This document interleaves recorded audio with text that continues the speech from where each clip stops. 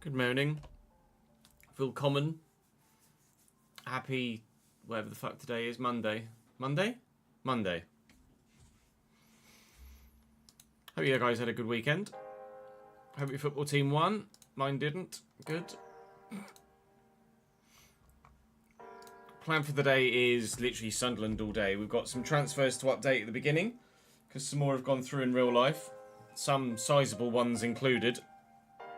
And we also have a new Patreon player to make as well in Kev. Hey Sports. Morning Doc, Daniel, Ads, Gary, Ambrose, Ronald, how are we? Evening mate. Thank you to RJB, Floating, JS Soldier, Zero Dark for the follows whilst we were offline. The first episode we're recording is Wednesday's episode, so we're going to be recording episode 7. Episode 5 goes live later this afternoon. Underpins, thank you very much for the 19th month, mate. Good to see you, pal. Let's start with transfers.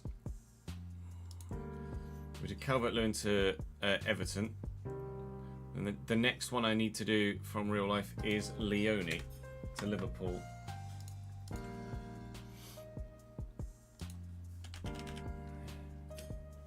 Giovanni Leone from Parma to Liverpool is the next one that was done in real life.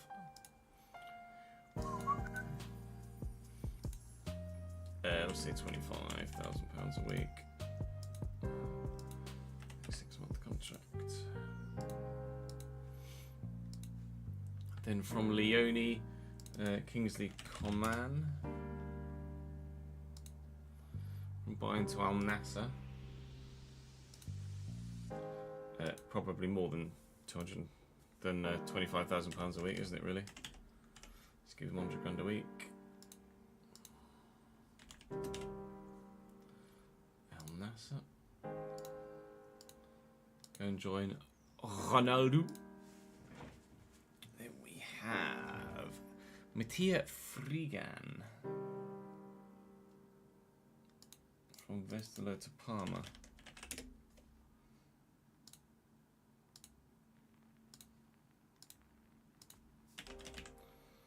Now my guess is that he is not going to be on £100 a week. I mean, correct me if I'm wrong, but I would imagine Parma aren't offering £100 a week to people. Toloi to Sao Paulo we can do. If he didn't retire season 1, he didn't. He's at Fulham, actually.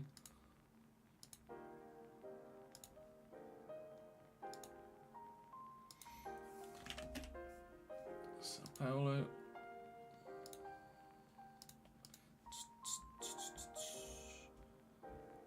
Antoine Hainaut.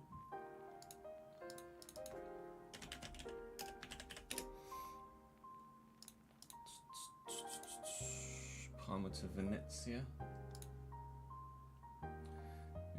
Is in Poland in this one.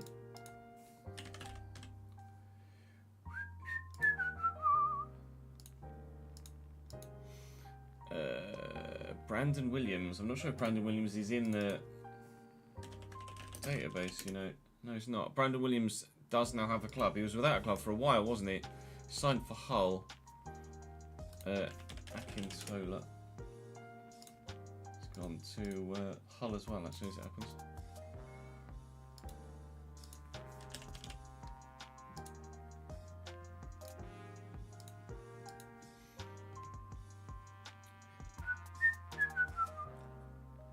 Stefan Bajic. I should show these on stream, but let me bring the thing across here. There you go. Bajic has gone from Bristol City to Strasbourg. Chelsea signing another goalkeeper in roundabout ways. Then we have Bulut from Schalke to Besiktas. Thailand.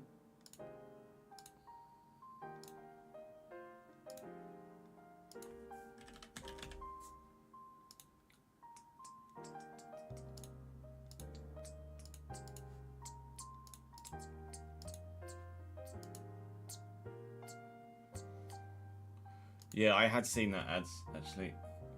Thank you for the reminder.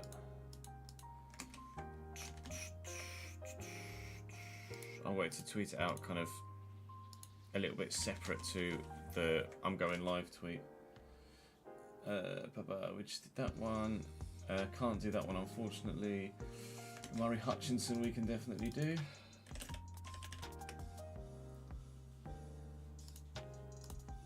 Switch to Forest.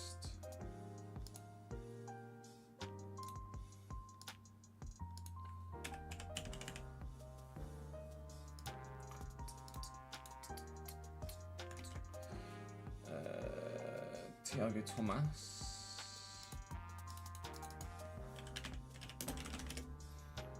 Is it Sassuolo in this save now? Where did he go in real life? Stuttgart.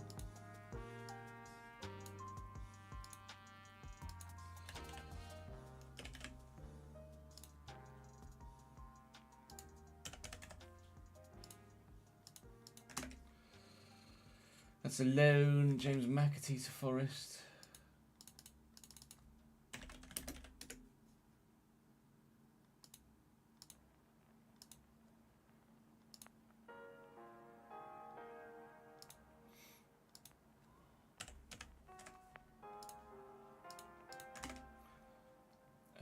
Ouattara to Brentford. Bournemouth have made a lot of money in this window, haven't they? But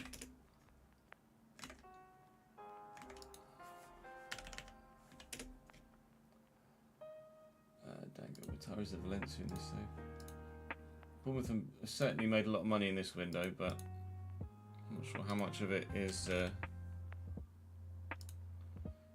been properly spent to build out the rest of the team. As a result, can't do Santiago Simon, so let's go here. Can't do that one. Googles, we could do that one. Other way around. Other way around.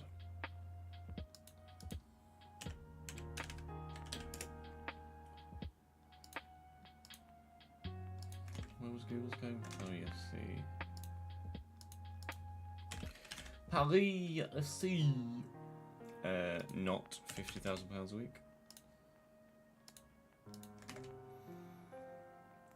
Adil Aref.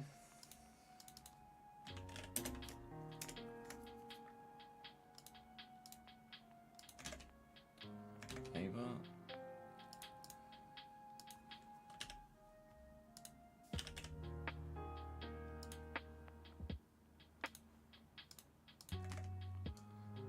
Oh yeah, Nordi Mukiele. I get him now.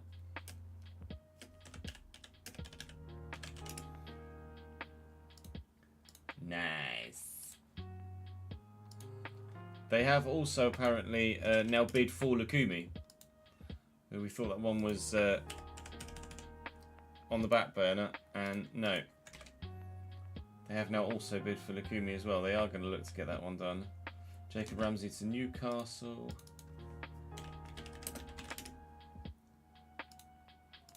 Brentford in this save.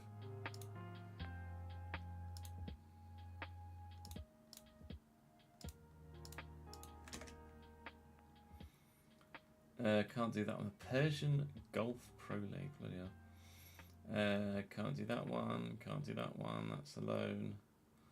Zets a loan. Can't do that one. Actually, no, Russian team. Sebastian Aller to Utrecht is an intriguing one. I would have thought Sebastian Aller, at just 31 years of age, would have had better offers than Utrecht, really. Unless he's gone there for personal reasons. Can't do that one. It's gone to the Albanian division. Mitchell van Bergen.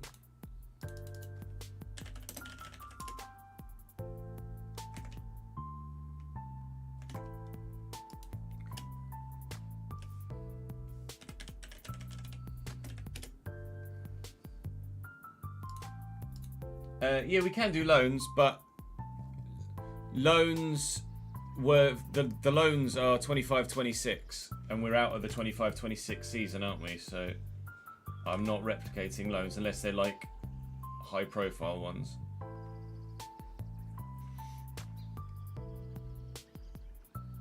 Sparta Rotterdam.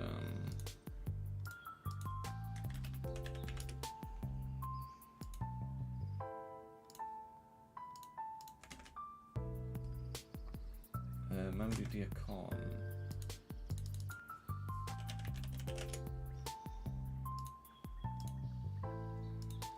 Stade de Reims to Club Bruges.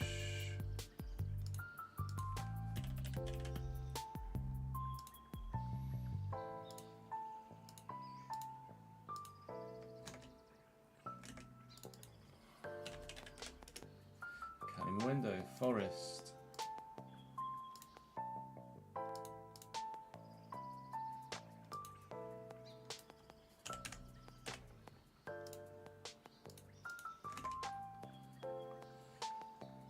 Right, that's us up to date.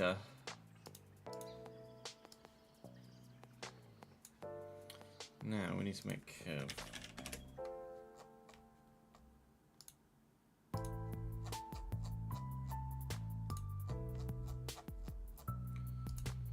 then I think we can start recording.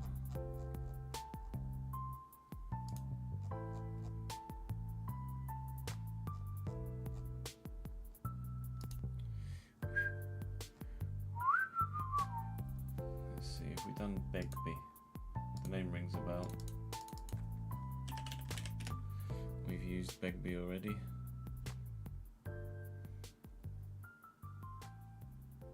Matt Orr.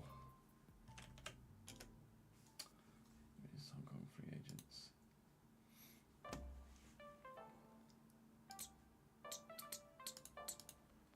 Let's get so we made Nathan, didn't we?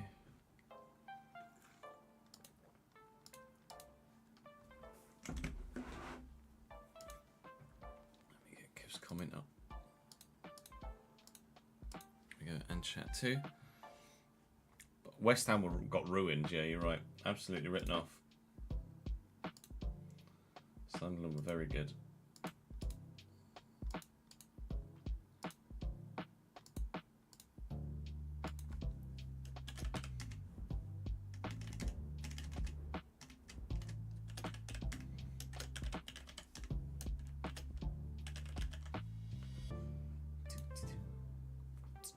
Okay, it's going to be a CDM.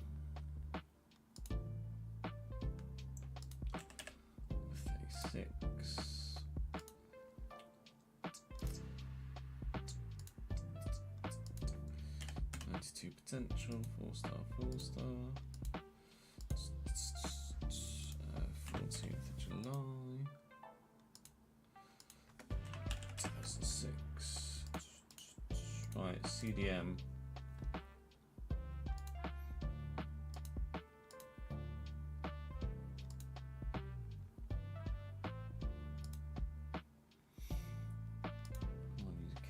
Power curve, really, don't we? So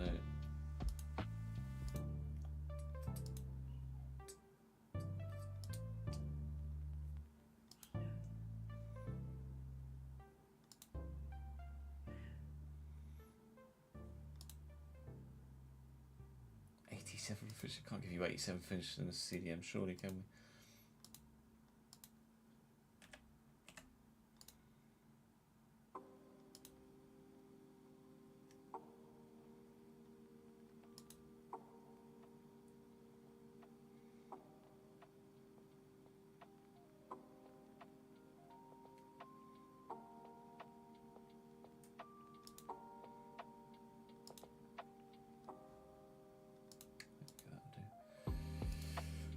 Appearance 5'9". What's 5'9" in centimeters? About 170ish, maybe. Maybe. I don't know. Blue eyes.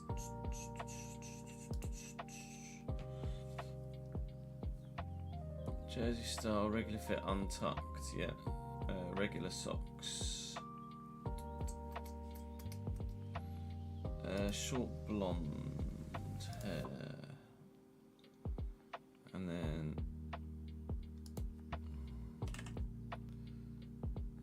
decent-ish length beard. A good blonde beard as well then.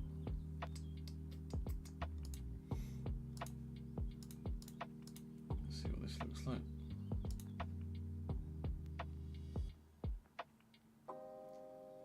It's not really short hair though, is it?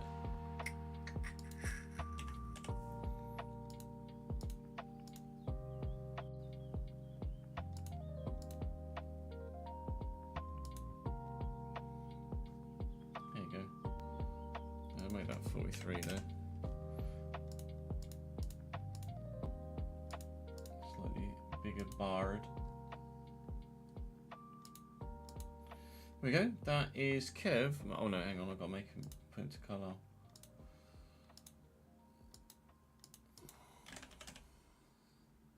Whilst we still can, Kev. Oh.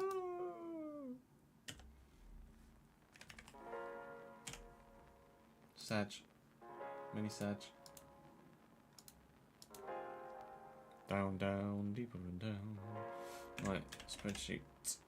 Patreon players. 70 rated. CDM.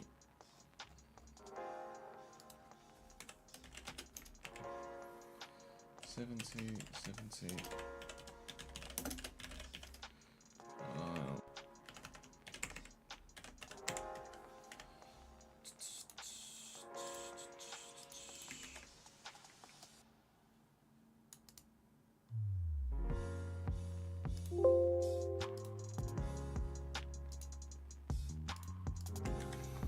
Right, good. That's that done. Let's just double check there's no subs we need to gift out. Today's the 18th, so we're looking for any 17ths.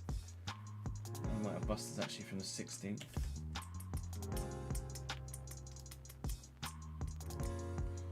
Momentous day! Yeah, busters. I never did get an email from Buster with that video. Next time he pops in, we'll have to mention that I didn't get it. It says to the community that his isn't active, so I'm going to continue to give it to him whilst I can. I think that's everyone. Oh.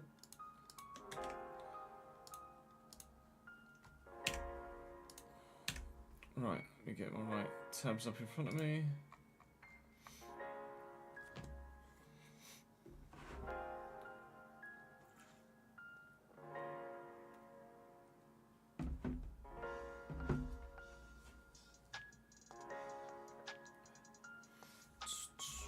Juventus have rejected a bid for Locatelli, apparently.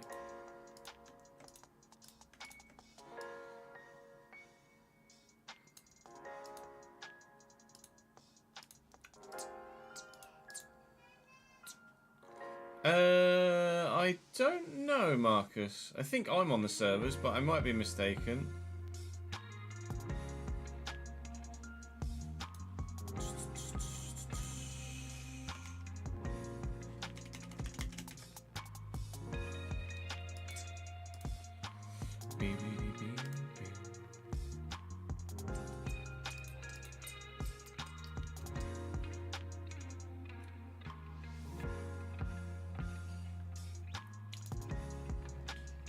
I think that's us ready to go. Let me just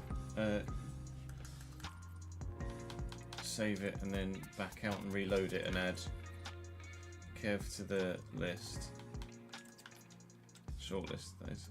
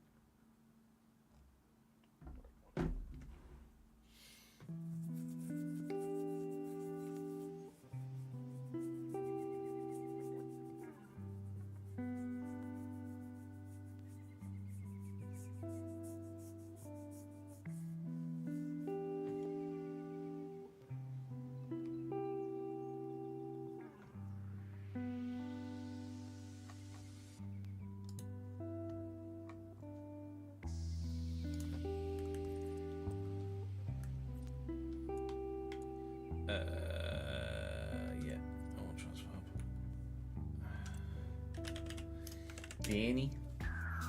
Fucking companies.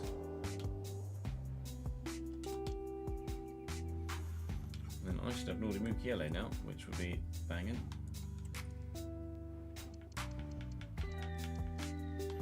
Which I friggin' do. Let's friggin' go.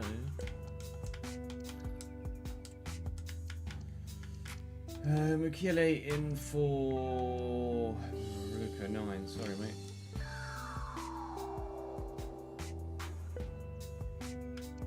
Mukiele doesn't start though, I don't think. Next we play Trey Hume at left back. Mukiele at right back.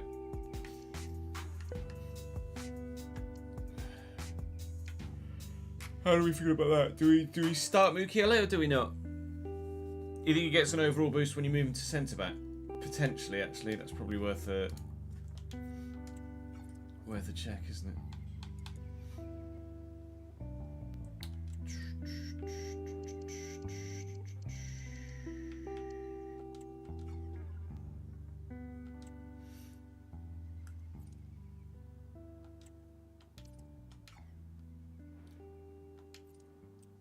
And when that's done,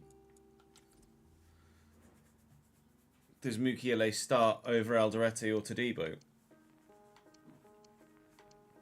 I mean, maybe. They're signing all the friggin' centre-backs at the minute, aren't they, Sunderland?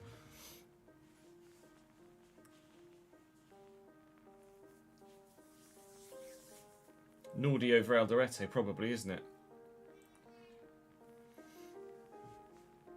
I would have thought so, anyway.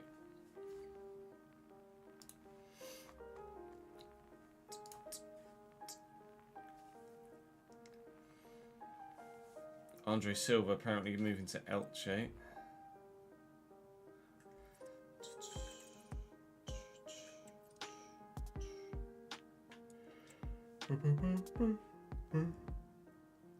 Confirmation Enzo Lefebvre to Liverpool 35 million.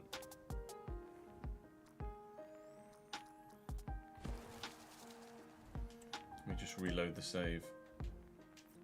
Because we can start the save by advancing it, start the episode by advancing and doing that.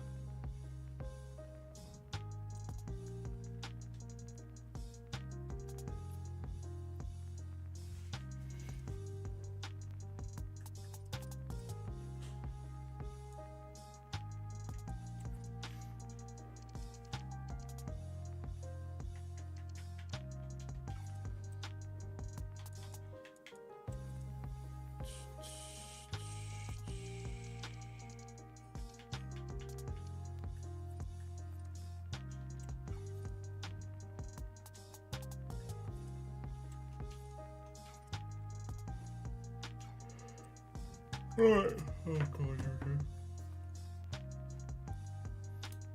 Pause that. We're off.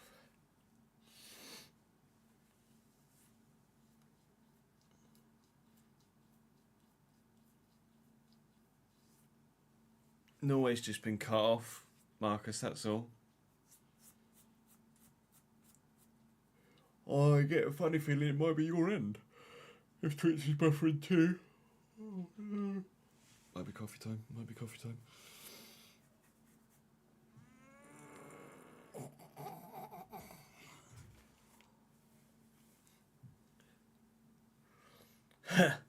Objects.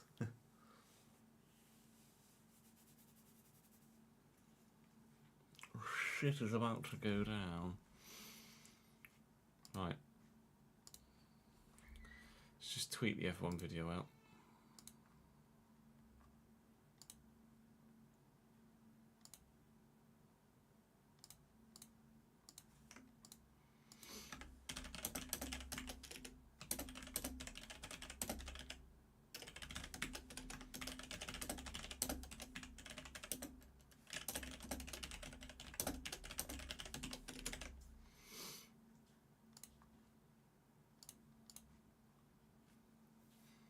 No worries, Carl. Catch you later, mate. Enjoy sunshine. Oh no. Welcome back to the Sunderland Career Mode here on FC25 in the Past couple of days since I last recorded, Sunderland have done me a favour. They've signed someone else. Welcome Nordi Mukiele from Paris Saint-Germain to our first team currently squad. We are training him as a centre-back because we believe he's going to get an overall boost by doing so. And he'll probably start over Alderete, I would imagine, alongside Todibo. I'm contemplating moving Trey Hume to left-back and starting Nordi Mukiele... easy for you to say. Nordi Mukiele at right-back. But I think he's definitely going to be better suited to playing centrally. So, Sunderland do me a massive favour. We've got a really strong defensive line now with Mukiele, Ballard, Alderete, Todibo, and they have now actually put a bid in for Lukumi apparently from Bologna. So our backline is not going to need any adjustment whatsoever. We're still looking for a new striker, of course. Cali Mwendo has now moved to Forest in this save alongside James McAtee, alongside Amari Hutchinson. They've been very busy in this transfer window in real life, haven't they? I'm probably still looking for a first team left back next year. We're definitely looking for a new striker this year, and we're looking for a new centre mid this season as well, because Enzo Lefebvre is, as I hit advance here, probably going to be confirmed as going to Liverpool for 35 on the nose million pounds. So that is money in the bank alongside Wilson Isidor's signing as well. To be fair, we might not be looking for another centre mid because we've got Chris Rigg to come back from loan. So, actually, we're probably just going to spend all the money on a striker and hope that said striker, whoever it is that we sign, can fire us up the table. We find ourselves 8th at the moment, 3 games short of the halfway stage of this Premier League season. Again, we're winning as much as we're losing, or we're losing as much as we're winning. But we've slightly halted the flow of conceded goals. Just 2 goals conceded in our 4 games in the last episode. Hoping to keep that sort of run going as we power towards the January transfer window. In today's video, Southampton, Crystal Palace and Nottingham Forest, before we then reach a very busy January transfer window. So, certainly, as we get to the halfway stage of the Premier League season with these 3 fixtures, we'd like to be at least where we are currently, if not, hopefully, above Palace if we can beat them. But first, we have the test of Southampton. But they're 18th, and, well, with all due respect, in the current climate, they're Southampton. So we should be winning that, shouldn't we? Do drop the video a like if you're enjoying the save. Make sure you subscribe to the channel so you don't miss out on any more. The brand new Formula 1 save has started coming to you this week as well. Earlier on today, you'll have seen episode 3. We've had episodes 1 on Monday, 2 on Tuesday, and 3 here on Wednesday. So certainly do check that out if you haven't already. I'd appreciate it very much. But for the remainder... Wow, I was 4-0 to Barcelona in the... El Clasico, but it looks like it's the El Clasico Femenina by the looks of things. So let's go and beat Southampton and then just take it one game at a time and hopefully move up the table.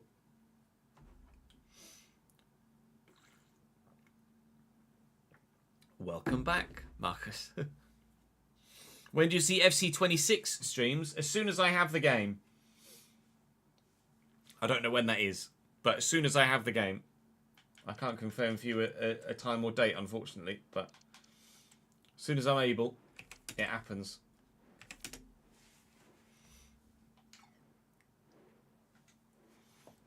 Let's see. Oh, they played a fucking 3-back. Hang on. Fucking hell.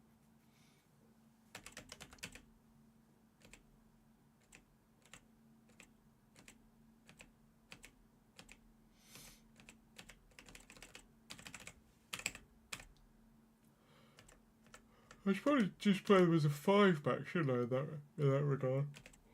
Wow.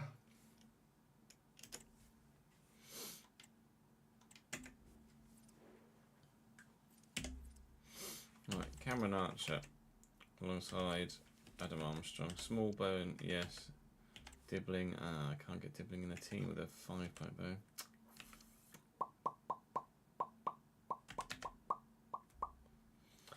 Right. Back to the drawing board.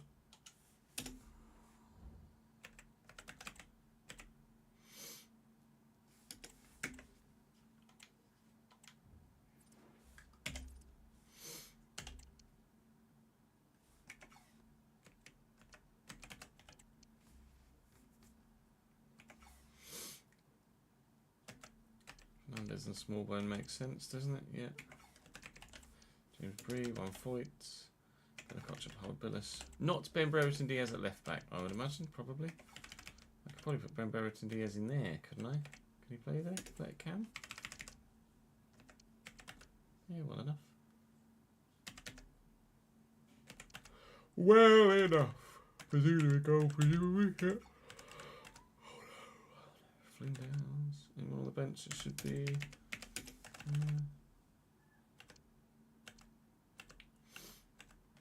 Okay, Saints are a bit rubbish, aren't they? Let's give Mukiele a start. Ballard can have a start as well after his game at the weekend in real life. Start Sirkin. Give Adingra a rest for Ponceau. Telby a rest for Roberts. That'll do. Vamos.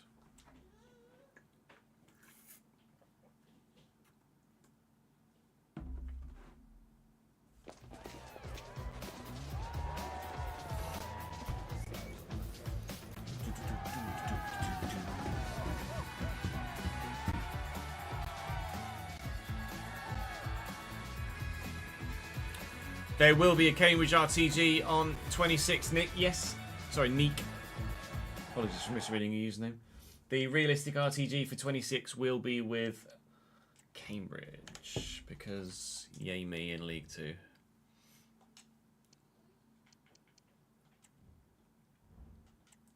Saints are in the relegation zone, and when you see their side, you'll understand why. Bazunu, Foyt, Bella Kotchup, Howard Bellis and Wellington, Smallbone, Fernandez, Brereton Diaz, Dibbling, Archer and Armstrong. It's not that bad, but the squad depth is pretty non-existent, really, in most areas. And as a result, Saints are very reliant on the 11 that start, which is probably why they're 18th at the moment. Still quite close down the bottom end of these early stages of the season. The gaps are wider at the very top, or from the European spots to those of us not in the European spots, but still, you would expect Southampton to fight for survival. Whether they get survival is a different matter indeed. Of course, they came up with Ipswich via the automatic spots last season, and it was Sheffield United, sorry, it said Southend United. Sheffield United that got promoted via the playoffs last year in the Championship in this save. Ponceau will look to turn the defender here and has done a nice job. Little ball around the corner here to Siddiqui. He's going to find himself some space, and maybe I should have played the pass, but the shot is well saved by Gavin Bazunu, starting as we mean to very much carry on here on the front foot and causing Southampton defensive problems. Not quite going to reach Guiu on this occasion.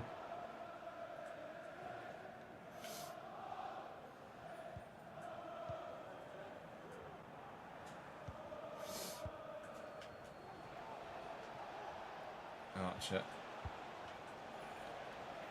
Fernandez to Dibbling. Well blocked by Dan Ballard. Ball forward as you touch. Oh my word, so good. Completely left the defender for dead. Was going to look for Guiu, but he kind of ran the same run as the defender, really. Oh, shit. Joe Haribo. Yeah, bollocks to Wrexham.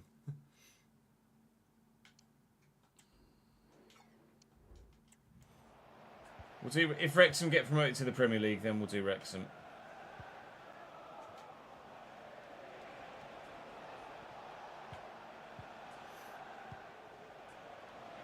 Adam Armstrong.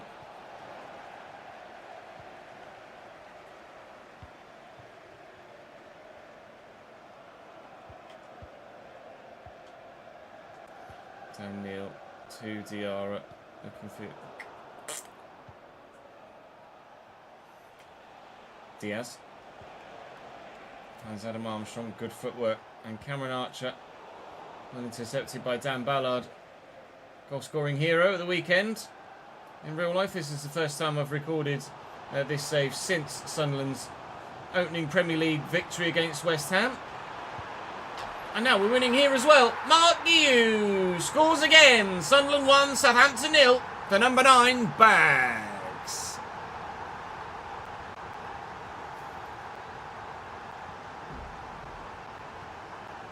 Who did you have at the weekend, Kev? Morecambe, I'm going to guess. Oh, Boreham Wood. Oh, yeah, of course. We were literally talking about it while we were playing, weren't we? My bad. To be fair, Boreham Wood to Carlisle is a long fucking way, but 45 fans is a little bit shameful for a Saturday game.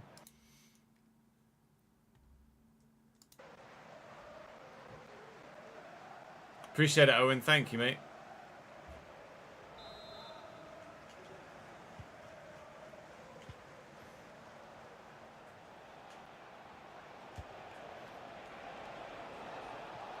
I guess Guy's rating is quite relatively low in game because in real life he's not really done much at the... Oh, what a ball. He's offside. We're just talking to live chat about Mark Guy's rating.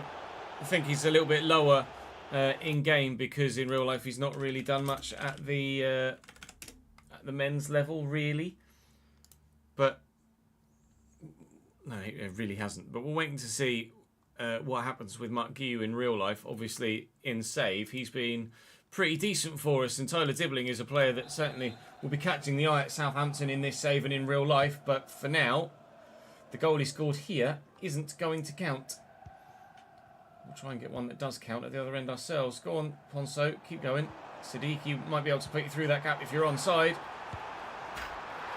Which you're not. All right, a goal at each end of the ground, and neither is going to count.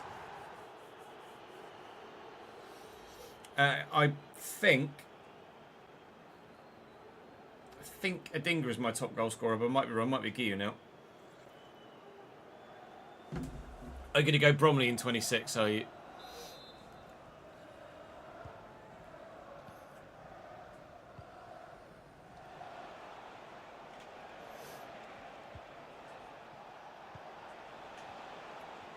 Brereton Diaz. Nicely intercepted by Trey Hume. Some middle there to Dan Neil. Still wasn't massively impressed, Dan Neil. I'm not overly excited, or I don't have high expectations for him in the latter stages of this save. He did have a potential of 83 when we... Alright, cool. Oh, it's a foul for me, is it? Alright. He did have potential of 83, Dan Neil, when we started the save, and now it's dropped to 80, and he's just not... It's not it right now. Thank you. Says Adam Armstrong to Trey Hume. Brereton Diaz. Very well struck indeed. Small bone. Saints looking for an equaliser. They might get it from the corner. They've created a couple of good chances. I can't badmouth them too much. They have put the ball in the back of the net. But so have we for a second time. So it could be 2-1, but it's 1-0. Already done, James.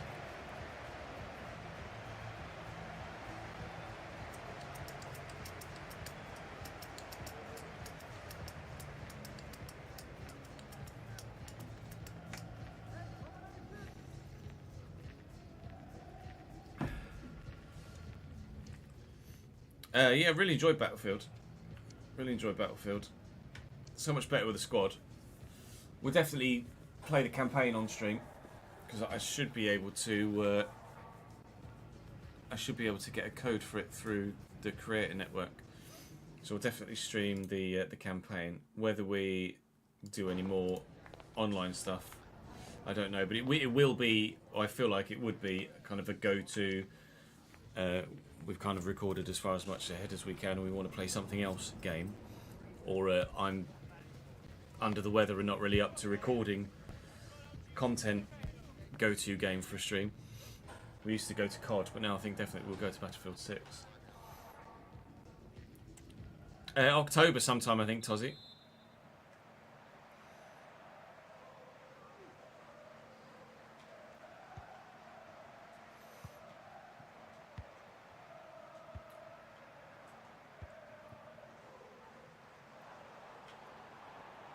Diarra with a nice turn. Siddiqui is there, but there's not a massive amount of space in their midfield at the minute.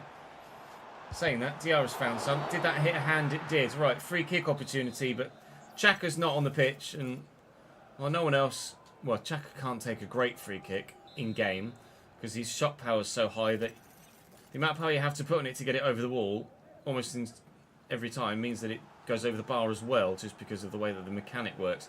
Bonso will try and do over the wall and under the bar, but he can't. So we'll stay at 1-0 then. Oh, can I just have Cam Brannigan in every save for free kicks? Is that alright? Is that allowed? Appreciate it, Art. Thanks for the support, mate.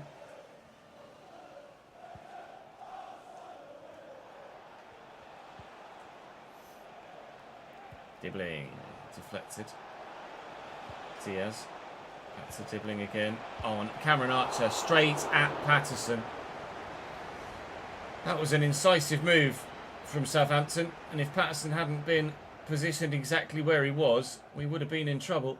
So far for Nordi Mukiele on debut, it's a clean sheet. Although, clearly, Southampton could potentially grab more than the none they have at the moment. Oh, I thought I'd position myself well to get an interception on that. Small bone forward to Ben Brereton and Diaz. I'm going to make changes in a minute. Half an hour to play in the game. Obviously, we've got a busy remainder of the month and then a very busy January.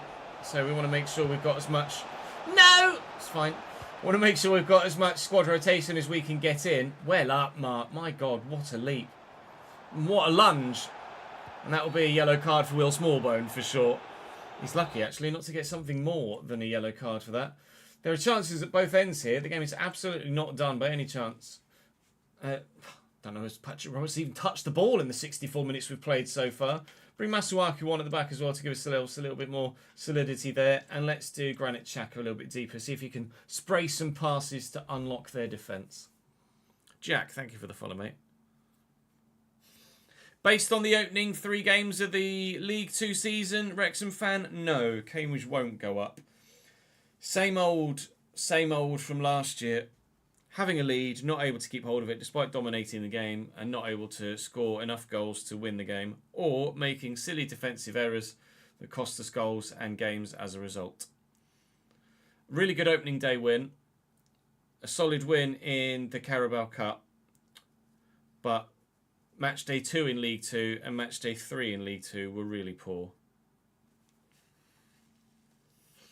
But Neil Harris is on it.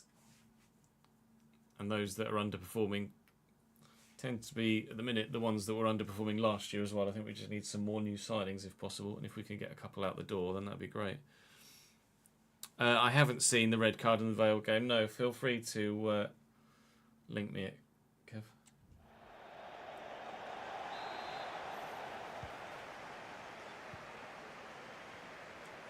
Hugh. Diarra to Xhaka. Xhaka again. 1-2. Xhaka again. Just through there. Never mind.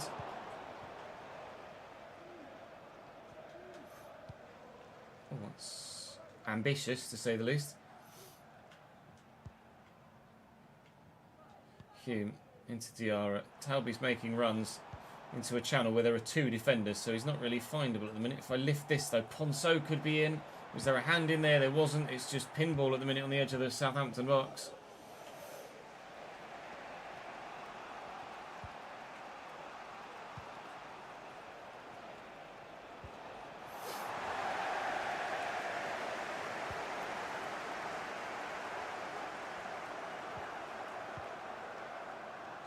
Xhaka, Siddiqui. Talby's running, but I don't think I can get it to him whilst he's on the side. Back to Xhaka here. A bit of room for Siddiqui through that gap, never mind. No, 1-1 drawn, 1 lost, 1, Mike. Well in Masuaku, Can't quite get there. Diaz, Archer, well done. Southampton have actually been better than I expected them to be, and we've been poorer than I would have hoped we would be, in all honesty. Good. That was a good pass, wasn't it? Discord, please, Kev. Links aren't allowed in chat.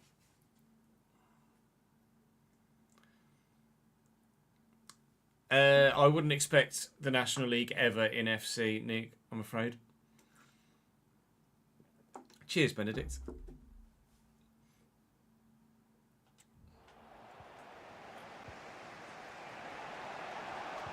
Brilliant. Mukiele.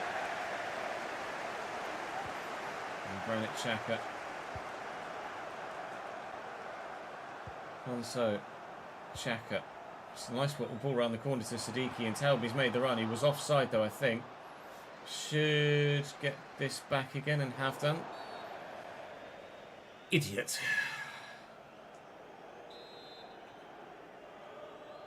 Bella Kotchap just lumps that.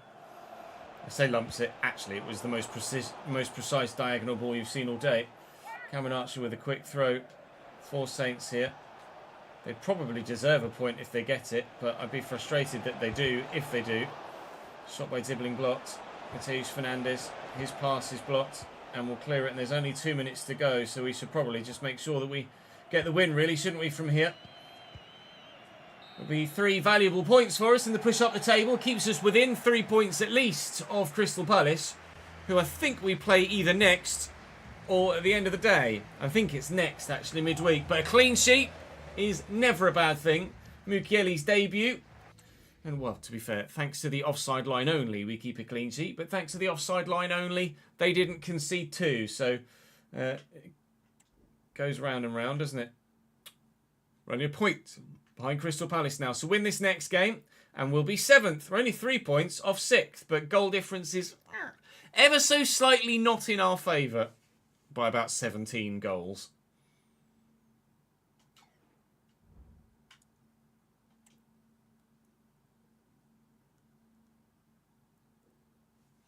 The thing about the red card is it probably is a foul, but it's not card worthy at all.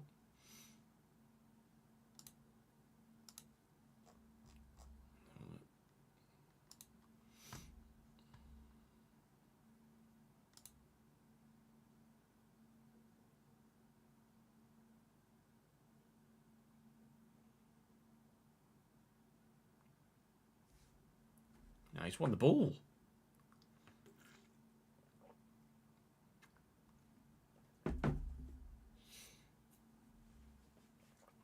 From the referee's angle, it looks worse than it does from any other angle, really. He has gone in high. Can I play that at slower speed? Playback speed, 0.25.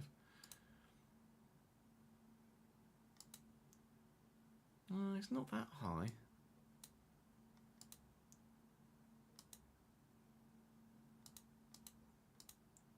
Oh, he's got ball then man.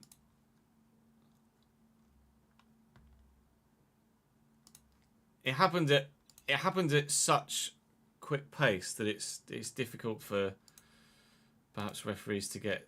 Like, I'd give the referee the benefit of the doubt there. It happened so quick, and it was a forceful challenge that I can see how he misinterpreted it.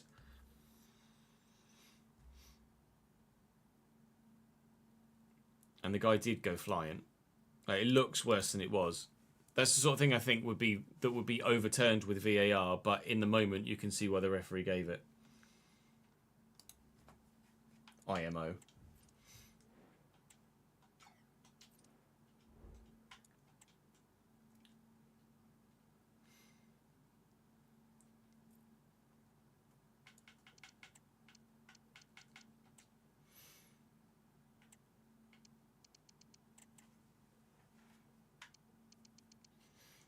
I think Sirkin gets an extension, the rest don't. I think, here. What's he on, 31?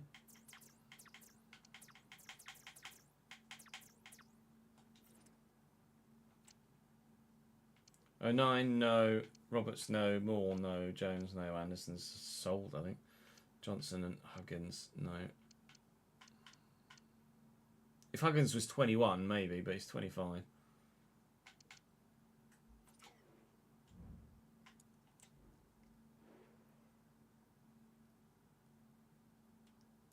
Yeah, Luke O'Nien is a club legend.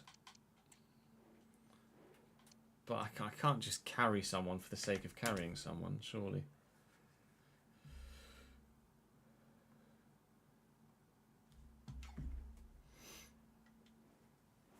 Maybe go to... Oh, fucking 3-backs. Surely not this many teams play a 3-back in real life.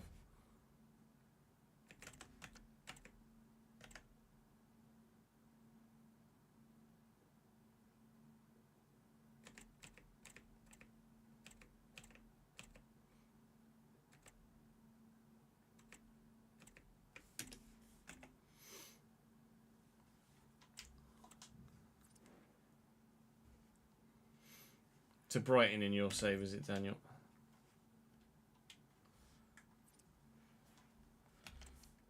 Ezzy. Probably play Brandt out wide over Ezzy. Correa, Nelson, Sarr, Isco, Wharton. Wharton could be a player we looked to sign actually. Malo Gusto, Richards and Lacroix, Mendy, Henderson.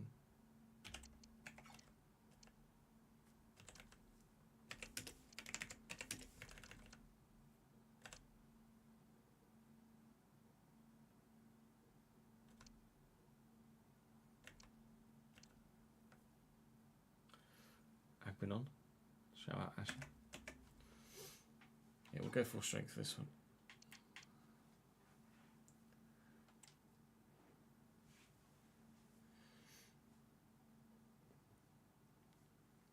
Three shots on target all game. How many shots were there total though?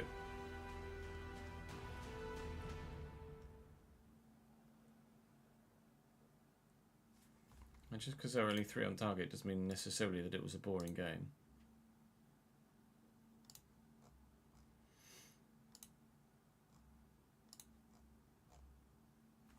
Like, Bristol City had 14 shots to shot. Like, there were 22 chances on goal. 8 of them were blocked by Charlton. So good defensive work by Charlton. I wouldn't say necessarily just on statistics that like just oh, there was only 3 shots on target, therefore it was a shit game. I don't think that's fair to deduce. Obviously, if you were there and you watched it and it was boring to watch, then fair enough. Brentford, yeah, Brentford won 60 for Wissa. I mean, they can value him with whatever they like. But 29 years of age with 1 year left on his contract, 60 million quid. No. Newcastle would be idiots. Newcastle would be idiots to pay it.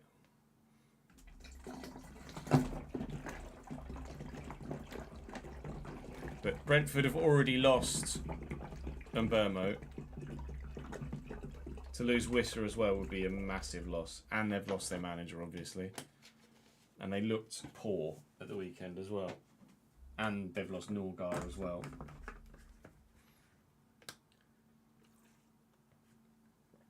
I wouldn't be surprised if a lot of people are putting money on West Ham to go down at the minute.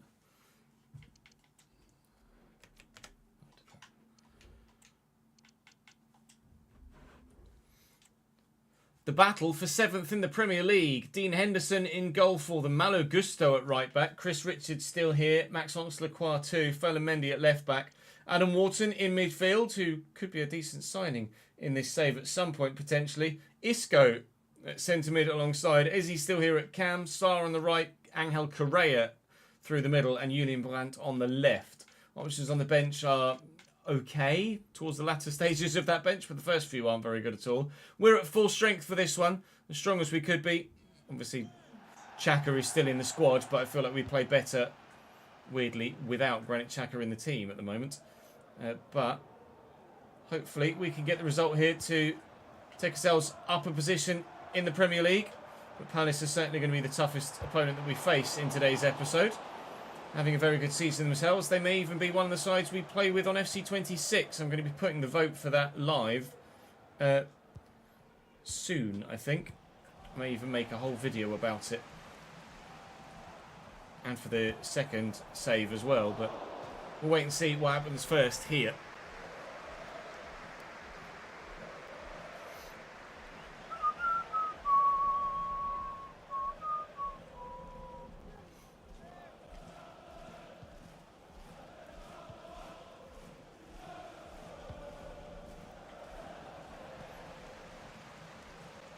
Hume. Talby with the turn, one way then the other. Nicely done. Kemsdean, Talby. Doing bits. Which is what we need from him. We need an end product too. Guillou nearly gave us it. Talby's pace and dribbling have never been in question whatsoever. It's his passing and his finishing that are the two aspects of his game that have been troublesome for us. Trying that in that gap there, and it's a brilliant pick up to find Guillou, who's turned brilliantly too, and slams it home. Well, the man is putting in a big shout for making this loan move permanent next season. We are looking to sign a new striker, as we've said many times, in this upcoming January transfer window. And we're going to have the money to be able to afford someone that is quite high rated. But Guillou is doing a very solid job for us right now. And I absolutely wouldn't be against bringing him in next season permanently to be backup to whoever it is that we bring in this season.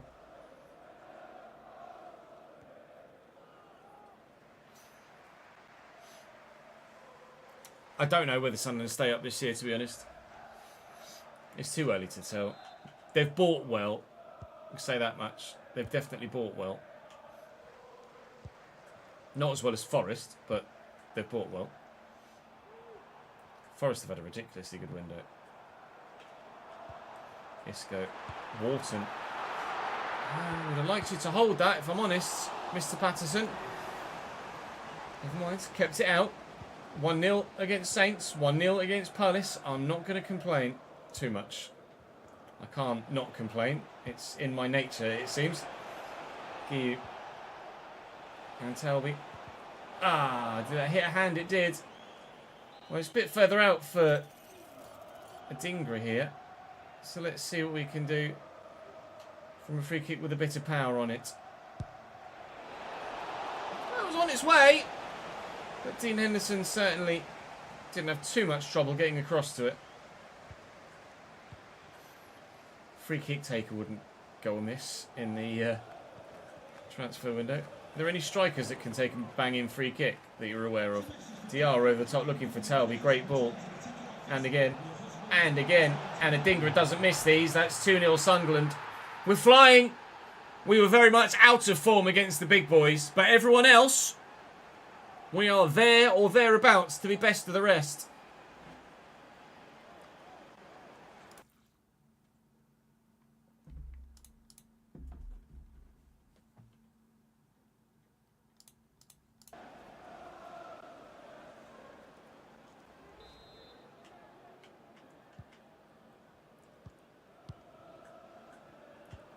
I mean, Julian Alvarez takes a banging free kick. I'm not sure I can justify Julian Alvarez at this moment in time. That being a Champions League team.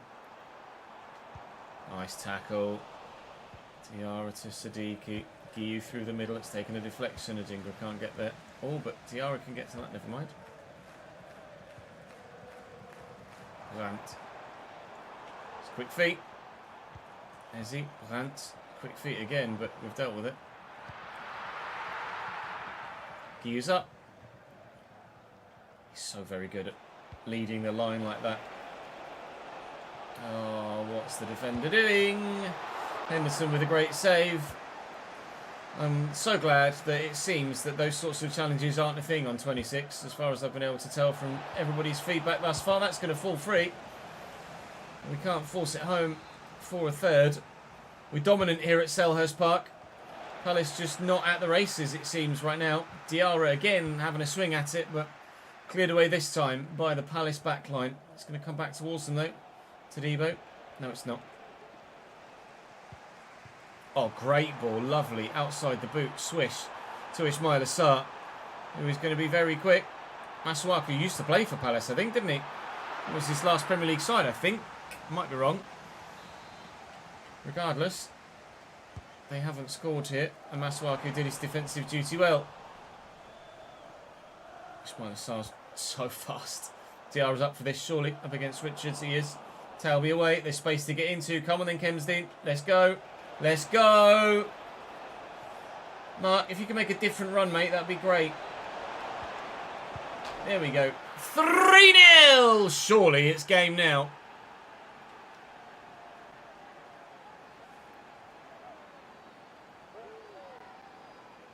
Masuaku was at West Ham. I'm sure he played for Palace as well. I'm sure maybe Palace were his first Premier League side. That must have been in a save then. Valencia and Olympiacos, West Ham, Besiktas, Sunderland. I could have sworn Masuaku played for Palace.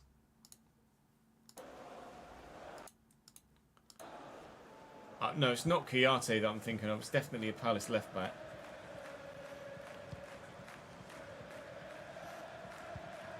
Well intercepted by Masuaku, who had been corrected by live chat. Didn't play for Palace. It was West Ham that he was at in the Premier League. It's 4-0 here, and he's very glad he doesn't play for Palace now. 7th in the Premier League, apparently. We said our goal difference was pretty poor. This would put us into the positive.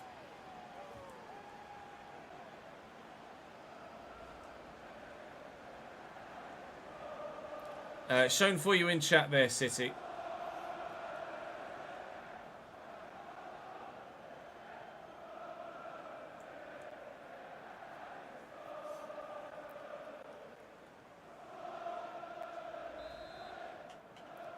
It's controversy. The first game week of the Premier League was as controversy filled as you can imagine it would have been.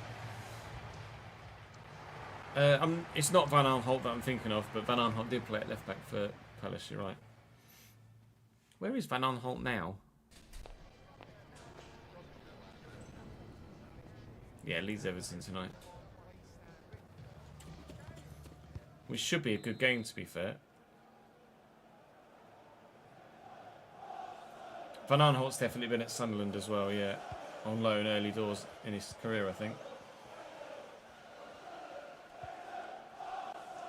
Was it on loan from Chelsea, perhaps? Neil. Diarra. Looking for a Dingra. Oh, my God. What is happening to Crystal Palace? It's 5-0 in the 49th minute.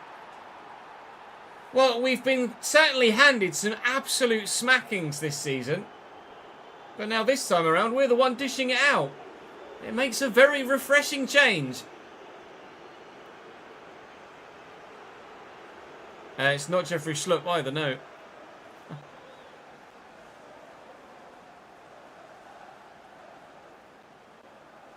Must have been in a save.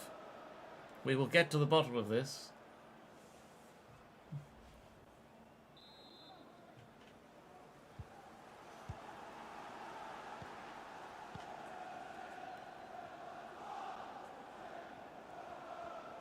Oh, good footwork by Eze. Angel Correa. Eze again. And Adam Wharton. Top stop. Could have been 5-1. It isn't. Could be 6-0 if we keep going the way we are. Diarra. Is Taube going to make me a decent run? Eventually. Oh, but I can't get it to him. No, not Tariq Mitchell either. Van Aanholt's at Sparta Rotterdam right now, is he? It's probably early 30s now, though, isn't he, Patrick Van Aanholt? Wharton. Angel Correa. They keep shooting and drawing saves out of the keeper, Palace, but they cannot seem to score. He's had 4 chances, Angel Correa, seemingly. But Patterson on a clean sheet streak right now. Oof, that was very nearly over, as I said the words. Grant, Correa, good block. Correa, it's over. 5-1.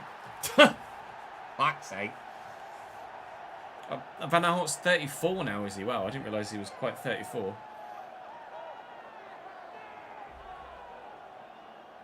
Jacob, thank you for joining the Patreon at the £2 here. If you're watching.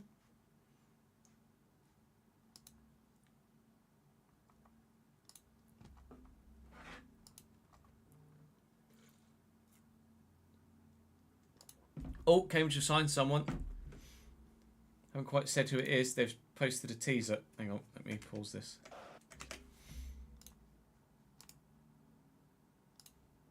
Cambridge just posted this picture. Got a new face. We've got a new face. Good, but who is it?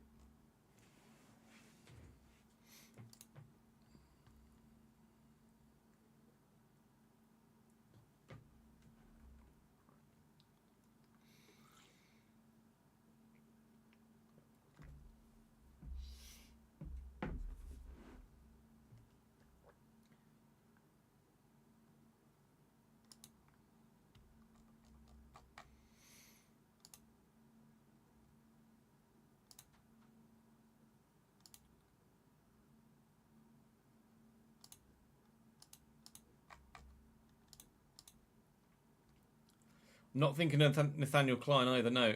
He was at right back.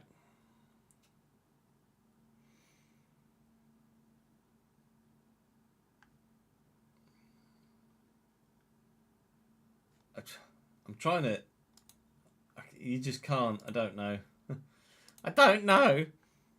That will probably be announced at 2 o'clock in a few minutes' time.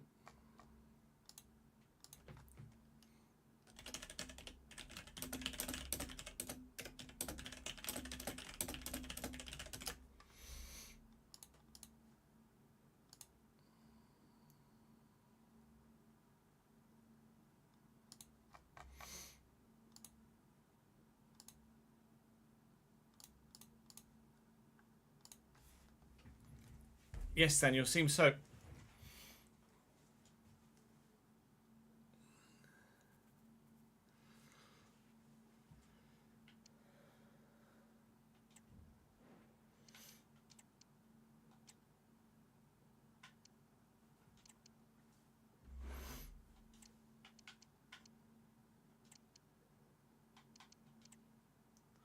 The Chaka decline has begun. He's 85. It wasn't Adaramola, no. I haven't seen a tweet about Morrow's injury, no, actually. The fact that they tweeted about it says to me that it's probably bad news.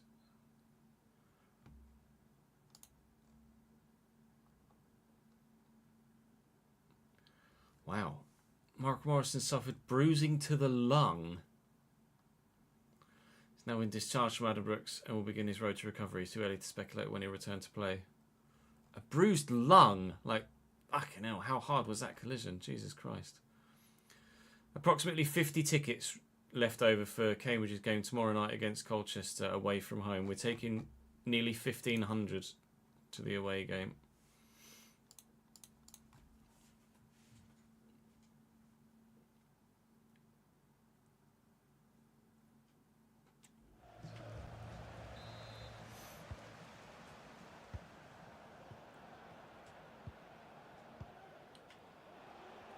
Enzo, Siddiqui, Adingra, looking for Isidore, looking for Talby, trying to get it back in the middle, but Mendy slams it away.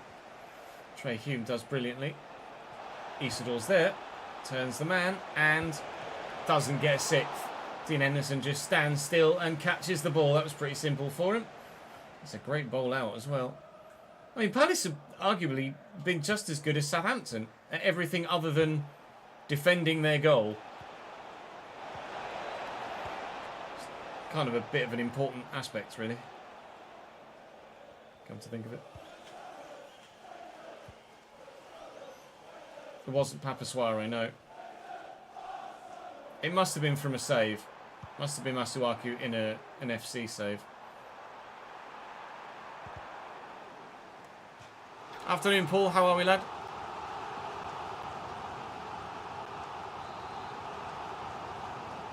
Corner Palace. Cleared by... Not cleared by Siddiqui. Down by Hume. Cleared by Hume instead. Talby's up. Talby's not going to win it, though. Ambitious, to say the least. Through the gap there is Isidore. Dingra's on his bite. Knock it out to him. Brings it down really well.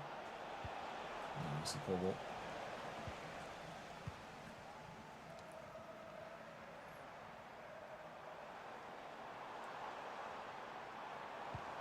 Oh, that's a great cross. And how's that for a first-time finish from Angel Correa as well? Palace have deserved something from the game in terms of on the score sheet. They don't deserve any points because they've just quite poorly conceded 5, but the quality of their forward play has been good. Case in point, that goal. 5-2 now. Our goal difference was going positive. It will now be neutral as it stands, I think. This takes us to 0 goal difference as opposed to the -3 we were on. Let's try and get ourselves back to... here we go. Back to positive, shall we? Thank you. 6-2. Positives. +1 goal difference. +3 points for sure.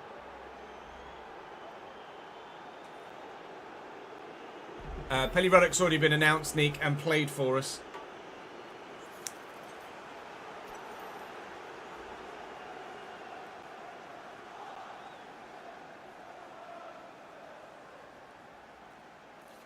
Max, thank you for the follow, mate. Welcome to the channel.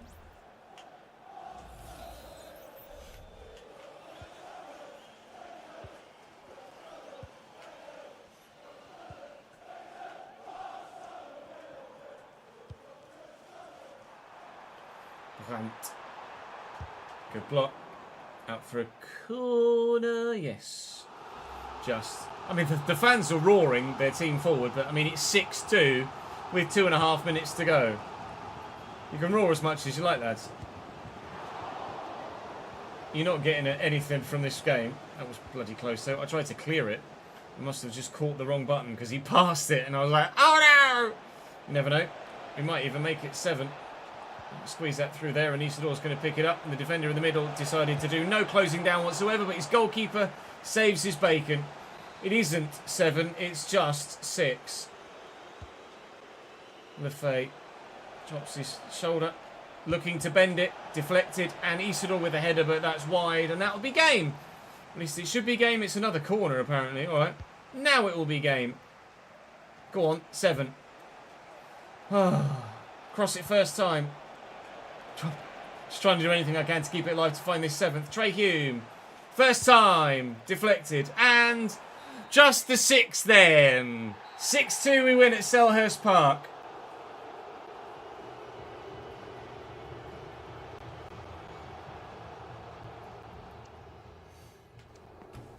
That'll do. Very nicely. Come on, who was the 3rd game? Forest. Forest are 18th. With the amount of signings we've given to them in this save. God damn. Oh, I always do that.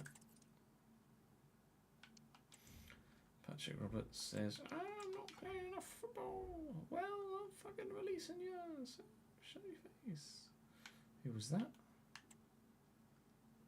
Towie with 8 assists. Maybe I'm not giving him enough credit. Well, to be fair, he might have gotten like 6 assists in that last game.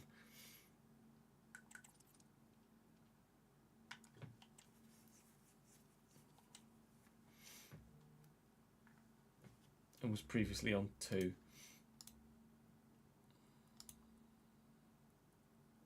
Let me just add Jacob to the Patreon end slate. Ryan, thank you for the 65th month in a row, mate. Switched to Prime. I hadn't been using it anyway, so it was pointless just paying. No, that's fair enough.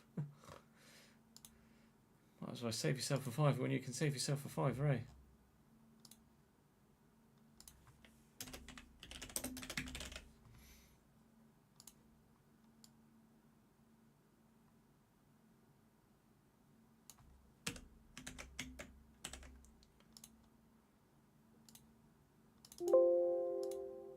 Who were you on this weekend, Ryan?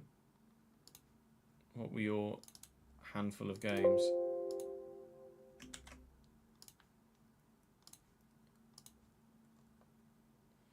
When we go in edit panels.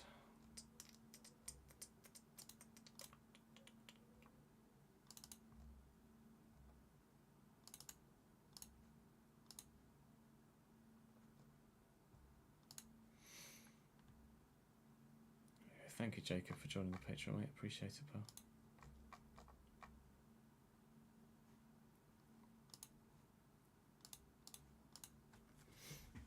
Hey, Setu, how are you, mate? Oh, 7 messages there. Let's check those first.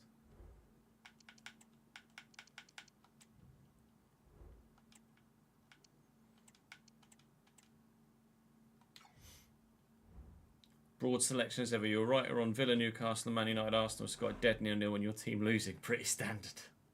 Yikes.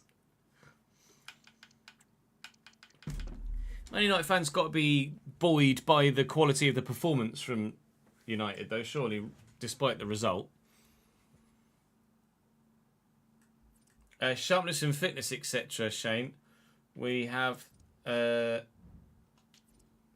that one. We have training plans set to 30-90, 30-90. And that helps manage the squad as best possible.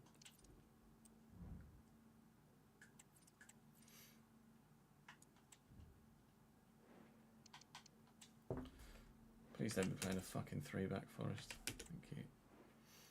Yes and no. We'll need proof that that level is sustainable. Plus, winning will be hard when your goalkeeper throws one in the net every other week. Yeah. Not ideal.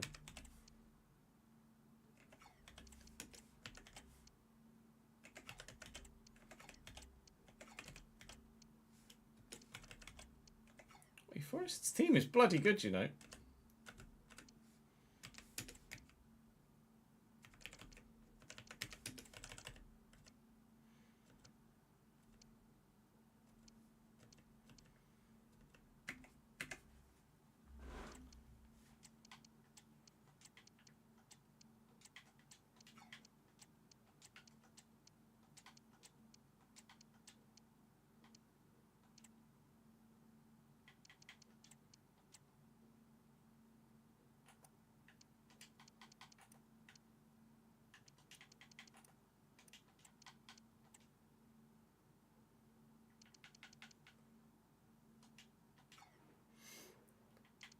What am I looking forward to most with Career in 26? Hopefully, gameplay improvements.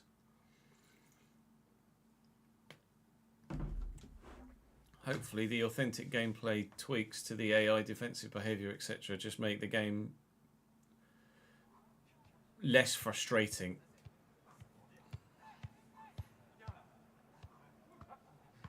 The manager market will really help with any sort of journeyman or glory hunter style save. Exclamation mark camera, Wrexham fan. Muller had a disallowed. I saw that he made his debut. Didn't realise he had a goal disallowed. Were you at the game, June? Were you able to go? Yeah, the challenge career will be great for those that are always like stuck for ideas or don't really know what to do.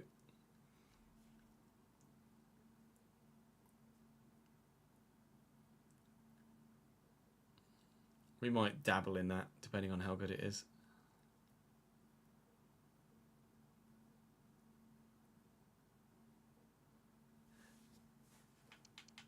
Danilo's not supposed to be there, is he not? Did I put him in the starting lineup or on the bench? He's on the bench. Where did Danilo go in real life? Is that one of the ones that went through... that we... had reset. He's gone to Botafogo, yeah.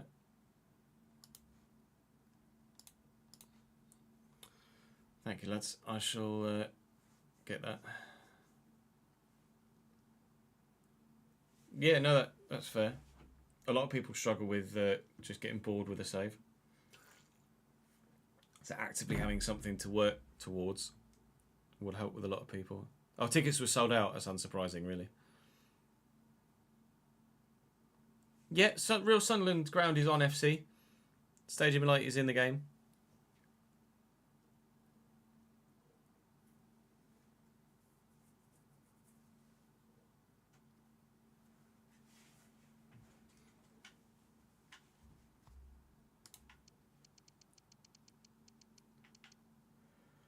Forest's team is actually pretty good, although they're 18th in the league now, on top of Southampton being 18th at the time earlier. Lunin in goal, Ola Aina, Murillo, Konsa and Raum, Anderson, Sangare, Bowen, Hudson-Odoi, Gibbs-White and Cali Mwendo, who we've just made the move with in this save, literally prior to recording this episode. On the bench, Carmo, Danilo, who shouldn't be here actually, should be at Botafogo. We'll rectify that after this game. Me, James McAtee, who we've moved just prior to recording this episode, and Murray Hutchinson, who we've just moved at the beginning of this episode. And starting for me, here are a number of different players because of fatigue. Xhaka gets the nod at CDM this time around, and Enzo Lefebvre playing his last game for the club before buggering off to Liverpool. We'll give Wilson Isidore a run out as well, potentially, if the game scenario allows. Well done, Granite. Excellent turn. Before the end of the game, to give him a final run out in front of the home fans before he moves as well.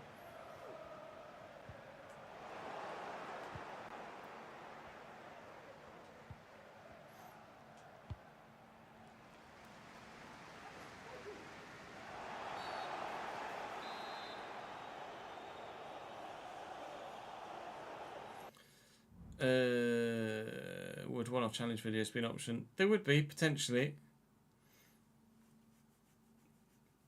At least the like, it wouldn't be me having to just creatively come up with a random challenge. Like, it would be offered to me in game. So it takes the creative aspect out of it that I then wouldn't need to try and come up with the idea. Thumbnails are always an issue for one-off content because I don't make my own thumbnails.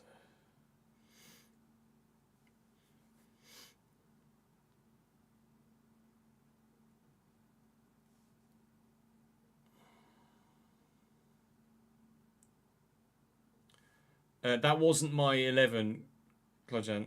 That was... that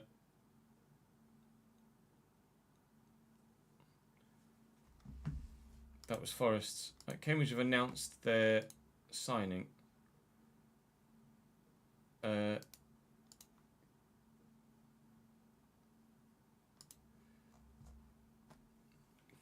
Kouassi.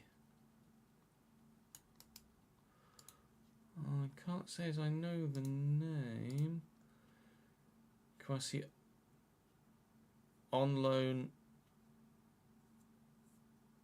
striker from Blackpool, who has scored a total of 16 goals in his professional career in 112 games. I can't say I'm buzzing about it.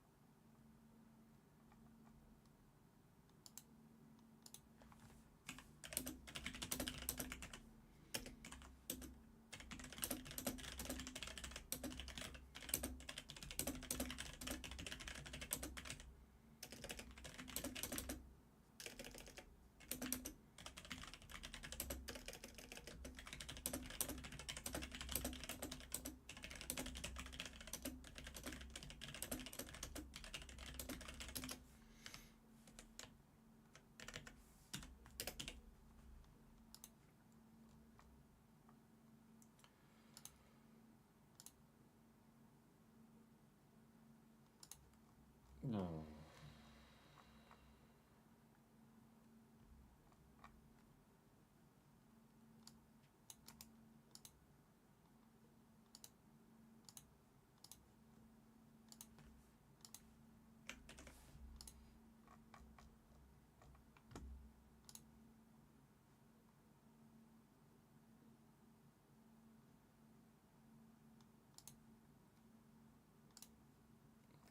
Not really the bags man I was hoping for, to be honest.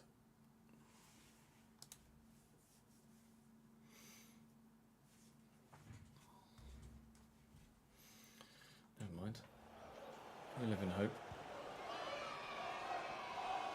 Tawonga, welcome back from holiday, mate. Thank you for the 30-second month, dude. Here's Olafay into Ponso and Chaka. Tiara, if I can find the ball. I found the ball.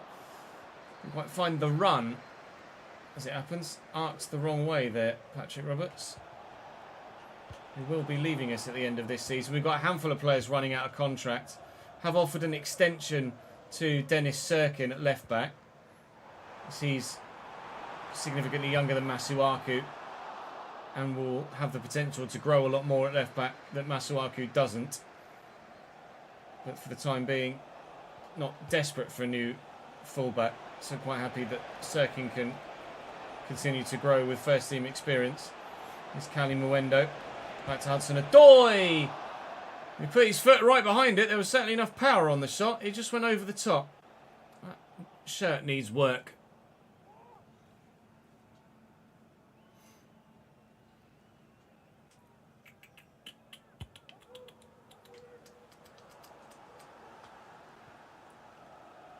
Tiara, quick spin in, look for the ball forward, never mind.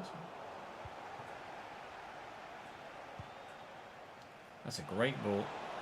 Hudson-Odoi's in. He's done me with that touch and turn as well. Cali Mwendo, similarly so.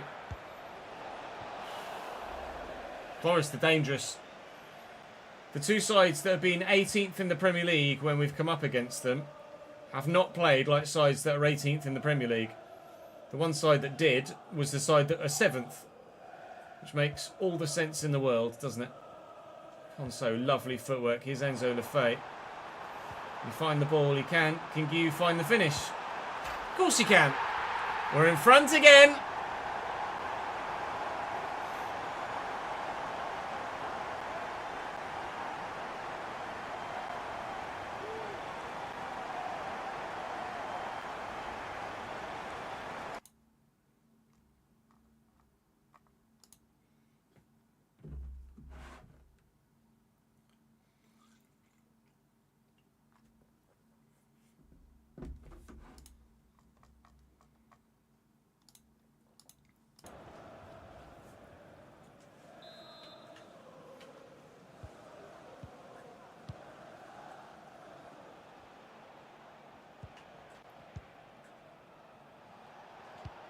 Well done.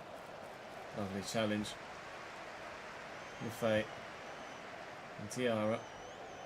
It's a poor touch from Diarra. Hudson-Odoi just decided he was going to run away with it. Murillo to Anderson. Blocked by Lefebvre.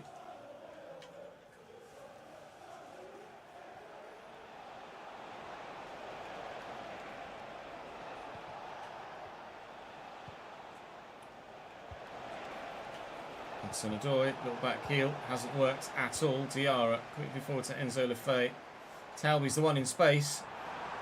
It's Patrick Roberts. Sorry, we made changes to the 11, didn't we, balls? It's probably a foul.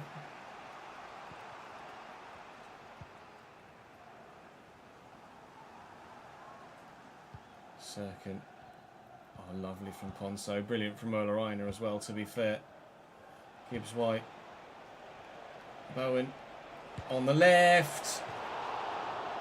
Oh, nearly a Jared Bowen special, stepping inside on the left foot, letting fly from 20 yards or so. That was travelling towards the corner, but thankfully just past the post.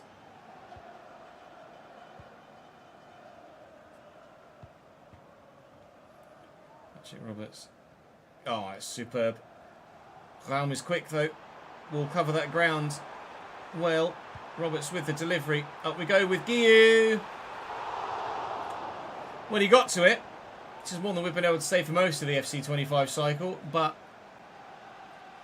yeah, that's not very close to a goal, is it really?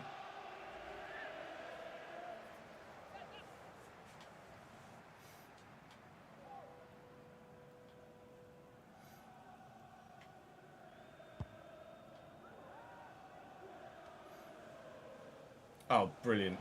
Superb from Hudson-Odoi. Cali Mwendo has left me for dead. That's the through ball. Gibbs White misses the target again. A couple of good chances for them now through Hudson-Odoi and Gibbs White that they haven't taken. They won't keep that up all game. There will come a point where if we keep allowing them to create chances of that quality, they'll start putting them away and we'll be in real trouble. Ponso just couldn't find the gap to run into properly, unfortunately. Hudson-Odoi back inside to Gibbs White and down the line to David Raum. Here's Cali Mwendo. Oh! I'm spamming B as hard as I possibly can. Get rid of it, mate. 1-1. Now that wasn't necessarily the chance of the sort of quality of those that we've seen them create thus far. Good save.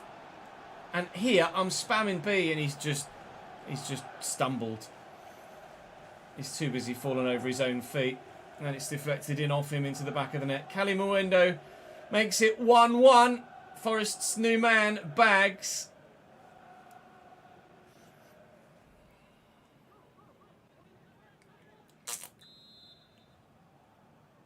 Daar volgens Sox. Half-time. Calamity at the back for Sunderland.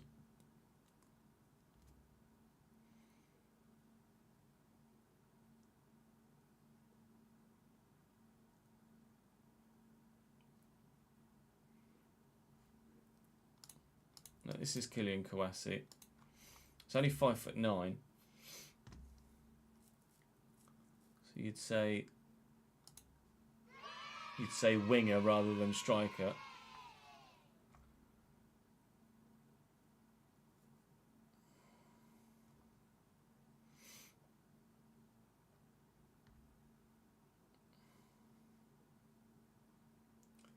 And time he scored more than 2 goals in a season is in the Southern League Premier Division South. Let's have a look at his transfer market. Might give us a better idea if he's creative too. Well, see, this says he's 1.89 meters. Is not 5'9". That's like 6 foot.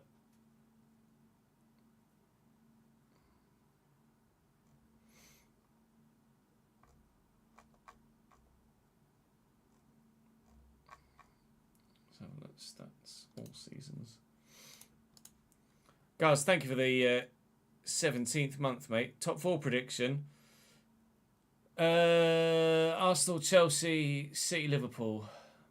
In no particular order.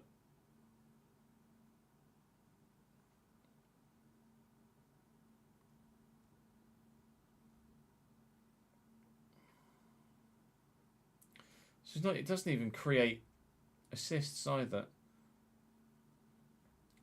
12 goals and 6 assists in 104. It's not great, chat. It's not. No, 1.89 isn't 6'4". 6'4" is like 1.94. I'm like 1m92 and I'm like 6'3" and a bit.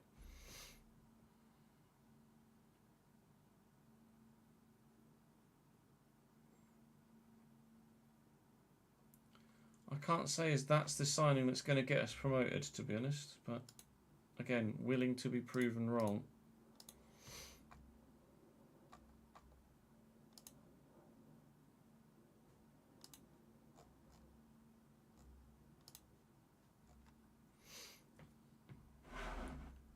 He's reported as a striker.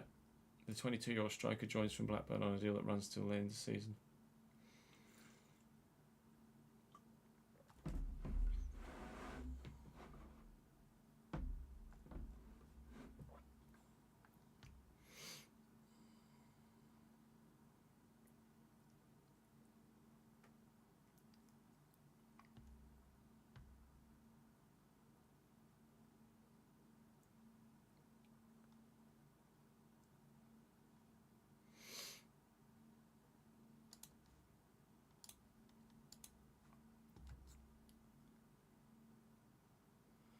He's not going to be as bad as Ryan Loft.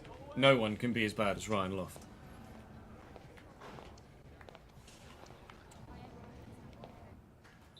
Ryan Loft looks like a Sunday League player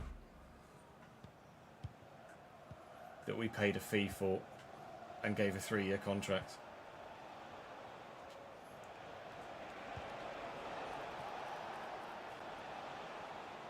Well in granite, thank you. The manner in which they scored their equaliser is going to hopefully fire us up to do the right thing in this second half and get ourselves back in front. Could happen immediately. Oh, if Esri Konsa didn't quite have enough pace in his legs to get back there. Inside here, forward there. Oh, that was meant for Ponso, unfortunately. We started on the attack, but we haven't had the quality in the passing to get the shot we need. Pinball at the back again as Forest attack. It's not ideal for either side, really. They can't really attack properly if the ball's just pinning around and pinballing around, and I can't really defend properly if the ball's just pinballing around, but it seems like he's doing it at both ends of the bloody pitch. How good at Aberdeen in real life? I can't say as I have any idea whatsoever, to be honest, Davidenki. Normally, yeah, fighting to be best of the rest. I'd agree there. They're kind of I'd say Aberdeen are like the 3rd biggest side in Scotland historically.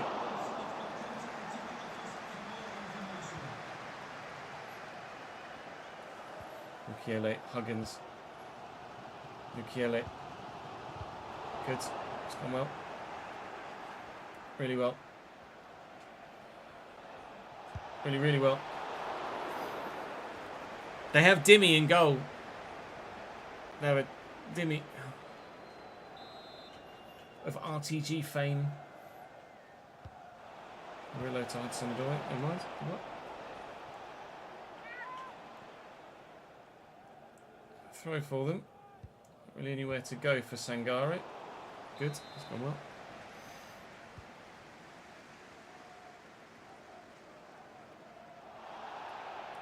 Ref.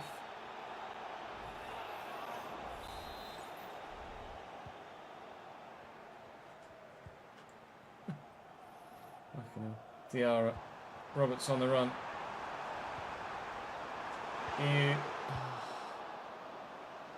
Concert. It's been ridiculous in this game so far. Well up, Granite.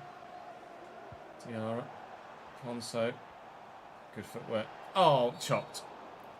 It's naughty for Murillo. It shouldn't be a red. It should just be a strong yellow. It's not a very good challenge regardless. I think Reggie Labrie is asking for a red card there. I'll give it to Granite. Why not? He's got the shot power to maybe catch the keeper out here, so we will try and do exactly that. As if I can get it over the wall and back down again. I think it was going wide, but it really wasn't that far away in the end. Worth a go from Mr. Xhaka, who's now started his decline, down to 85 rated at the minute. We'll probably be letting Granit Xhaka go at the end of next season, maybe even selling him in the January of next season, to try and maximise our financial potential for replacement. Enzo Lefebvre, I can't get away from the man in the middle. He's just not got the pace to do so. Sirkin still doing the job at left back though very solidly. Ballard finds Diarra. All the way out wide here is Patrick Roberts, and all the way infield is David Raum, which is where the pass goes. This second half has been underwhelming until potentially now. Roberts. Hughes in there. Hughes right there. It's not going to reach him. Ponso! Ugh, that was awful.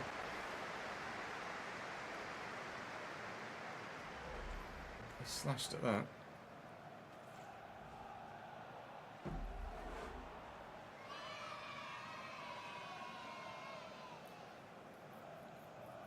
Brandon, thank you very much for the 7th month, mate. Glad you're enjoying the Sunderland safe, pal.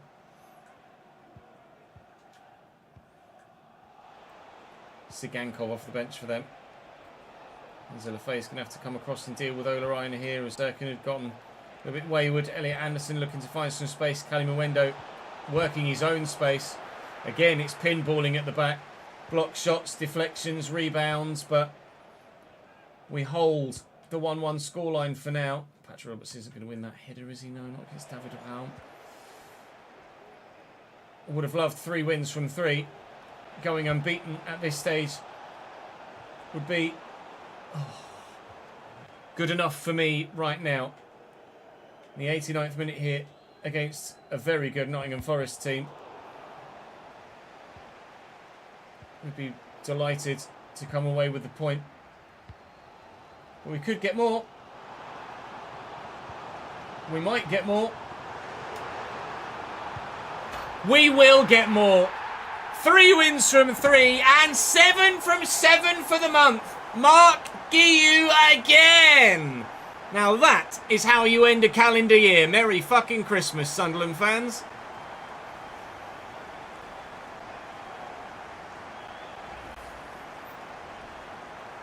They bid for Lukumi, Harrison. Yes, we've got Mukiele in. Did I say Gui? Or did I say Guiu? Or are you just saying up the GUI? I might have said GUI. No, I could say I might well have said GUI.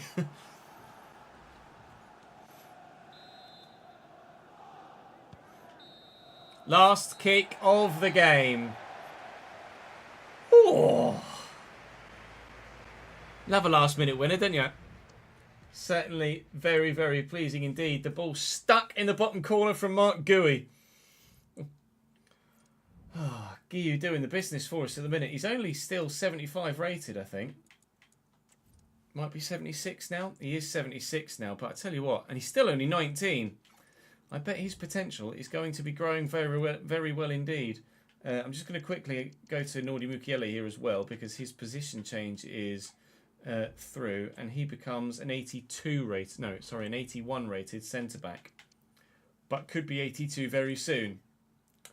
I like a lot. I think Mukiele probably starts over Alderete. But Alderete has been very solid. I'd actually find it quite harsh to replace Alderete in the 11, if I'm honest.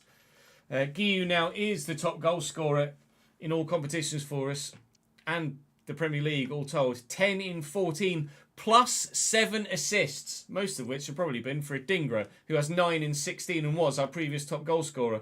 Isidore, to be fair, has 7 in 8 as well as 3 and 4 in the Europa League, but he's on his way out.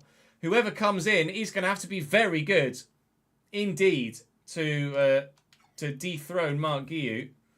At 14 million with 6 months left on his contract, I'd be very tempted to approach to buy him as well at the end of the window if we've got enough money left over after we've signed someone else.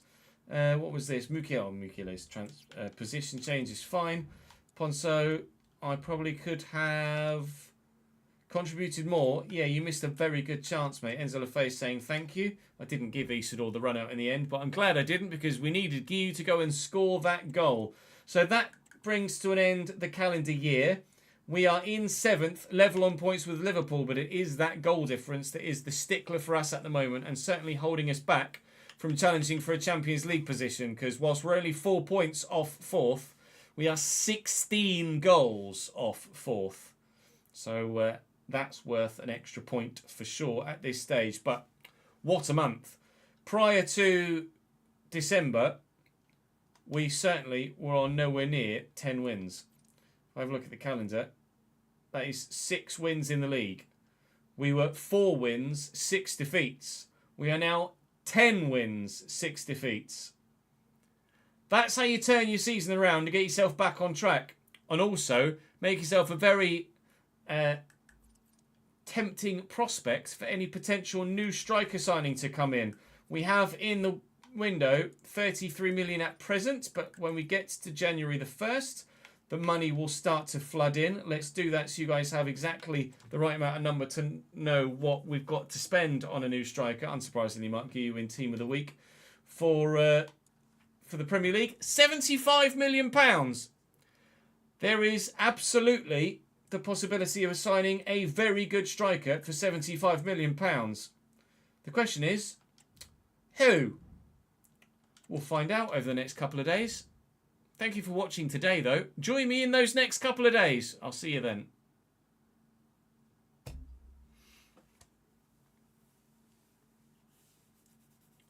Gyökeres, yeah. I'll just back him from Arsenal, shall I? What am I doing? Here. Sunderland 7.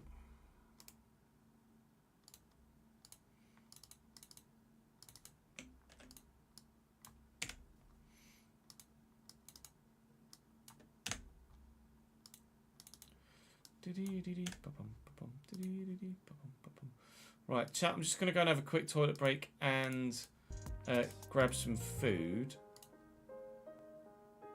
And then... Oh, I've caught a button on my headset. I was going to say, I can't hear anything. I can't hear anything. Because I put it in PlayStation mode.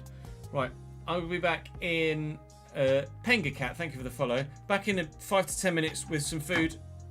And then we will play on from there. Merci beaucoup, BLB.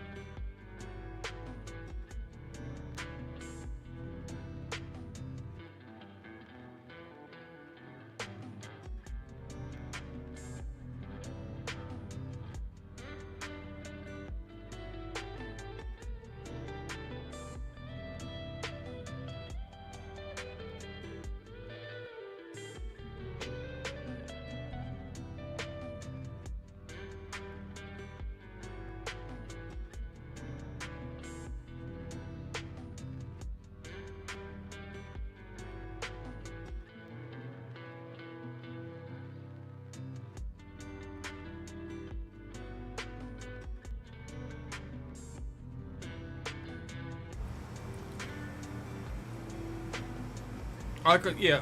How many of you are going to use the icons in career mode?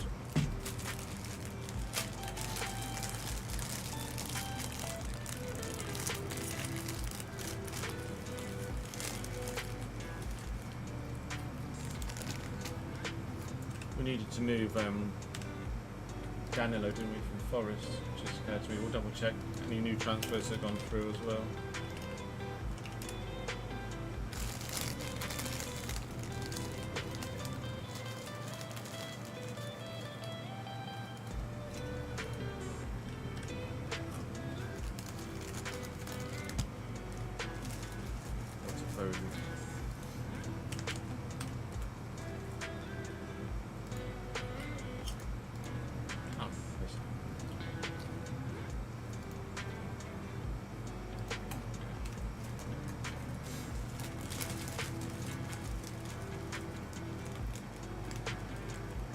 Tempted to do a save with icons. We need a gap for the save to something completely different. Yeah. Right. Those of us that enjoy realistic style career modes, it won't click, but it will click for a lot of people. Like they obviously have the data for people that play the career modes with the icons, etc.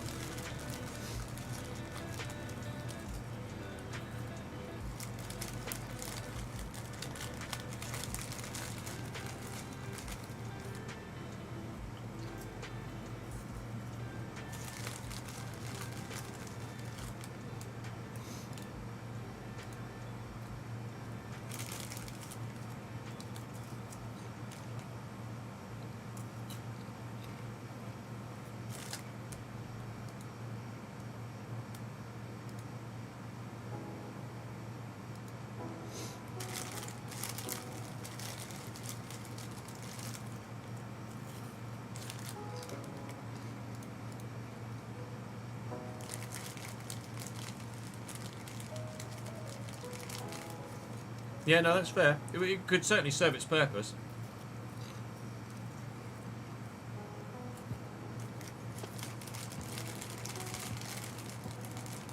I'm not at the game tomorrow, Cole fan, no.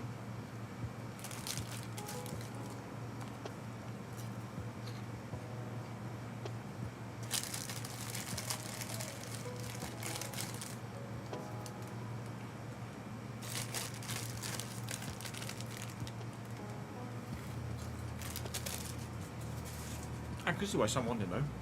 Sure. You want the whole league table? Oh.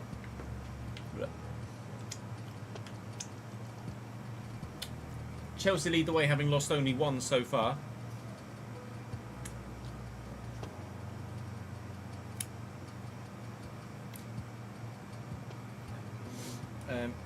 Man United, Newcastle, then Arsenal. City, Liverpool, ourselves. Palace, Villa, Spurs. Fulham, Brighton, Wolves, Burnley, Sheffield United, Everton, Saints, Forest, Bournemouth and Ipswich. It's actually really close to the bottom at 10, 11, 12, 13, 14. And jump to Sheffield United on 17, who so far are the best of the three promoted sides.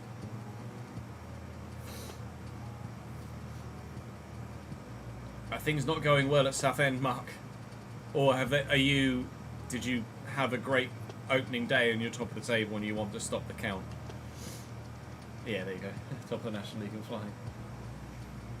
Let's have a quick look at transfer marks and see what other deals might have gone through.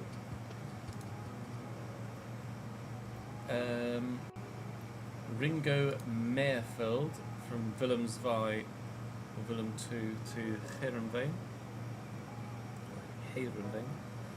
And then just some loans. So nothing's gone through in between episodes that we're going to be implementing ourselves. Ben Doak is all but confirmed, but not confirmed yet.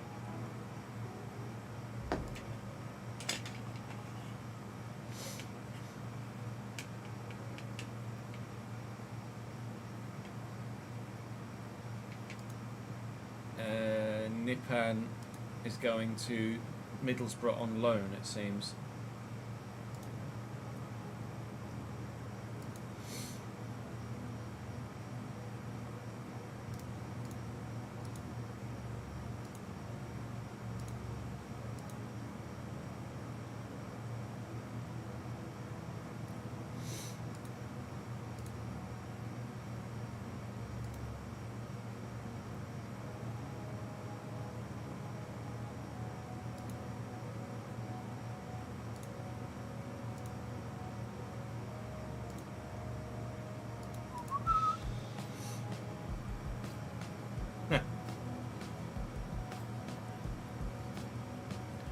1-2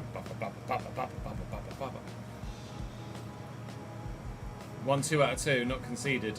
Who have you played, Mark? What have been your results?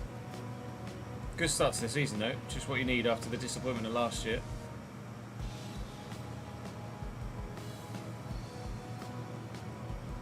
I don't know if it's rotation or not, Jack. It's probably just to select what ones you want, isn't it? I don't know. We'll find out, I guess.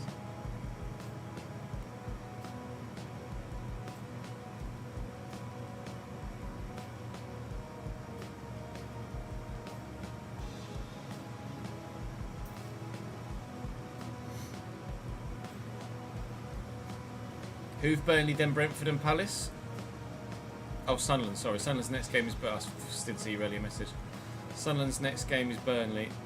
Should be able to take another 3 points there. Well, last year would be a good showing of what to expect. I haven't. Ads, no. Is there an extra livery in there that's half decent and worth having, is there? Does Rhoda like sitting on windowsills?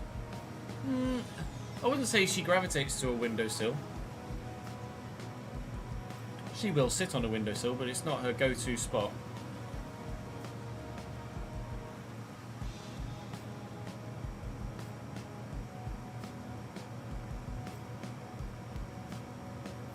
Sad. Gateshead 3-0 away and Tamworth 2-0 home. Gateshead's still in the whole issue where they might get fucked. Or are they alright now? I know Gateshead were in trouble of potentially folding, weren't they?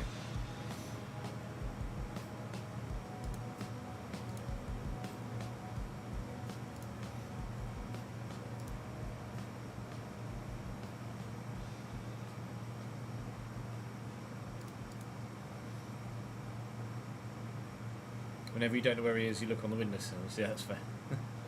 8 games unbeaten in your FM save, but still behind Europa, as they haven't lost a game all season. There's 6 games to go. They haven't lost a game all season. Yikes. What's the points gap, gent?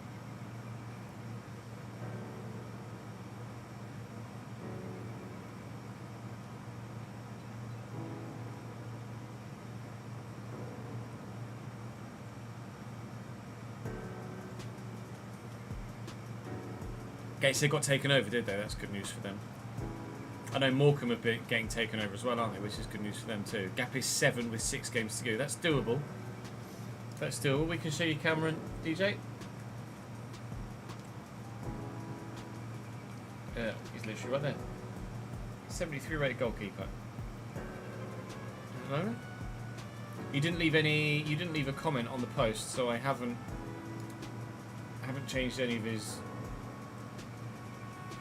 stats or put him in a certain position. I just knew that you'd want him to be at Rangers, so I put him at Rangers. Oh, good. Yeah, 6'6", 19 years of age, 73 rated keeper at Rangers. Probably getting a decent amount of first team football, I would have thought, at 73 rated maybe. In fact, let's have a look, shall we? Let's see. League. Scottish Prem. Rangers.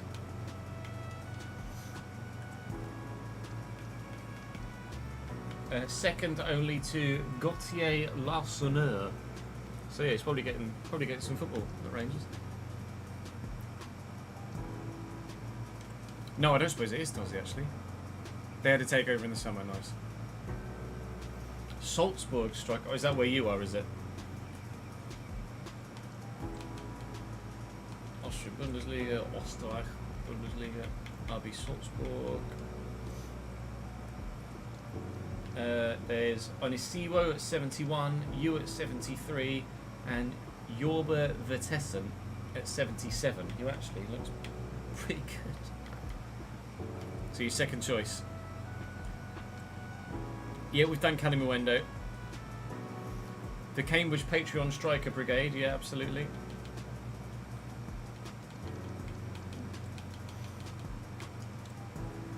The menus on the... Hello, 68 rated Philip Sandberg. The menus on the beta seems a lot quicker, but I don't know whether it's... it makes me wonder whether it's server related rather than actually the game. Vertessen is good in game, is he? Offensively, Zach Bradshaw, Givens. Only one left back, one right back, and Zeno, Mams, Harrington, Nolan, and Cullen Watts. Nolan definitely starts for sure. Midfield, Don Ball, Brophy, Yeller at 72 in the midfield, certainly starting, alongside Peliwada Kampanzu and James Torish. I don't think so, Tozzy. They get like lots of other game franchises, even within EA, like F1 and Battlefield, have sacked off the older generation of console. But FC, they still sell a significant portion of their games for FC on the older generation of console. And at the minute, it's not worth them taking the financial hit of losing, say, 40% of their yearly income. But yeah, COD and FC are probably the two definites to stay as is. And then Lavery is 67, Loft 80 is 75, and Ads is 73. So it'll be you two starting up top for Cambridge.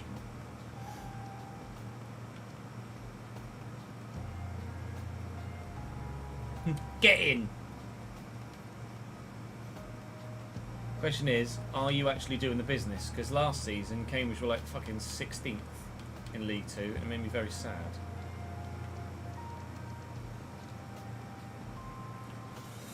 Fucking yellers!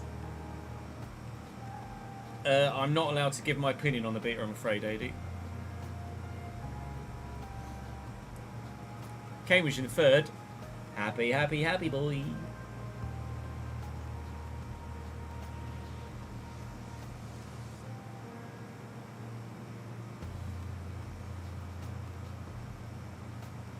Boo, boo, boo, boo. Ultimate Edition early access is the 19th of September.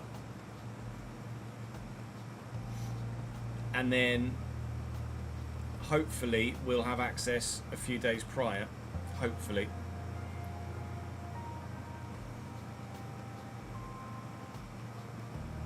I hope the manager market works as intended. I have asked the question, like whether all of the new features are working as intended or whether there's still some bugs to work out. And the general response was that everything seems to be working as intended. Whether that's still good or not, I don't know, because sometimes they add things in and have them work in a way that doesn't necessarily make that much sense. We can have a look at you, Jack, for sure. Transfer.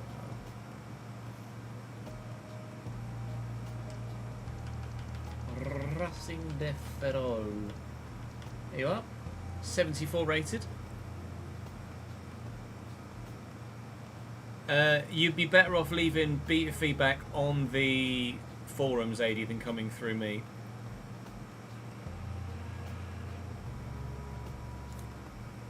Focus to us,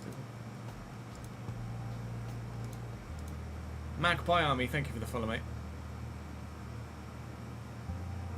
Because it's not something I'm going to be able to replicate, or I've not played enough of the beta to be able to give a good enough amount of feedback, you know what I mean?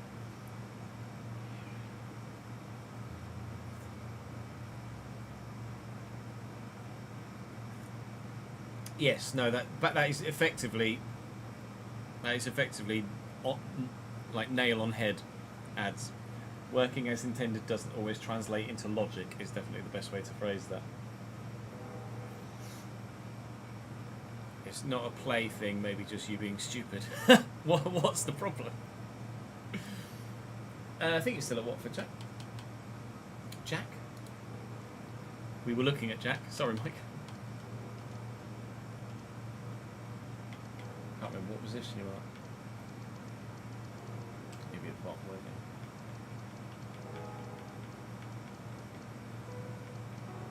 No, I misremembered what your surname was.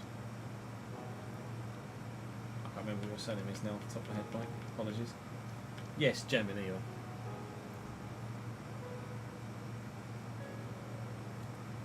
72 at Watford. Create a player, select striker to start but can't change to right wing, left wing, etc.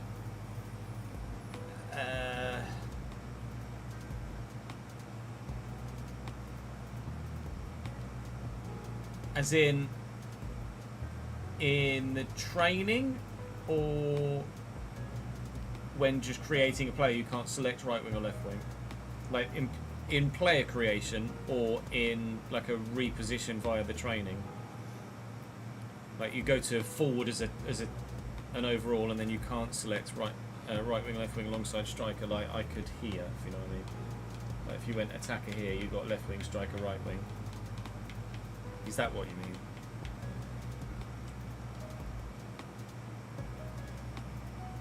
It might be that there's a change with FCIQ and the positions, the same way that they took out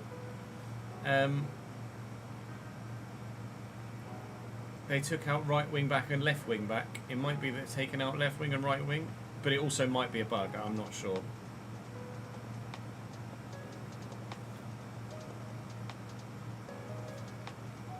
It must be a bug, because I'm sure there are left wing and right wing players in regular positions.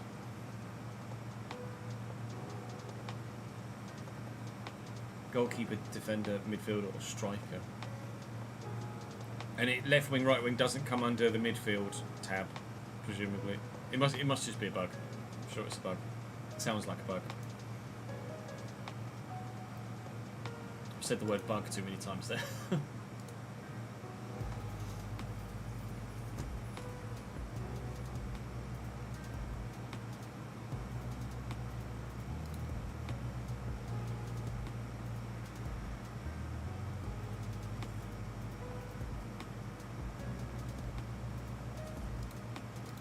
Right, let's record another one.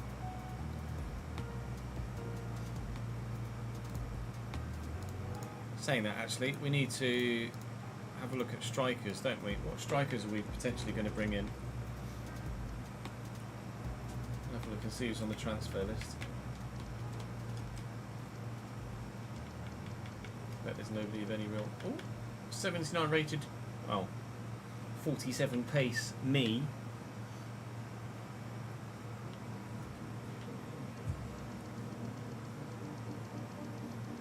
Is that a 75? Lyle Foster. Geraldo Becker. Wasn't great for us at Union. The team at the minute looks like this, Penka Cat. That's my starting 11 at the moment. Don't know what... They won't have announced teams yet, Daniel. Lineups. Too early. Normally it's about an hour before kick-off.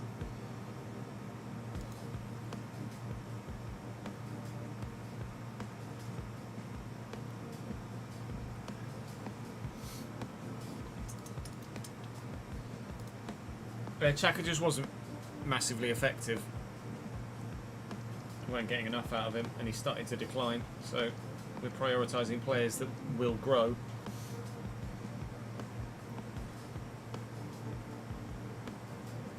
So what we also need to do is recall Chris Rigg now, right?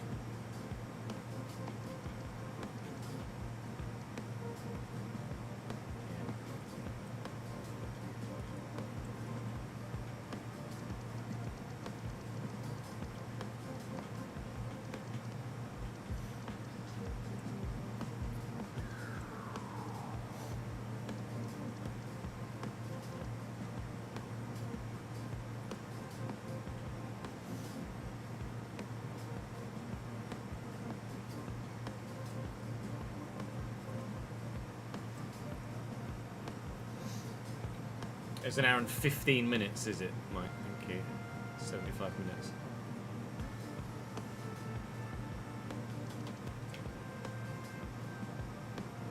Yeah, no, that's fair. It's got to be annoying.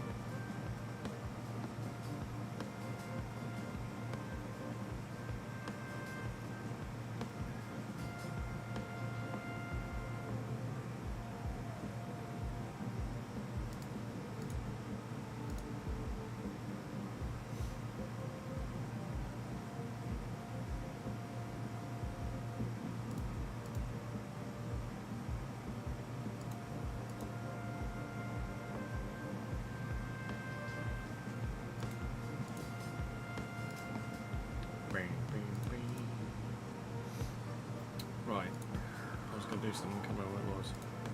Well done, brain. Andre Silva to Elche has been confirmed. Let's do that.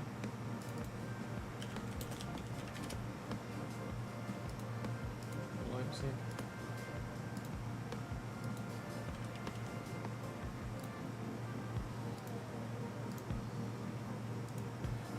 For €1 million. Andre Silva was like the next big thing at one point in his career, wasn't he? Porto to AC Milan went for 38 million.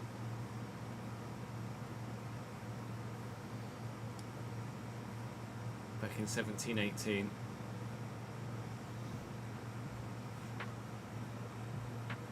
And 23 million from Frankfurt to Leipzig. Just never really did it, did he? At that one season in the Bundesliga where he just smashed everything that moved, 28 goals in 32 games in 2021. Prior to that, hadn't really had a decent season since 16-17 at Porto.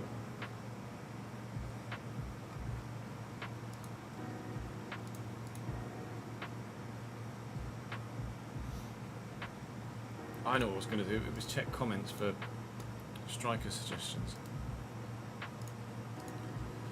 My brain got there in the end. Manuel Omega, 89. That's Sport. 6'5", and that quick and that strong. 82 finishing. Hello.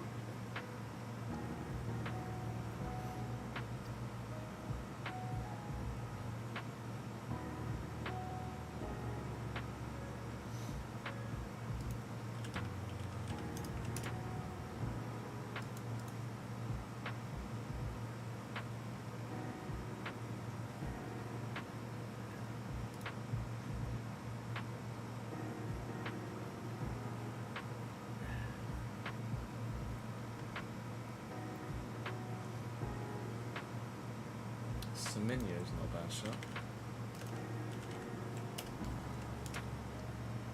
82 Semenyo at Monaco. 87 finishing. We might have found our guy.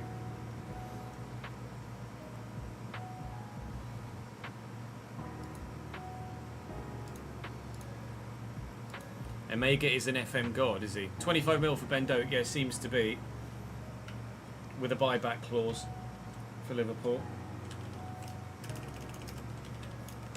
Joshua Zirkzee still at Man United, 81 rated. Don't know if he plays. We'll have a look. Presumably, Šeško starts ahead of him.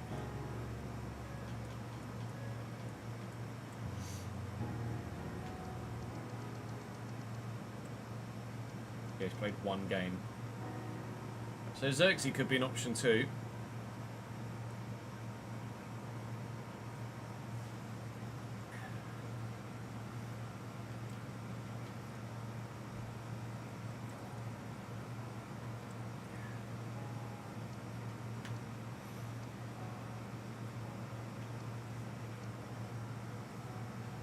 Omega, Semenyo, Zirkzee, 3 of the list on the list at the minute.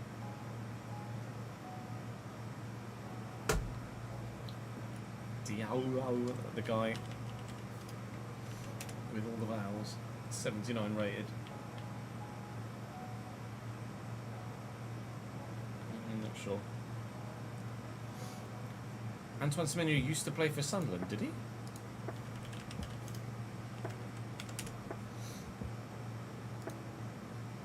Oh, on loan, yeah.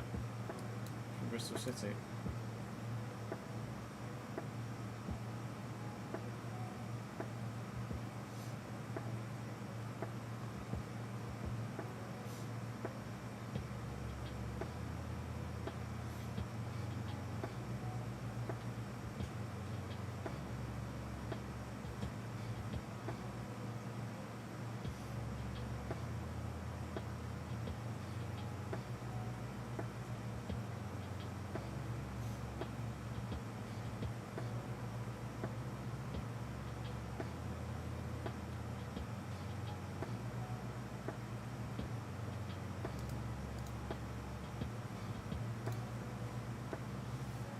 67.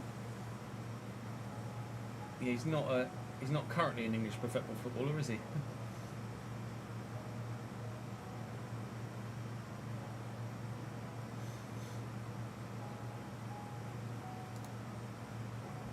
So when you're on loan at Sunderland in 2020, in League One, I imagine that was, wasn't it? Yeah.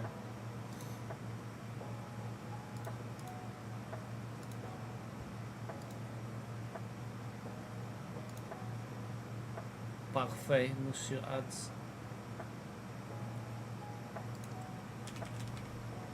Hamza Igamane, 76 at Rangers.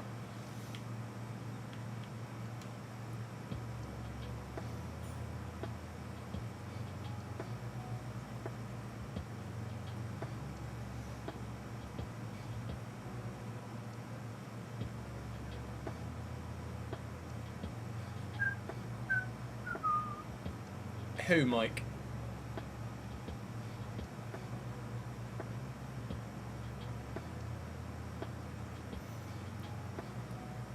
Semenyo. That David fella. Oh, Hockaday, when he was like...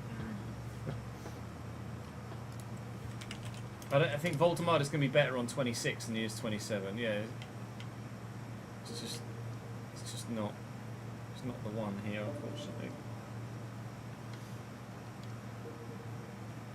Me?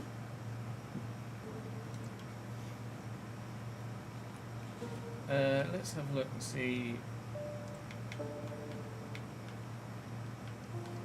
See, what we could do on 26 is have a look and see who's Championship top goal scorer, etc., etc., and have a look through that. Or top goal scorer in other divisions. Budimir.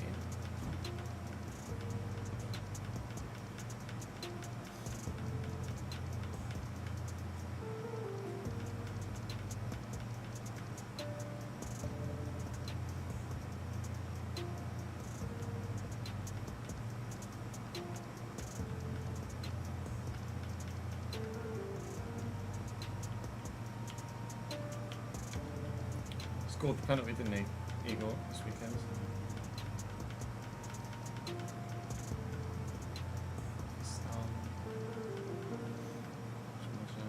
Not really anything in the Championship, is there? Some Mesha. Josh Sargent.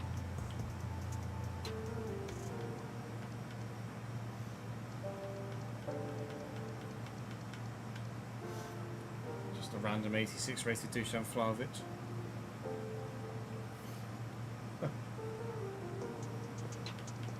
Please tell me Dusan Vlahovic is firing West Ham to a Championship title at the minute.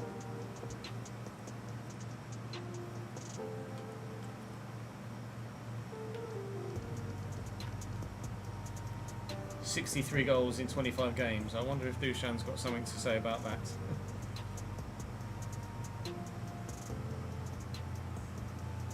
Probably. Conrad Harder.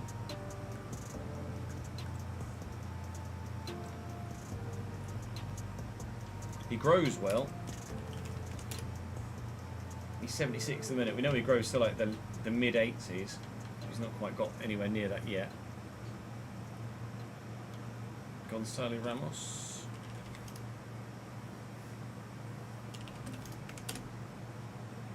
'83 at PSG.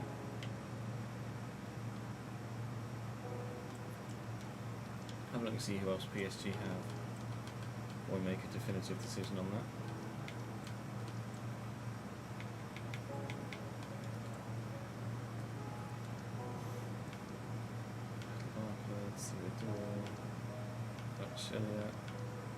He's their only decent striker. Can't sign PSG's starting striker, I'm afraid.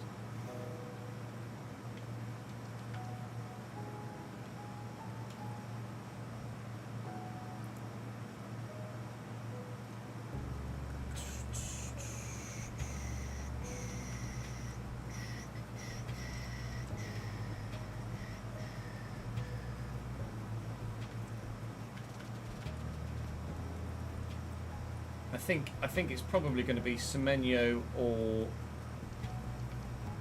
Make any changes?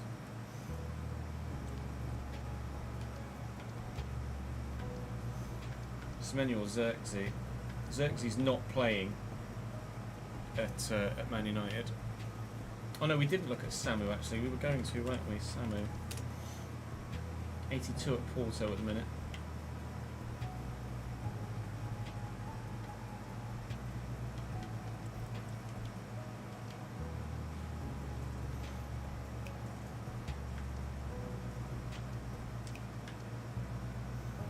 Samu, Xerxes, Semenyo, Omega.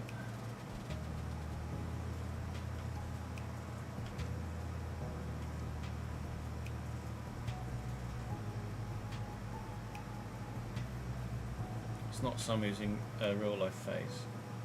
The others have their real life faces, obviously.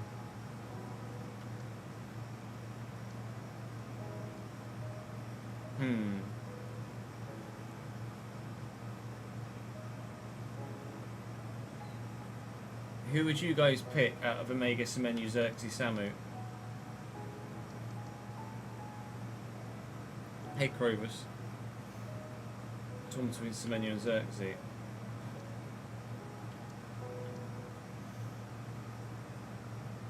Semenyo is Prem proven. Semenyo.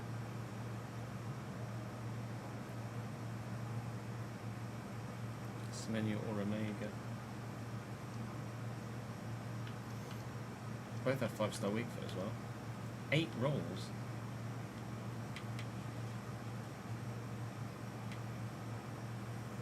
Semenyo back to the ping. Semenyo, Omega or Semenyo. I mean, fucking everybody has said Semenyo or someone else. I think that means we're going to sign Antoine Semenyo, to be honest.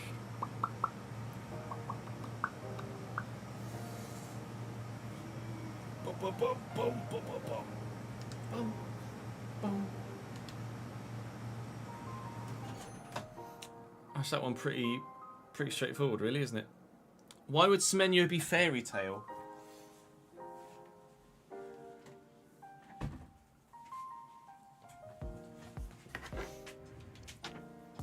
Let me just double check that Monaco aren't in Europe somewhere. Not that we're going mad realistic for this one. France. Monaco currently top of Ligue 1.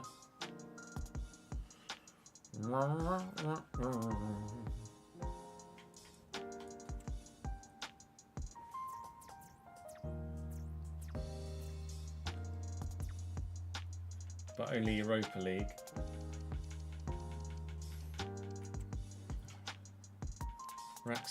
Raksaki and Golovin play more regularly than Semenyo in Europe. Obviously I can't check what Liga stats he has.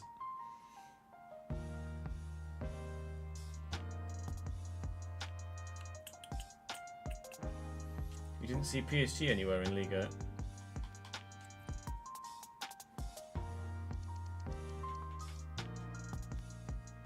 You are correct. PSG are 11th. Oh.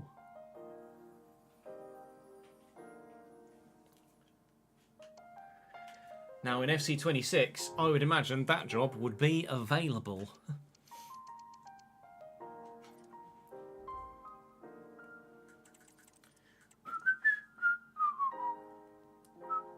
So we're going to go Semenyo, right? Decision made. Decision made.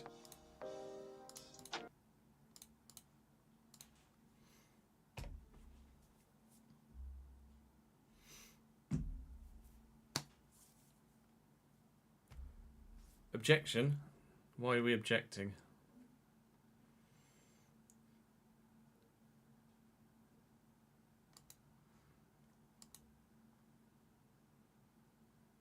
Oh, stream's gone down. Good, and we're back.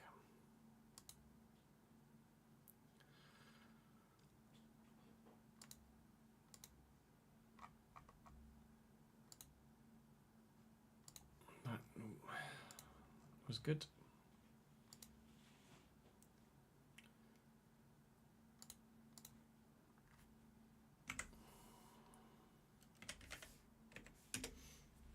Did that happen literally as I pressed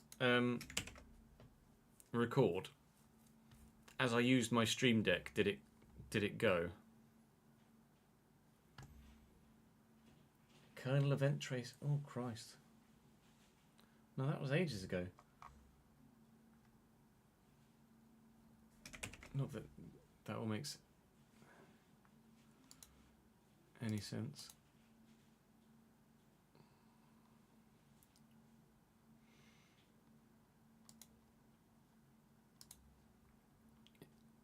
Literally happened as I hit record. I wonder whether that's some sort of USB port nonsense. Yeah, tell me about it, Crovus.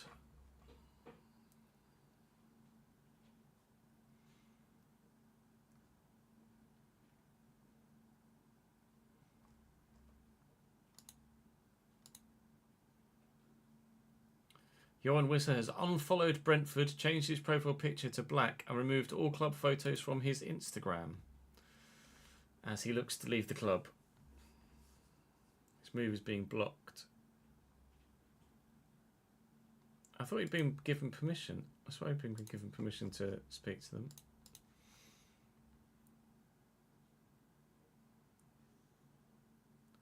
That's like the third time now.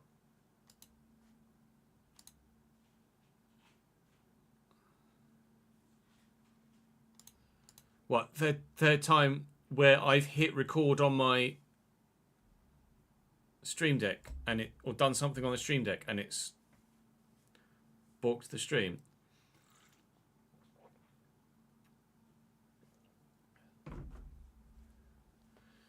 See, it has happened during games before as well, which is odd.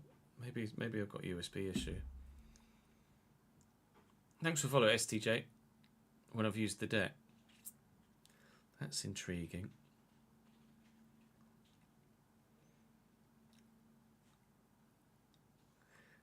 Yeah, it wouldn't necessarily be the specific button on the Stream Deck, but it might be USB port related. Let me make a note. We've done Kev, so I can take that off.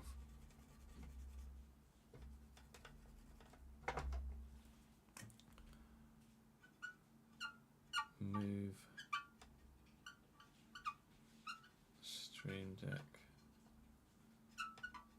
USB. I'll do that after the stream. Mukiele is going to wear number 20. Thank you for that. We will adjust that in game.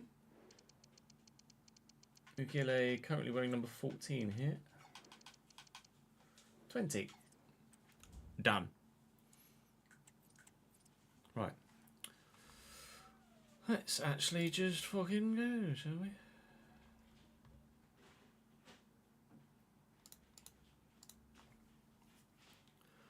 Welcome to the January transfer window here on the FC25 Sunderland Career Mode. We are 7th in the Premier League. We're not far away from the big boy European positions at the moment, but we're wanting to bring in a new front man.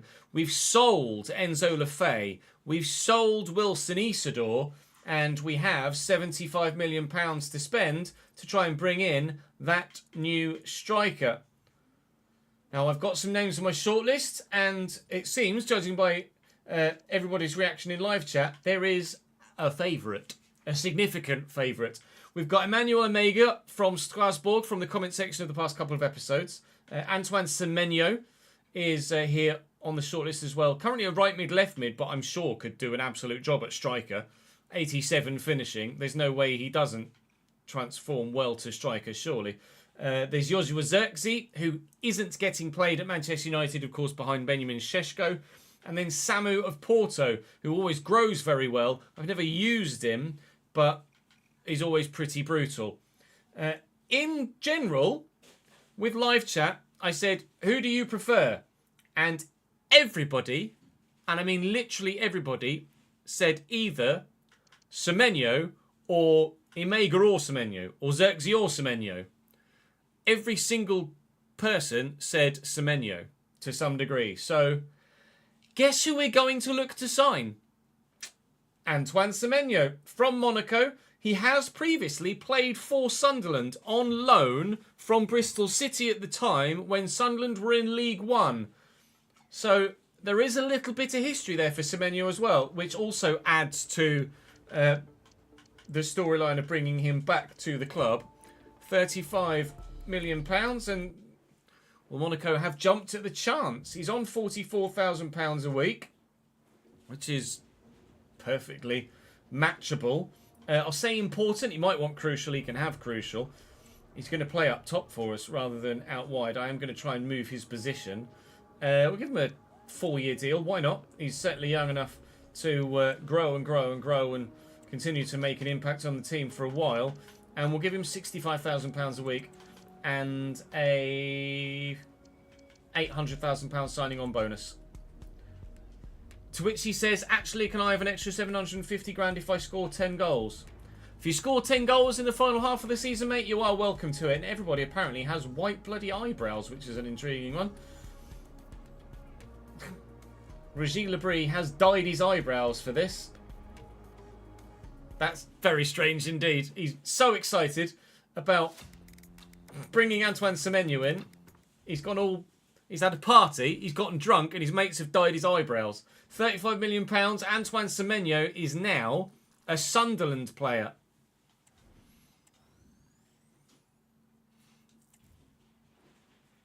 Was it 10 appearances? No, it was 10 goals, wasn't it?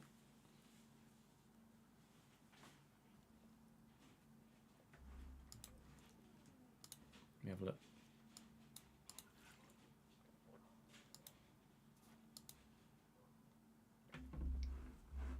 Just watching it back on the YouTube stream.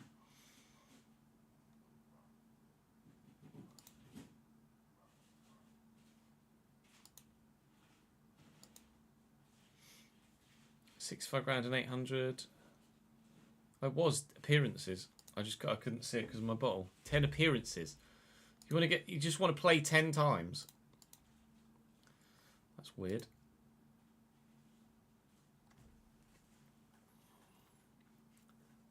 I'm cutting out for some of you on YouTube, I might. Try refreshing your stream, Joshua and S7. When you say cutting out, do you mean the mic audio cutting out? That would be particularly strange. Couldn't see it because of my bottle. 10 appearances. You just want to play 10 times. Sounds fine weird to me.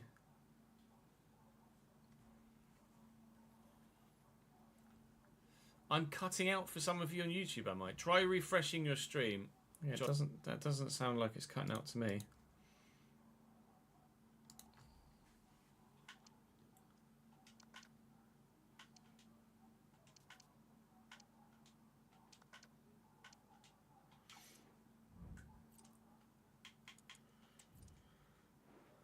Right, Semenyo. Oh, he's going to be up here, isn't he? What number can we give Semenyo? 11? Give Semenyo 11. Please tell me he changes to a striker quite quickly. If not, I'll do it via the editor. 45 weeks to striker.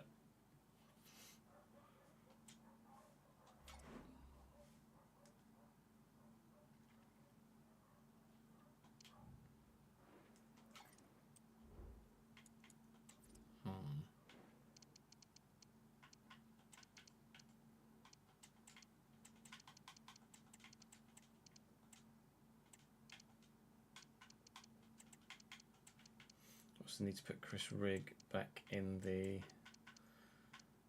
bench for Mr. 09, unfortunately for you. Lick. I could use the editor. Oh, Rigg is 11, is he? DJ, thank you for that.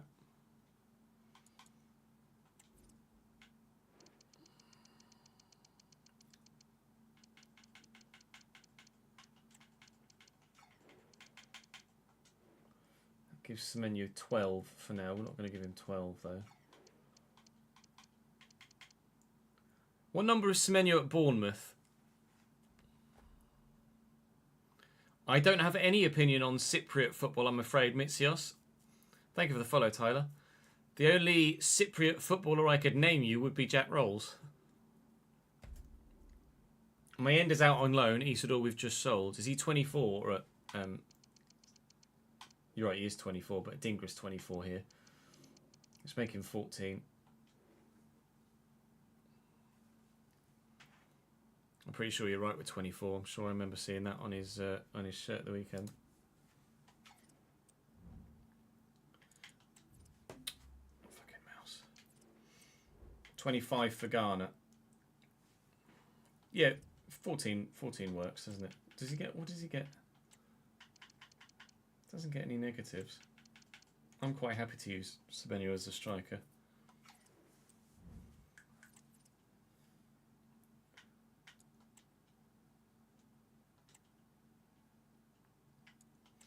Palace have bid for Adingra and Gidfact. Oh, you're doing a Bournemouth save, are you? You're the man to ask. Yeah, Twitch chat never disappoints, does it? 24, 22, 27?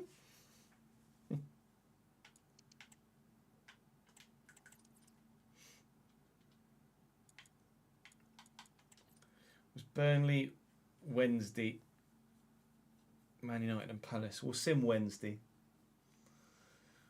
We'll play the 3 Premier League games. Just going for a quick piss though, I think, chat, if that's okay. He had 42. Yeah, but that was before he was an established player, wasn't it? He's definitely an established player now. Just going to have a quick toilet break and then we will crack on. BRB.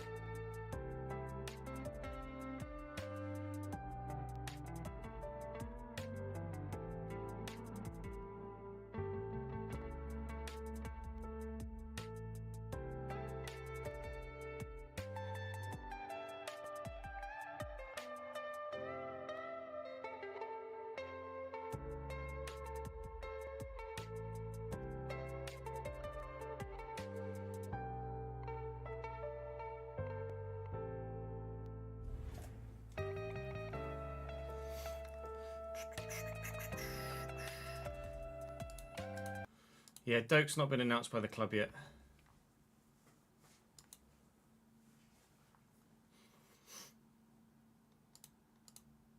Yet. Semenyu's been linked to Arsenal today, is it? Intriguing. Intriguing. Right, Burnley. Let's play fucking Burnley.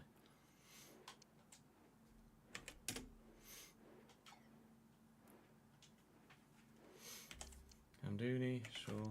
Oh, Sheesh can't play because he's on loan from me. Right, Cullen. Steve, Bayer, Hartman, Dubravka. Right, and let's take. No, not Laurent, you idiot, Chess. I was actually not on the bench. So alright then, isn't it? Oh, she's down there now. Tonji. Oh, Foster. Sonzebe for Sambo. Jaden Anthony for Nice. There you go. We can start full strength lineup.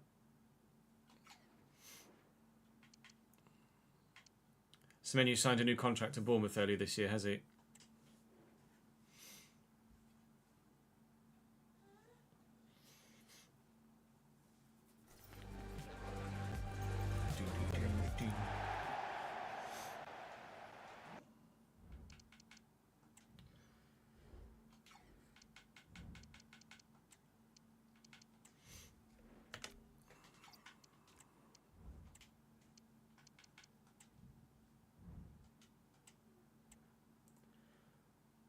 Burnley are 14th in the table, survived relegation last year, and look at the minute, quite comfortable of doing so again. Dubravka, Walker, Esteve, Bayer, Hartman, Ugochukwu, Cullen, Edwards, Puado, Hannibal, and Amdouni gets the nod ahead of Lyle Foster, who's 75, and Armando Broja, who's the same rating. Jeremy Boga there as well. They've got a squad that is solidly 76 to 78 rated, basically, which is good enough to stay in the Prem, it seems. We are at full strength for this one. New signing Antoine Semenyo on the bench to begin life at the Stadium of Lights, but I'm sure he will see the light of day and the light of the stadium at some point in this fixture. We've got 3 league games today.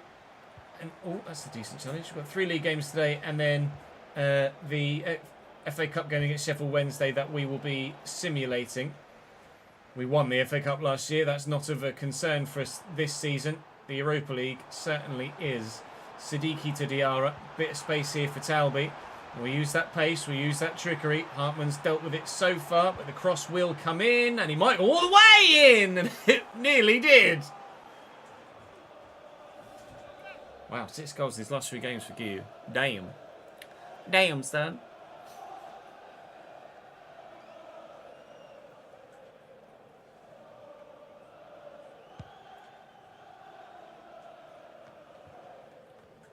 You're back at work tonight, right, Kev? Or is it tomorrow you're back at... No, yeah, back at work tonight. It's Monday, isn't it? Or were you back at work last night? Siddiqui. Diarra. Ah, bloody hell, Talby. I need a shave. Real bad. Puado. Hartman. Human away, but... Rebounds. Rebounds, well in, Siddiqui. That's Diarra. There's Siddiqui. I keep thinking they're the other way round in my midfield partnership. Siddiqui looking for the run of Diarra. For the run of Talby. That's Guillaume. That's Talby. What ball it would have been had it found the way through. Puado on the break here. I couldn't not start Guillaume. He scored 6 goals in his last 3 games. I can't then be like, right, you dropped for Antoine Semenyo, really, could I? Adingra played in, looking for Guillaume, but can't find him. Well, we're nearly cutting Burnley apart. Cut them open, but we haven't killed their back line yet. Guillaume, no, still no. Out wide to Siddiqui. With the turn, someone on the edge, please. It's Diarra. Habib Diarra. Deflected quite solidly. And out for a corner then. Talby to deliver. Put it deep. And up we go. And up goes the ball. And there's the keeper. Last night was your first night in.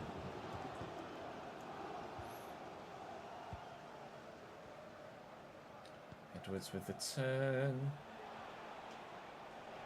Walker. Dooney.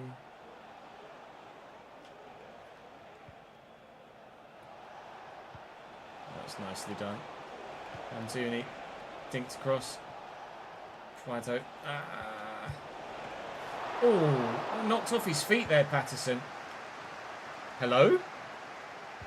Well, I mean, wasn't what I was trying to do, but it's an unbelievable ball. And from that counter-attack, we won't score. Fuck. Roque Santa Cruz is still playing at 44. Bloody hell.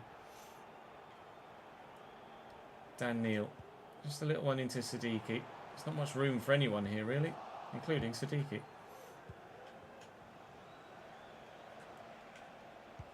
Oh, it's a nice ball between the centre-back and the full-back for Hannibal to get in. Amdouni and Edwards. Well held this time by Patterson. I think a number of chances here, Burnley. I don't like it. Nearly half-time. We've gotten through a few times, but actually getting that final chance on goal hasn't quite come.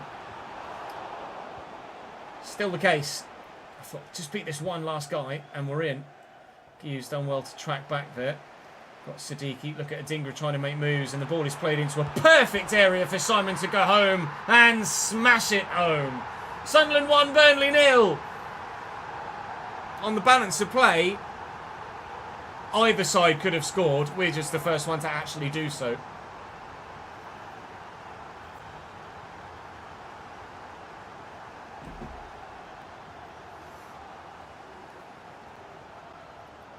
Who's he play for?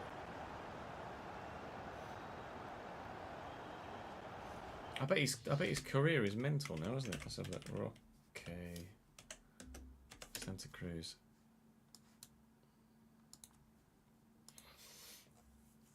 Actually, it's not as bad as I thought it would be.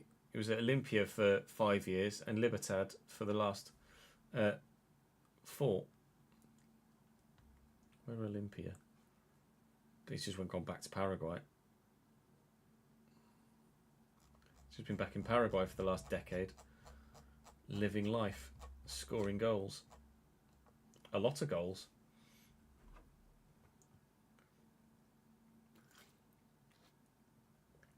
Not so many of late.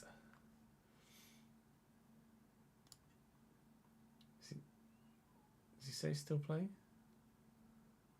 Yeah, still playing. Damn, son. Oh, he started his career at Olympia. I'm sure would have thought he was ending his career at Olympia. 1997. Made his first team debut for Olympia. Has been with the club since 1990 when he was 9. Bloody hell.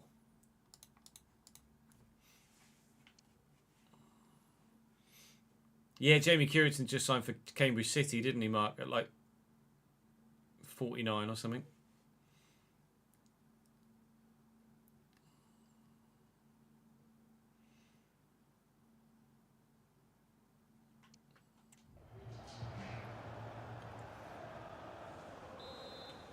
I think that said 15 when he made his debut, yeah.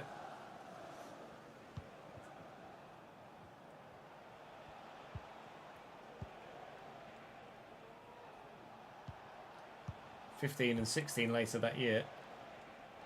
Hannibal. Inside to Amdouni. Good block. Ah, rebounds. Smash it to clear, please. We won't keep a clean sheet in this one, I don't think, given the way that Burnley are attacking our goal. But we do have the lead for now. Zach, thank you for the follow, mate.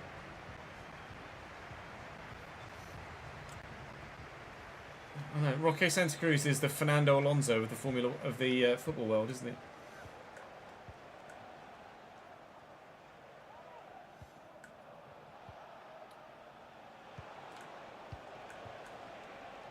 Dooney. Oh, hello. No, it's fine. Christ, he let that one go, didn't he? Neil Siddiqui let it run really nicely. Dingra trying to stay on side. Yeah, Kyle Walker's just too good, isn't he? There's the quality there for sure. Burnley did get a bit of a battering on the opening day in the Premier League, but I'm sure they will be better as the season goes on. We've got some decent players in that team. I still think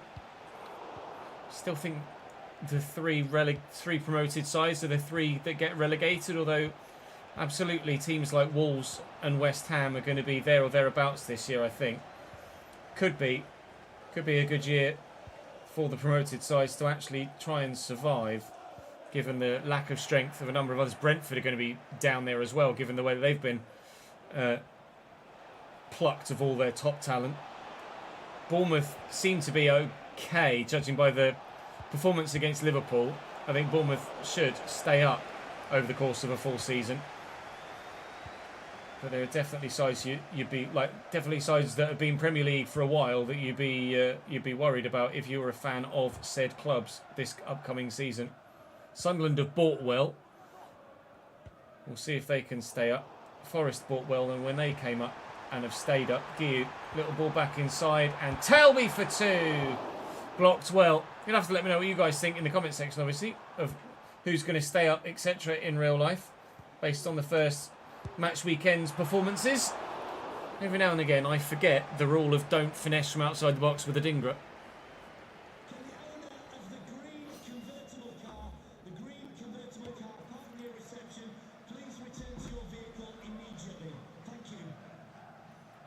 Brentford, Wolves and Burnley.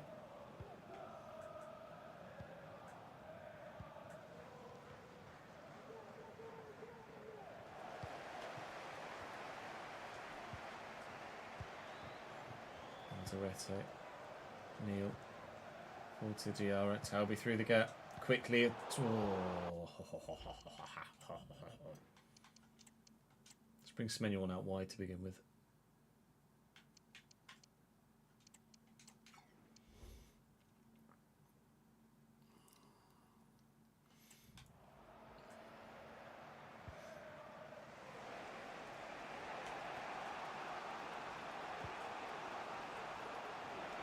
Hannibal, dinked, knocked back, hit a hand, so they'll continue with the advantage. Out to Puado, safe.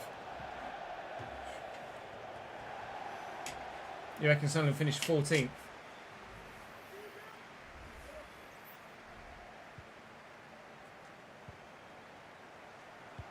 Alderete, forward to Xhaka.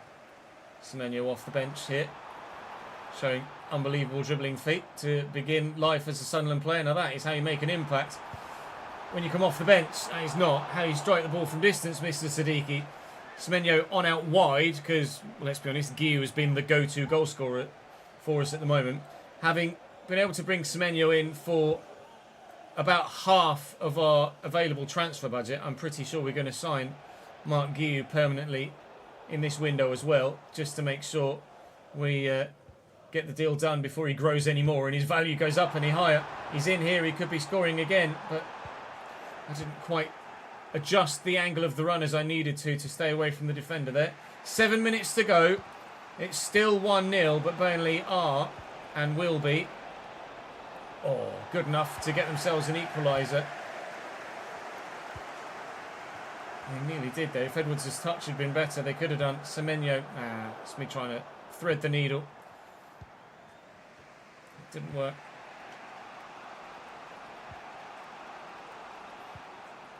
Possible forward. Broya. Well in, Alderete.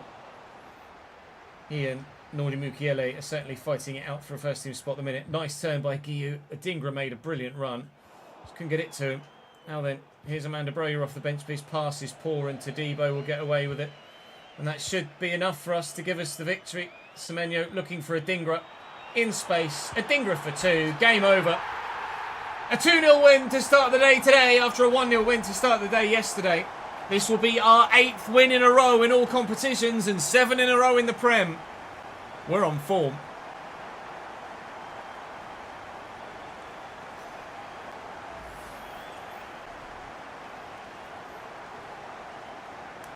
Leeds have signed Stash, Biol, Longstaff, Dominic Calvert-Lewin. They made a few.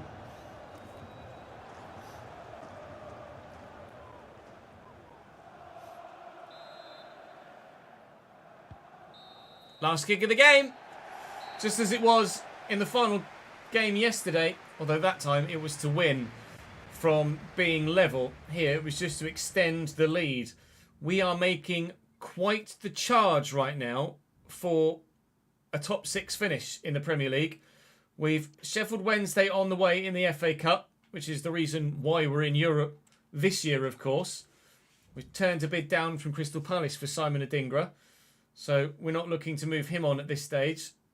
Certainly won't be accepting any bids unless they're from the big boys at this stage. Jay Mateta wants to start against Sheffield Wednesday. I don't know, as he's played a single game for me so far. I do need to tweak my my rotation side. So I'll go and do that before then we quickly see this game against Sheffield Wednesday.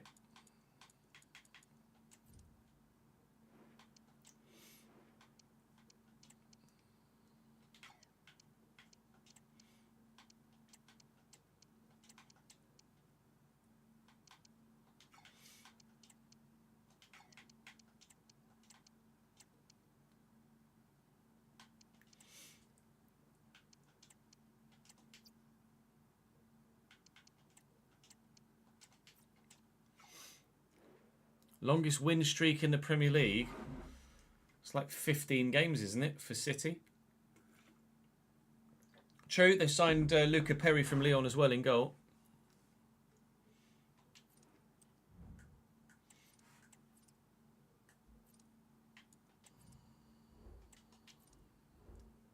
Was it 18?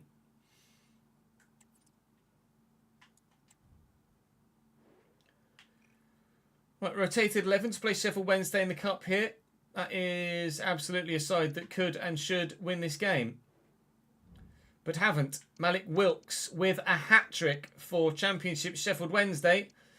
And we're out of the FA Cup. Not massively disappointed. Would have been nice to go further than the third bloody round. But not massively disappointed. It does allow... Wow. PSG will pay £65 million for Mo Salah. And he is on his way to France. That's a big signing for Liverpool to lose. Triantis is growing, but that's not really something that we're worried about at this moment in time either. So we can concentrate on just the Premier League and the Europa League for the remainder of the season.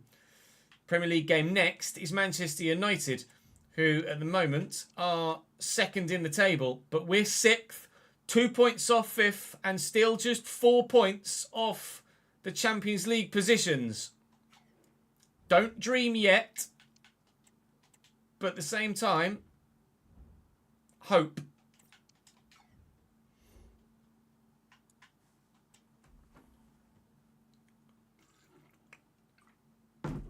Yeah, Malik Wilks was decent for us at Hull, wasn't it? As well as King Lewis Potter.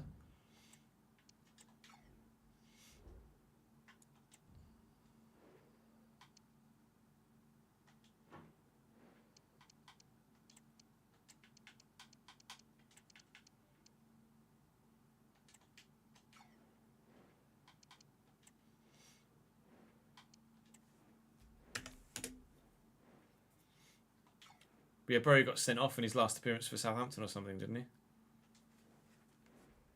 Was it Southampton? I might be going too far back in my mind there, the loan spell.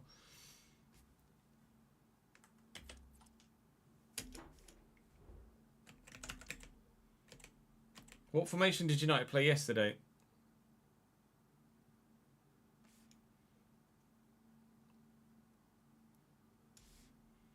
Would have been a 3-4-3 or something, wouldn't it?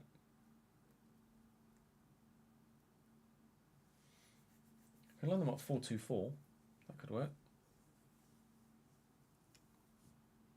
3-4-2-1, yeah.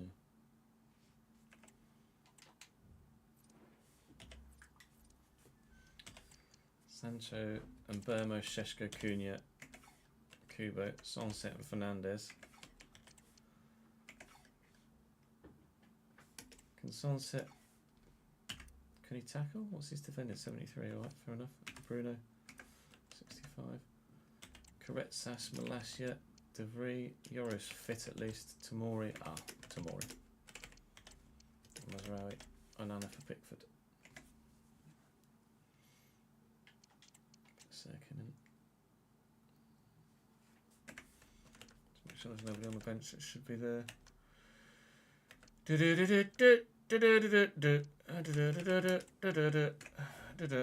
piss.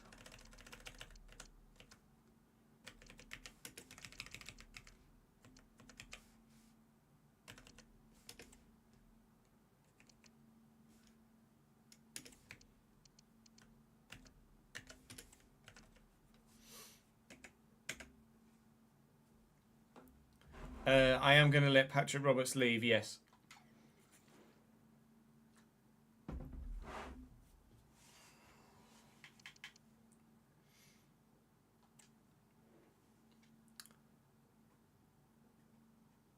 But they could both comfortably play at centre mid, Kev, in a deeper role.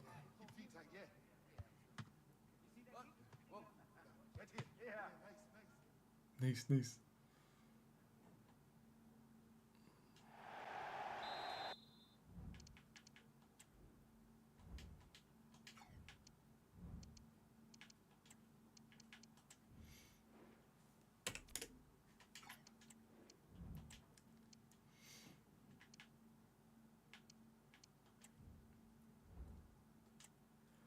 Pickford in goal for Man United. Mazraoui, De Ligt, Tamori, Malasia.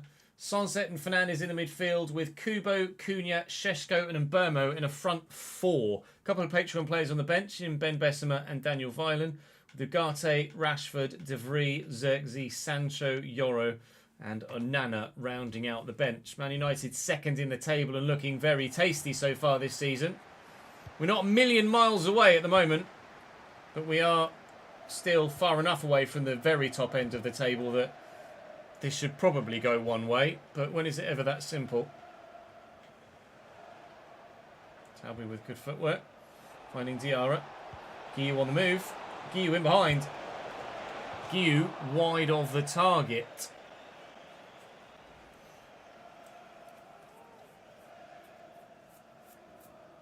No new left back this year, no. I want to see what Sirkin's potential is next year before we commit to a left back.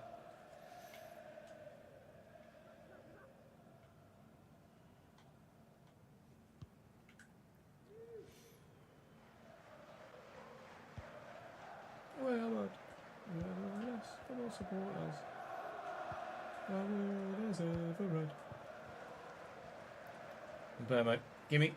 Alright, don't gimme. Mbermo still. Malasia and Bruno. And Sunset. Struck firmly enough. Very well done. Ball to come in from that far side. Kubo and away, please. And that's what I asked for, I suppose. Not the way I was hoping for. I was trying to get it down the field, but never mind. We'll try again. This one's headed back to the exact same spot. And Diarra's there again. Talby tries his best to get there. Calls for a penalty, not given. Rightly so.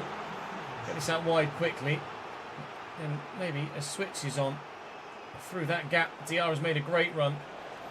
And Guiu. And Adingra. Oh, what a challenge from Fikayo Tomori. That is the level of defending quality that is the reason they are in second in the Premier League right now. It's a guaranteed goal if it makes it through, and Fikayo has ensured that it doesn't, and then Šeško's done that. You're better than that, Benjamin. Did Šeško play yesterday? I know Gyökeres did. Did Šeško play it, or did they start with Cunha? Hemio, thank you for the follow, mate.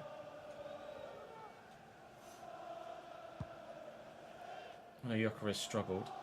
Guiu's up well. Talby with a brilliant take. Diarra. He's turned and sold. Fernandez looking for Guiu, who's turned and cannot sell. Tomori. Came off the bench for 15 minutes, yeah. Win that. Oh, we go. Well up. Daniels. won it well enough. Siddiqui under pressure from Matheus Cunha. Tracking back well. Working hard for the team like any Man United player should. Oh, brilliant from Adingra. Really quite the player in this save for us, Simon Adingra. If he's as good for Sunderland in real life as he is for us here, then Sunderland will be safe this season in real life. He's top draw. It's a lovely turn. De Ligt, to be fair, overcommits, but you still got to finish it, and finish it he did well. Did he do more in those 15, 20 minutes than Šeško did? And than Gyökeres did in his? 60.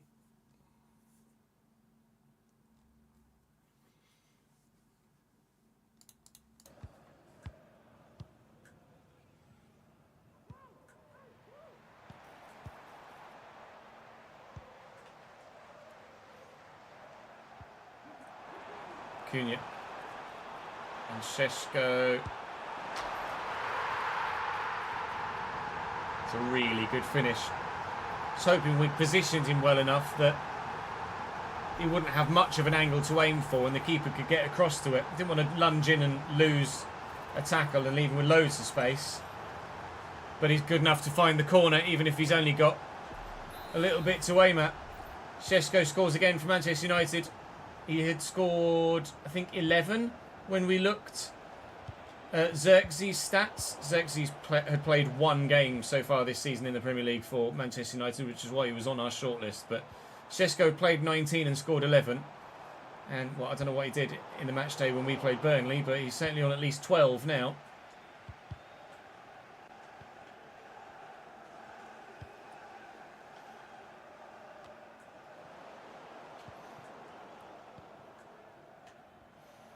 Takefusa Kubo. Oh, thanks, mate. That is poor from you, pal. Out wide looking for Adingra, who's run brilliantly. And Guiu's made a run into the channel. He's forced wide, but Adingra is there again. And arriving here and into Talby, whose feet we trust. Whose passing we don't. Kensdine Talby. He has loads of assists, to be fair, so I need to not be too critical of him, but it certainly feels like his end product isn't good enough despite the fact his assist count is quite high. I think it might be, or might have been stat padded a little bit in that win against Palace. It's a great take, but Tomori's just too strong. It's a good header by Siddiqui, but it has found Adingra, but we won't find a second goal.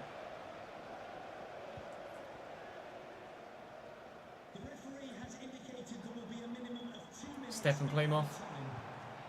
We have time.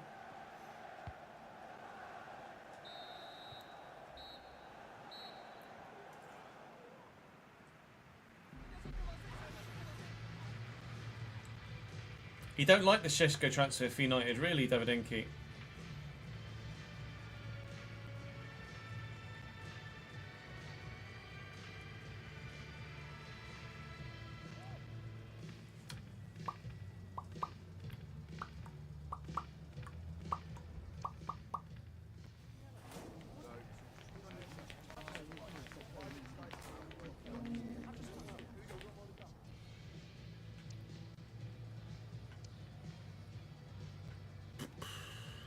United needed an experienced striker. Watkins was their man, potentially.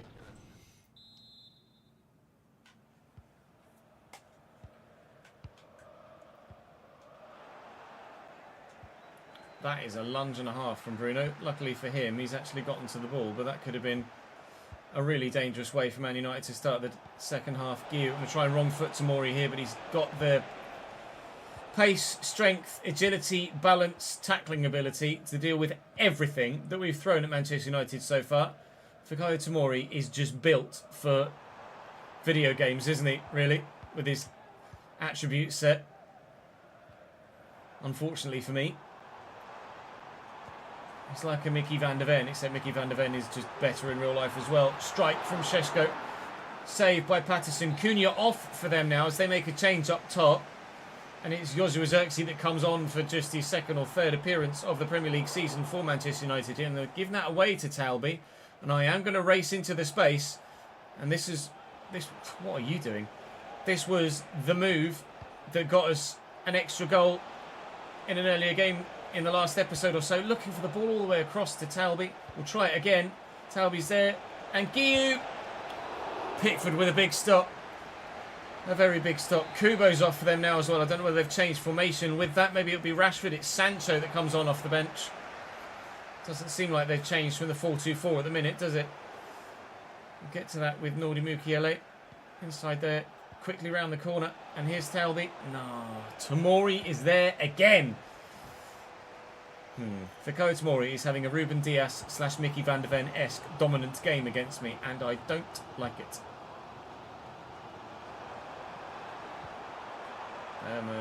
Šeško dangled a leg, thankfully didn't go over it. It's Malacia away. Try and make the most of Malacia being out of position, and we've given the ball away. Hooray! Diarra for Xhaka, Siddiqui for Rig, Talby for Semenyo. That'll do.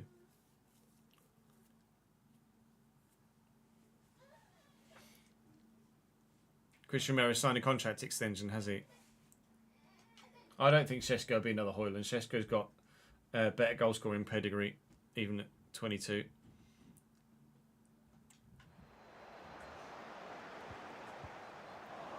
Neil. Oh, I'm supposed to go back towards Diarra.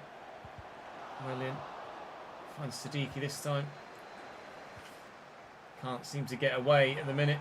Zirkzee, the man that we turned down the opportunity of signing, is absolutely ruining me at the moment. Šeško's effort blocked, 20 to go. Change is coming for us to try and add the fresh legs to at least hold on to what we've got here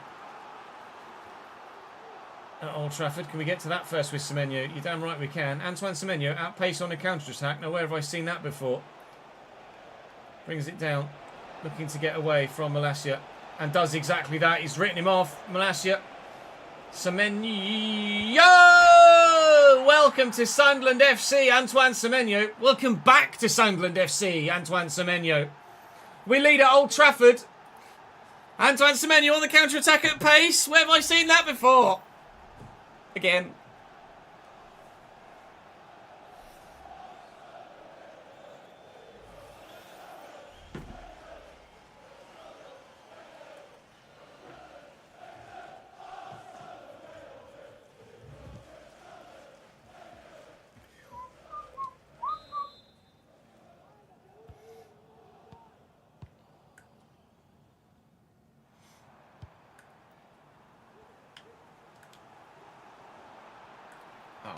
Šeško about to just do it again. Yes. Yes. Oh, Mr. Šeško. Alright.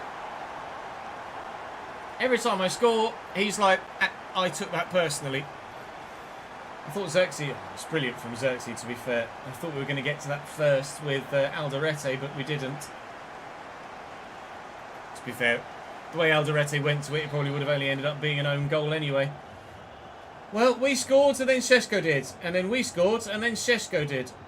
Semenyo. Lovely take. Guiu out wide. Semenyo's still there.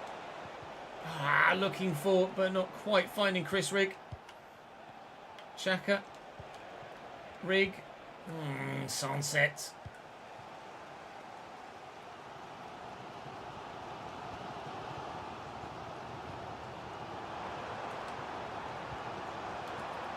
Šeško! Looking for a hat-trick. Would have been an unbelievable way to go about getting it. I think that was Tomori off, was it? We've won that well. And Rig will bring that down. Please tell me it was Tomori off. If it, well, I mean, I'm getting into this gap. It was Tomori for Stefan de Vrij. My two players in the middle are too busy running into each other to actually get forward for the attack here. Granit Xhaka looking for the ball. Guiu. Oh, maybe a little bit ambitious to look for a Dingra there. That's probably killed any chance of us winning it. Every time Joshua Zirkzee gets the ball, I'm terrified. He's so good in possession. It's nuts. His dribbling is out of this world. If we ever decide to play with a cam, I'm going to sign Yozua Zirkzee. Nordi Mukiele. Guiu needs to make the run. He's made a run. Is it the run? Guiu in the last minute again! This time on a bigger stage! At Old Trafford in the 93rd minute, Mark Guiu wins it for Sunderland with the last kick of the game again. I'm signing him permanently the moment we get back to the menus.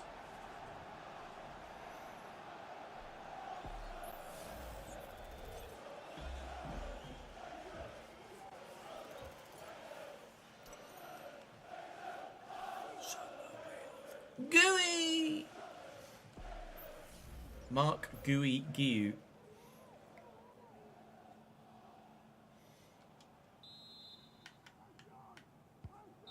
Last kick of the game. We seem to be experts at that at the moment.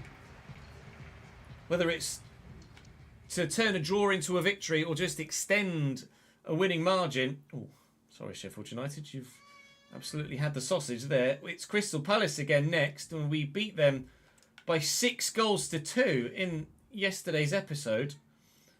I'd obviously love to replicate that if we can. We're still 6th in the Premier League with 2 points off 4th. We are 2 points off 4th. Crystal Palace, Viking, Southampton, and then Malmo at the end of the month. Probably going to do the rest of the month in another episode, I would imagine, at this moment in time. Let's start tomorrow's video by signing Guiu then, shall we? Permanently. I want to have a quick look at the table, and I hope that there aren't any games in hand in there. There are for City. So we are currently 1 point off City. Could be 4. 2 points off 4th, but could be 4. But I tell you what, if you offered me 6th at the just past halfway stage, you're damn right we would have taken it. Liverpool in 8th and trying to recover after a real drop-off. Spurs down in 10th as well. Some big names not firing so far this season. But we certainly are. If we can finish the season strong, we're in a wonderful position. Our form is unreal at the minute. Outside of the cup defeat there, that is 8 straight Premier League victories. 8 straight. That's ridiculous. That's all for today, though. £36 million left to spend. We're going to go and spend some of it on Guiu. We'll see if anyone bids for any of our players between now and the end of the window.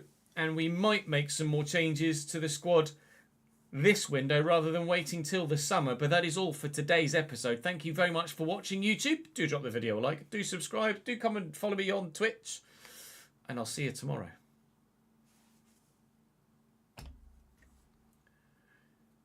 Right. Let's save that then. Sun 8.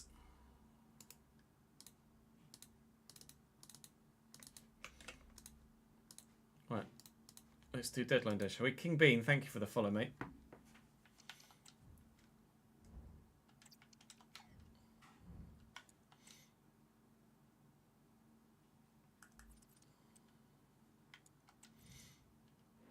I can't drop Guiu at the minute. Just going to have a quick toilet break and then I will record another episode. BRB.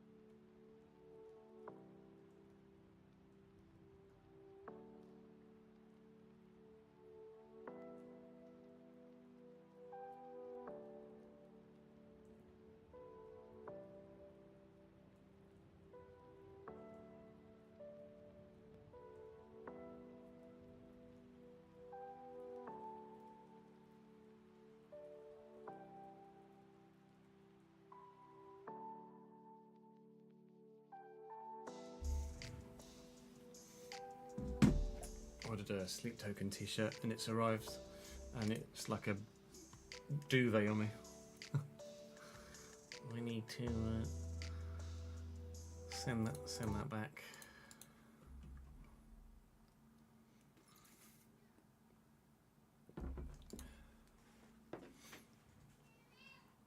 Yes. The other shirt has come back. I can buy gear.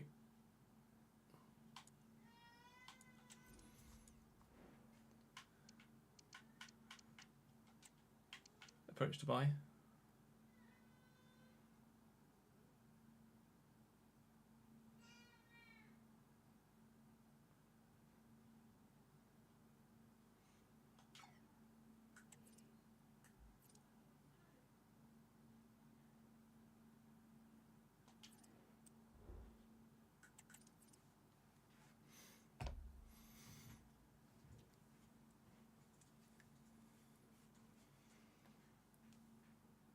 He did get to it at the weekend, you're right.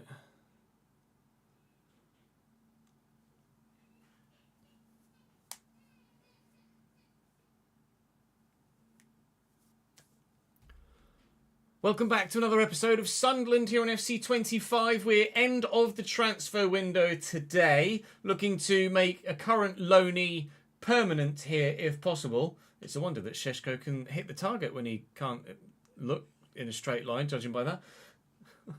Is that me? Does he look like... Oh, you can't quite see because I'm in the way. I think it's just the light reflecting off his left eye, but he looks super bog-eyed there for me. Let me move.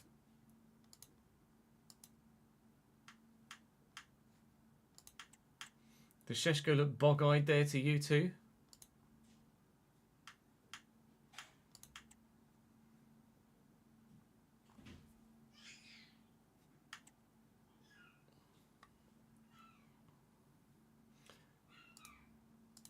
Kidwin Scott is at South Shields now. That's a fall from grace. Oh, let's start that again.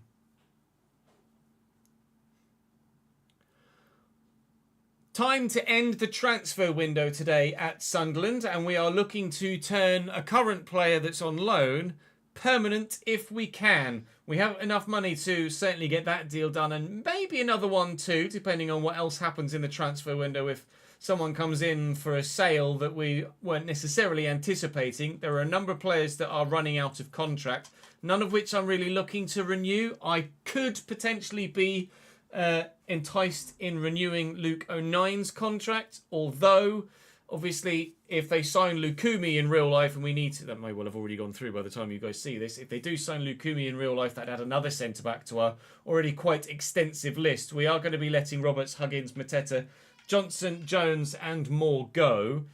So the squad is 41 players deep at the moment, and there are a lot of players that we need to move on.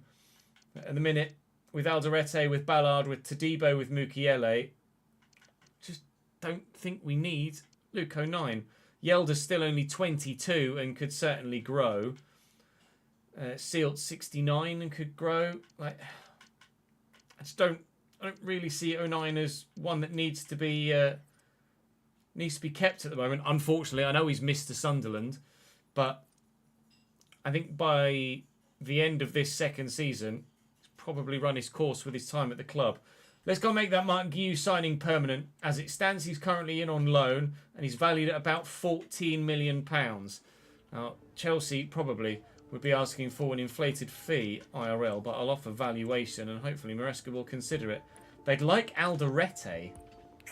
That's a no, but the fact that they were considering something like that means that they might just take, just over value. I was trying to see if we could swing them just under value, but we can get him for just over value, and quite frankly, he's worth every penny, judging by the way he's been playing so far this season. His dynamic potential should certainly take a tick up next year as well, and he only wants rotation as well.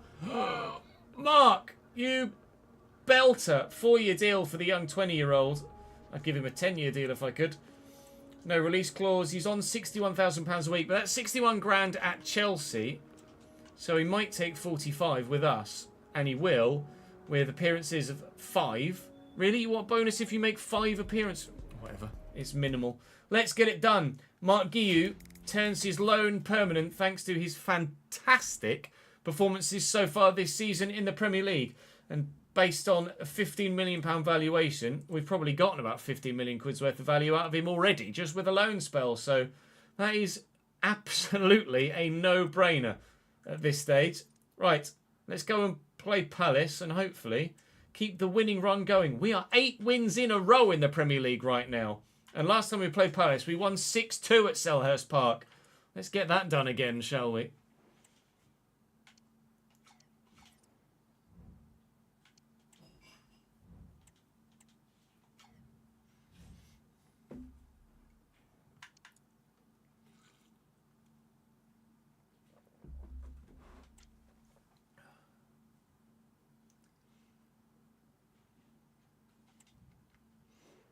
The GUI lives on.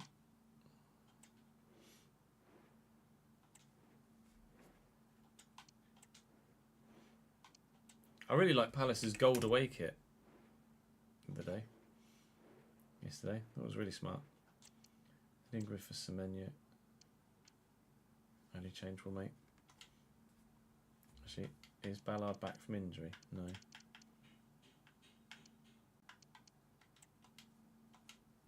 Oh, they're playing a fucking 3-back. Oh, Jesus.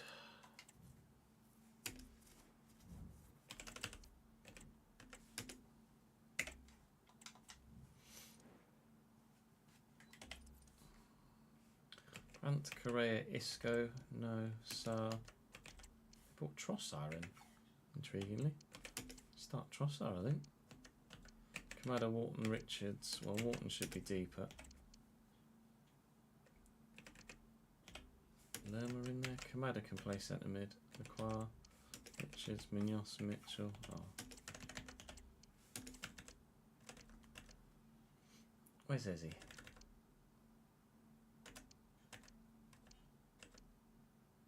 They've sold it. They sold Eberezi. He's gone. He gone. Isco for Kamada, I think.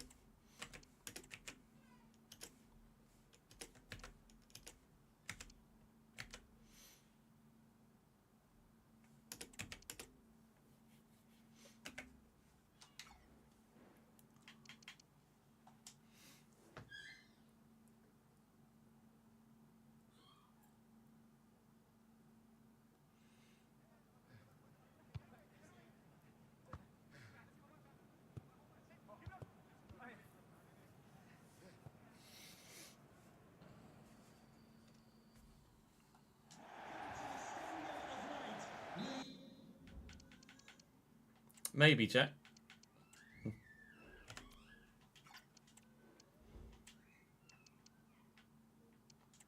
Noises come out of that boy. Palace strong again, but without Eberechiezi now. They played him last time against us. He has been sold in this save. Where to, we don't know. Not yet, anyway. I will investigate. Dean Henderson, Malo Gusto, Chris Richards, Maxence Lacroix and Ferland still. Lerma, Wharton and Isco. Trossard's a new signing. Correa and Brandt. On the bench, they look all right, but not sensational. But though Ismaila Sarr now could certainly add some impact from the bench. Let's have a quick look with the editor here. We'll have a look for Eberechiezi and see where he's gone. Yeah, that's not going to... It could be easier to do this. He's gone to Monaco. So Monaco have replaced Antoine Semenyo, who's come to me, with Eberechiezi from Crystal Palace. That really is intriguing.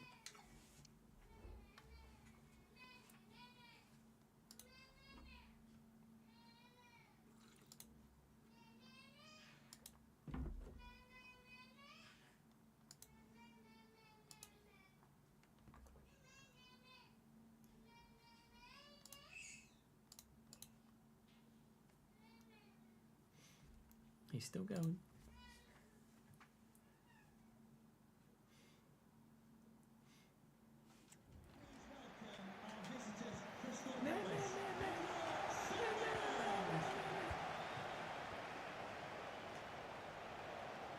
Brandt bumped, but couldn't get it back.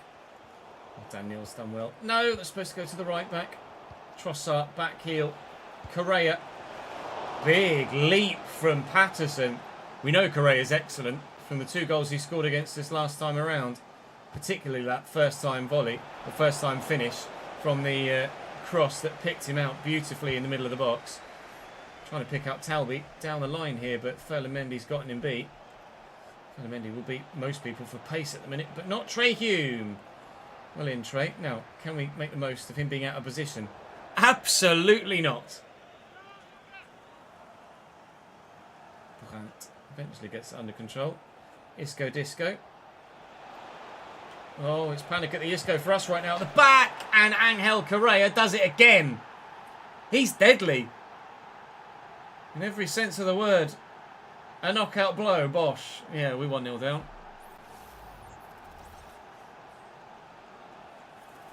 Jeez. How's that for a finish? Damn, son. Leave me alone. Leave me alone. Unbelievable, Jeff. Thank you for so many of you joining us on YouTube, by the way. I appreciate it, guys. Great viewing figures at the minute on YouTube for this time of year. Stream-wise. Here's Sadiki. Through the gap to Semenyo. Looking for Guiu. A little 1-2 maybe. Or, you know, not. As the game might decide.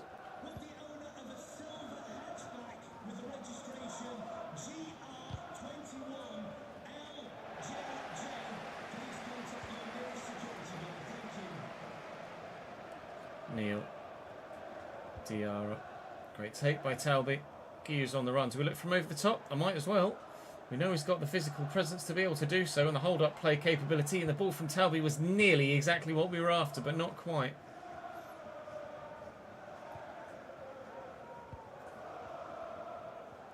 Oh, he's done me. Trossard is so tricky. Intriguing to see a former Brighton player at Crystal Palace. I'm not sure what the fans would feel about that IRL. Palace fans, you'll have to let me know in the comments section. Here's Brandt. Alright. A little bit tricky. Decent ball too. And Correa's there in the way. Alderete just smacks him in the face. He didn't have time to react to it. Trossard's up for that one as well. Isco. Wharton. Trossard. Isco. Why have Palace suddenly turned into the best side we've played all season?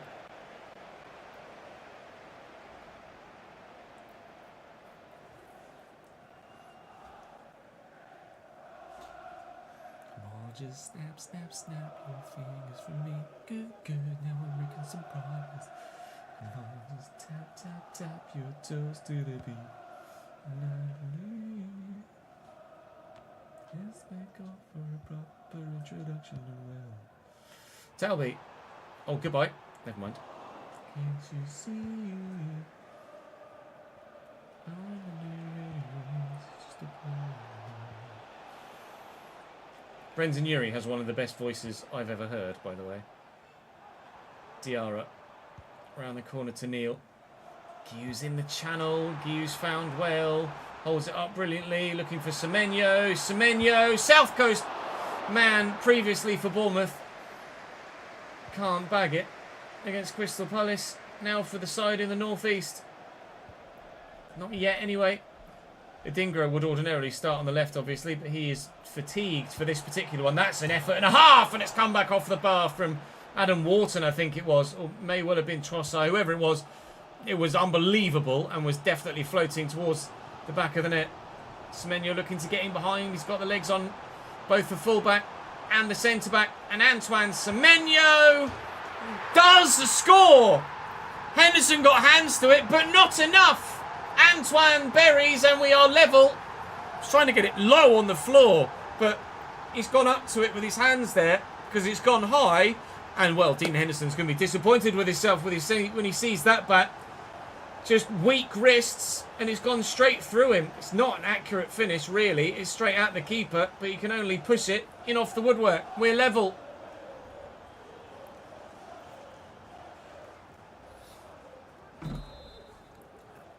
Yes, Kev.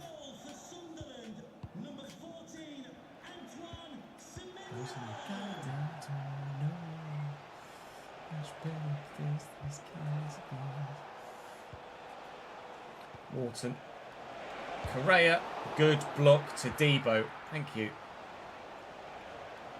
Well, like Talby, too. Oh, piss. More than piss. Could be balls.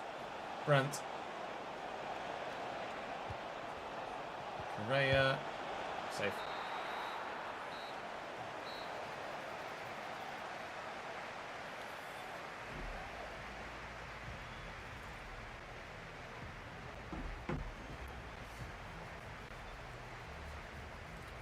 I don't actually know Rogue, to be honest.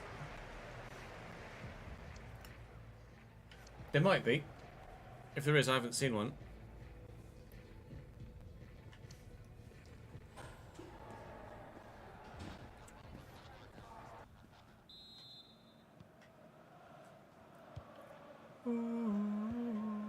Mona Lisa.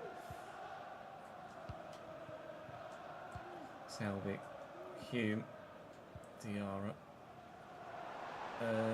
I'm going to think that to Semenyo, actually, and trust his footwork. Trust well placed, it seems, not with Sadiqi's passing, mind. Semenyo. Boy! Got me a little bit excited, but no, it was a long way over.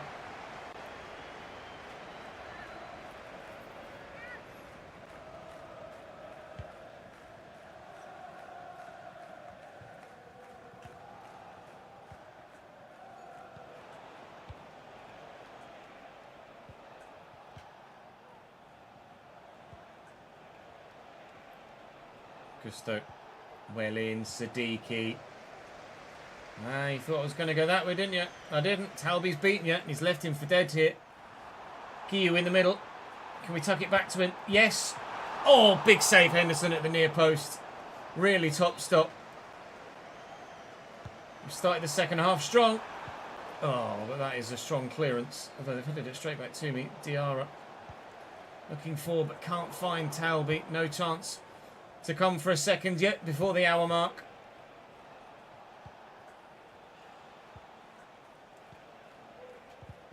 Oh, well in. Oh, Jesus Christ.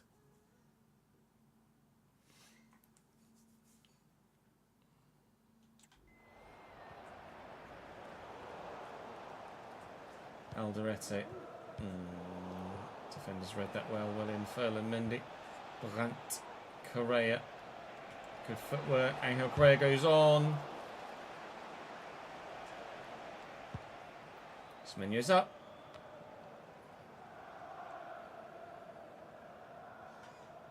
Semenyo with a throw. Sadiqi short to Dan Neil. Semenyo's gone again. It's not a great ball from Dan Neil actually on his left foot there, but Semenyo has certainly done wonders with it. He was offside anyway. Vardy to Celtic looks likely, does it? Let's do Talby for Ponzo. Sadiqi for Xhaka. Alderete for Mukiele. Tross up. Nice tackle by Dan Neil. Let's get it out to Sadiqi. It's a good block by Wharton, but we've held it well, or gotten it back well at least. I say well, it's just one of those rebounds, isn't it? Oh, Semenyo.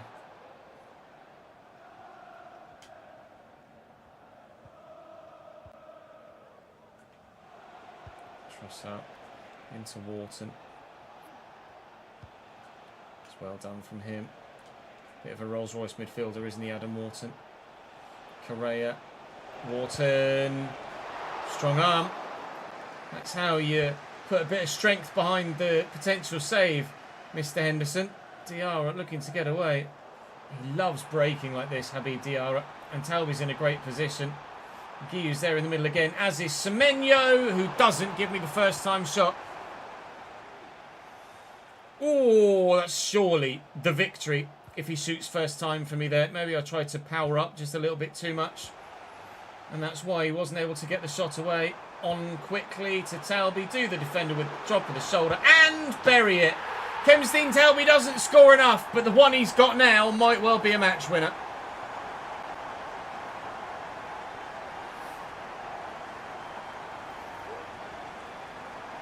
Yeah, I saw Mitro to Birmingham rumours. He was potentially going somewhere in the Prem, wasn't he?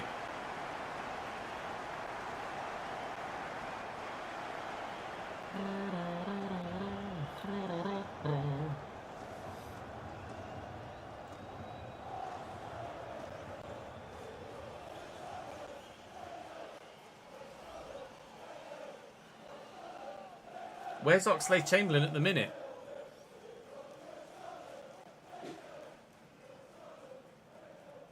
Glad you're enjoying it, Evan. Thank you for the support, mate. Thank you for the follow as well.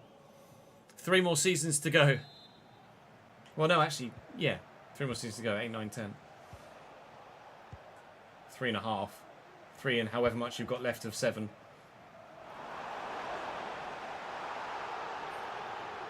Yes, the sliders are the same from that save to this save, Evan. Neil.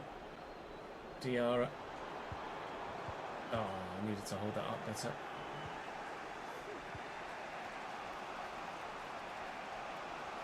Yeah, Mendy got the Omni there, and that's my mistake. Oh, great delivery, but Mukiele's underneath it. And gets that first, well done. Tawi was in loads of space, but they've been able to get the defender back now. Mendy with unbelievable pace and stamina. He's been up and down this wing all game long. Jefferson Lerma now, it's very late for Crystal Palace, and unfortunately for them, it's not going to be great for Crystal Palace either. It's going to be defeat again. Significantly better performance from them on this occasion. We only scored 1/3 of the goals we did last time, but 2 this time is enough still to get the win. The streak continues. 9 in a row in the Premier League. Outrageous. Now then, we've got 2 games in Europe to come, as well as Southampton away. And the situation in the Europa League at the minute sees us in 4th. So we'll probably sim the first one. And then if we need to play the second, we can do. No, Serkin's going nowhere, especially Championship West Ham United. That might be a real thing in real life next season at this rate. Dan Neil continually growing. When he gets to 80 rated, I think that's him peaked, unfortunately. He starts with 83 potential, but unfortunately his dynamic potential has halted his progress as per... Please be just alone. Good. Excellent. His dynamic potential has halted his progress down to 80, despite having a really strong season last year, which is pretty annoying, actually. Sevilla have come in for Siddiqui, but... Well, actually, that's a rather sizable bid, but at 81 rated and performing very well and still yet more potential to grow, we absolutely want Siddiqui to stay. Sorry, Sevilla. Aston Villa have bid for Dan Ballard. And he doesn't play for me anymore, but he's absolutely... Well, doesn't play regularly for me anymore, but he's absolutely got the quality to still contribute to the team, so he will stay with us for now. Ballard back from injury now as well. Feeling much better in himself. Good. To be honest, he'll probably play against Viking if he's fit. Sometimes you get that email to say they're back when they're actually not. Leipzig have bid for Adingra, but they're not having him either. Adingra is integral to almost everything we do in a forward sense. Right, let's go and sim that game against Viking with the rotate 11. Ballard isn't good enough to... Ballard isn't good enough to start. Well, apparently he is. Alright. I didn't want to play the game though. What I wanted to do was sim it, to be honest. I must have gone to the tactical vision sim, and then if we jump to result, it's a 1-0 Sunderland win thanks to the man we just turned a bid down for, Siddiqui. Right, that should be us comfortably in the top 8 then for the knockout stages of the European competition. That was a youngster going out, which is more good news for us. Who was it? Which one was it? We'll find out in a moment. It was Sealt going out on loan to Mönchengladbach for the short loan rather than the 2-year to Rayo Vallecano, which is probably more favourable for us. There you go. Jensen Sealt or Jensen Sealt. Sealt. Insert pronunciation suggestions in comment section. Southampton next in the Premier League.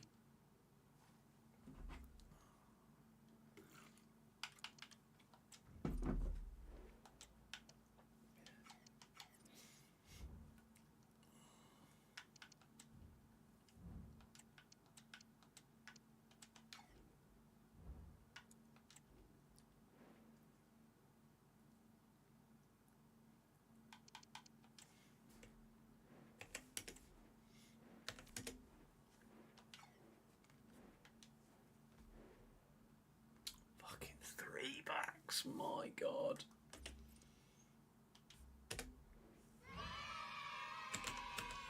Benny, how are you, pal? Thank you for dropping by, my dude.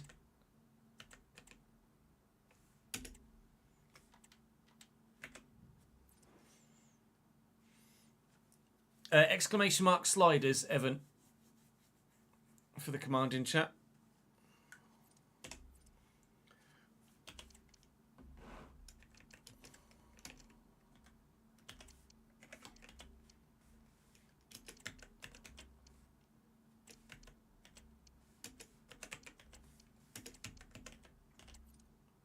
No, that's not what I wanted to do. Thank you.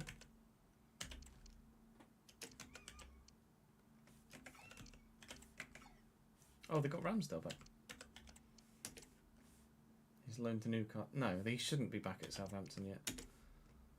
It's just the timing of when I did the loan in save, annoyingly. Oh, he probably wasn't playing for Newcastle anyway, so I'm not going to worry about it too much. Oh, Benny, that's very generous of you, mate. Thank you for gifting 5 subs to the channel. Shadow Cloud, SWFC Pops, Sylar, Skyfire, and Cultured Left Foot. He's done it again, boys. He's done it again. 266 gifted subs in the channel. Thank you, mate. Hope all is well in the household.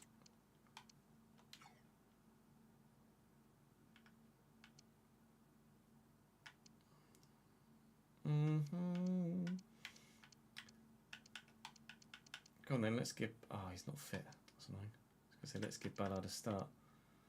Let's start Chris Rigg. Let's start Granit Xhaka. Let's do Semenyo through the middle. Why not? Let's see what he's like at striker.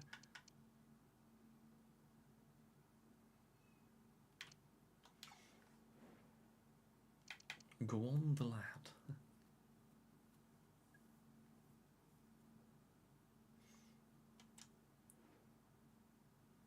Yeah, we saw that earlier today, Davidenki.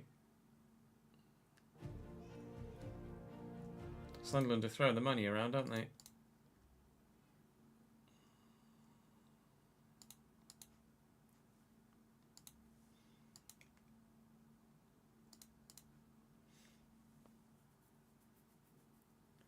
Oh, shit.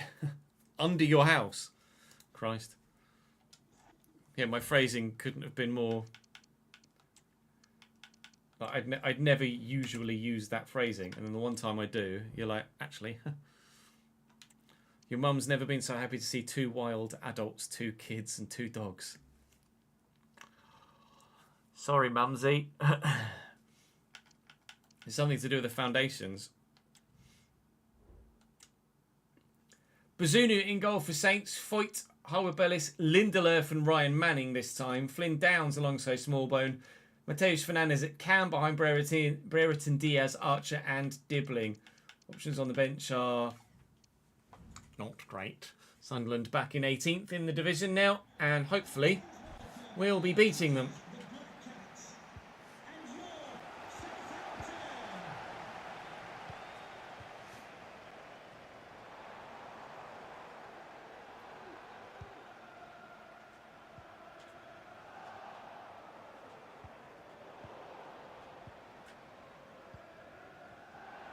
Smallbone, Dibbling, Manning. Oh my God, Cameron Archer.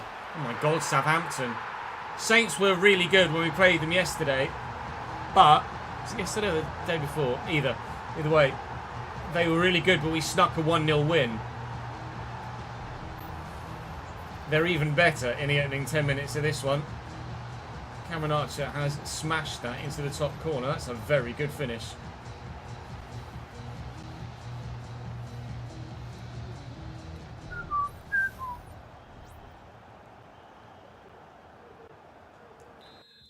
It would ordinarily, it would say to me, if they're letting you know that you can sell your shares, Kev, it's normally a sign that those shares are about to go up in value and they want them back.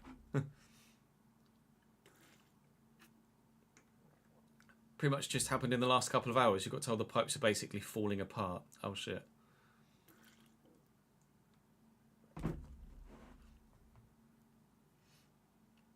Yeah, you'll need to get that seen to.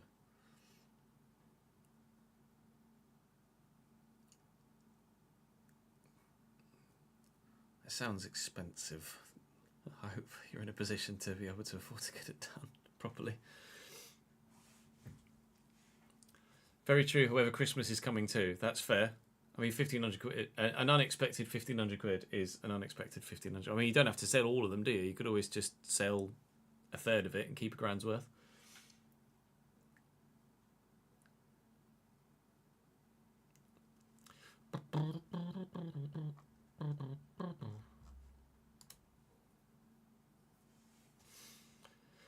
Yes, Shane, we did.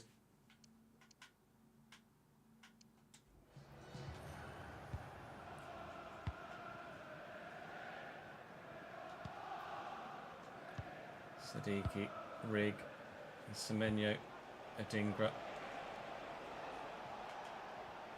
Well done, Simon. Drifting in at the back post. Was no one. Can we get to that? We can. And to that. That's not meant for you. It was meant for Antoine. Rig. Ow, balls.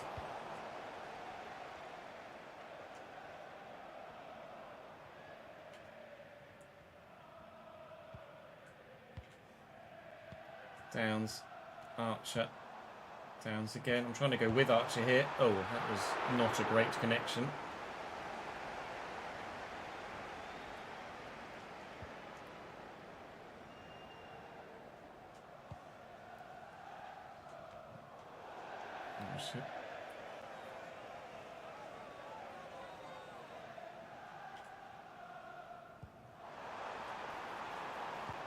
Fernandez. Back to Dibbling. Dibbling again. Thank you. Bum holes. Thank you. Switch. Come on in, Simon. Drive inside. Give me runs, lads. Give me runs. Give me runs. Give me runs. Looking for Semenyo.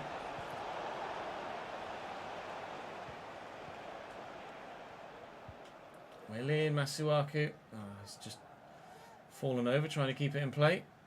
Everton Diaz to 1 foot.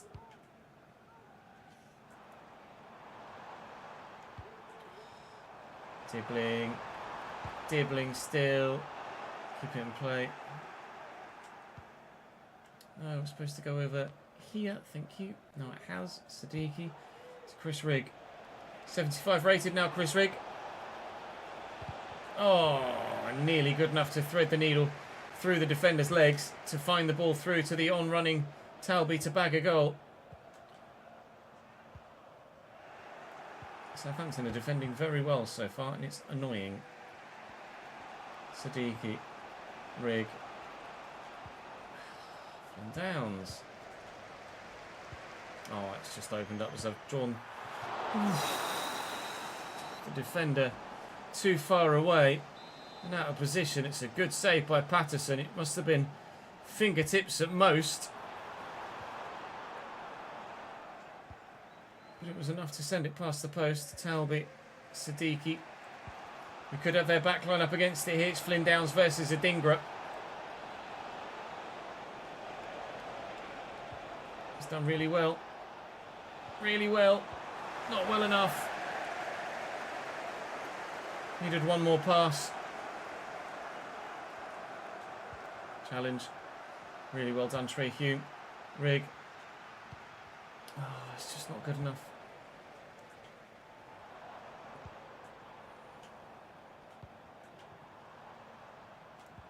Archer, Everton Diaz, Dibbling, well blocked, space.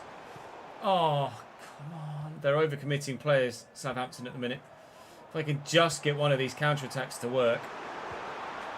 Oh, he hit it early, thankfully, Mateus. If we could just get one of these counter-attacks to work, we'll surely find an equaliser, but at the minute it is all Southampton, really, in a forward sense. We are having to do a lot of countering because Southampton are doing a lot of attacking. In here to Rigg, though. And Towers made the run, but the pass isn't good enough. We will be at least one, if not maybe, 2-0 down at half-time. Their yellow card, but it still could be 2, actually. Archer in the box. I was hoping that was going to time the half out there. It hasn't. Flynn Downs, little 1-2. Brereton Diaz saved well. It will be just the 1 at the break. 1 goal and 1 card. AJ, thank you for the follow, mate.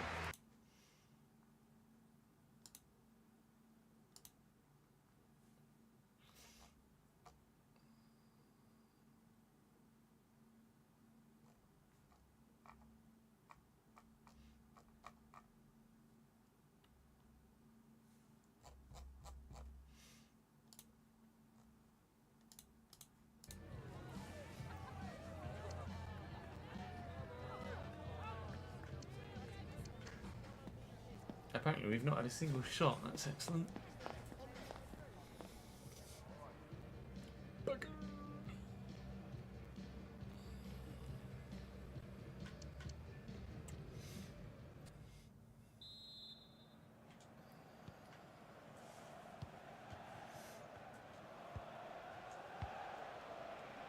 Siddiqui. Dinger on the way. Be an unbelievable start to the half if we can grab a goal here. At the minute, that streak is looking very likely of coming to an end. 9 games and then potentially beaten by a side in the relegation zone to end the run. Isn't that just the way? Selby and Semenyo. Oh, Antoine, please. Oh, it's a big save. It's a very big save from the man between the sticks. Oh, thank you, Mr. Archer. Oh, mate, what a stop. 87 finishing on Semenyo. I was absolutely certain that was flying into the back of the net. Rig. Talby did make a good run. Semenyo's just a bit lazy at the minute, but that is just... oh, no, it's a Dingra. He just didn't make the run there. That was weird. Oh, fucking hell.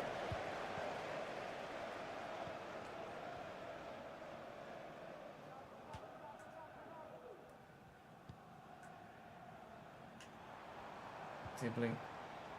Smallbone. Manning and Dibbling again. Safe. Very safe.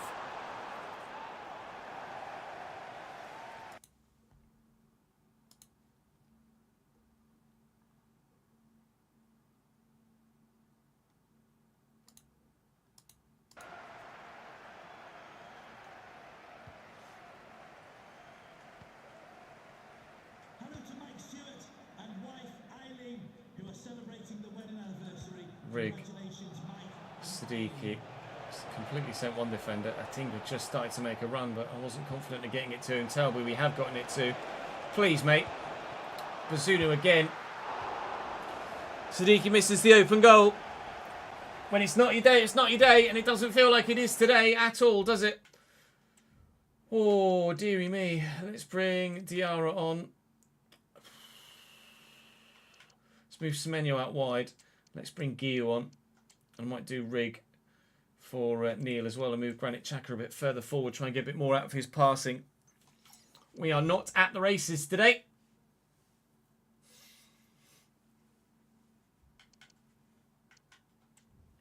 Wrong button. Cute.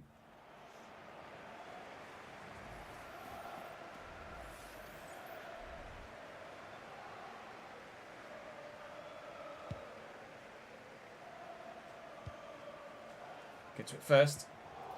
Well up, Dan. And Diarra. Right, substitutes. Time to do your business, please. Oh, here you go.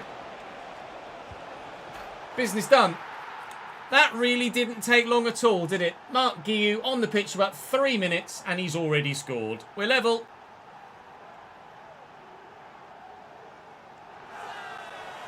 Some say managerial genius.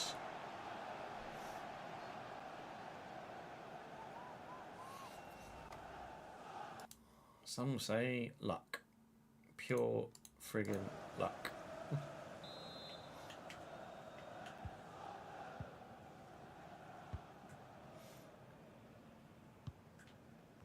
Well intercepted by Alderete.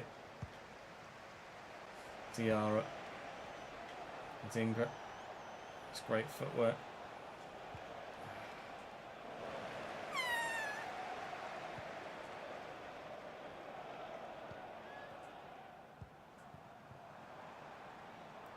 Fernandez and Dibbling.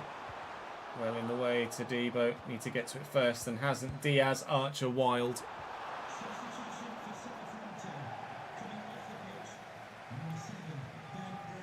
7'3". Christ. He doesn't need to be actually any good at 7'3", does he? As long as he can dive, he's going to get there. Diarra is on the run out wide.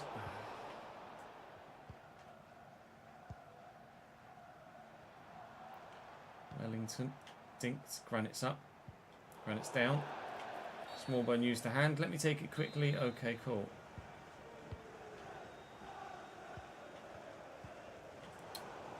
Really?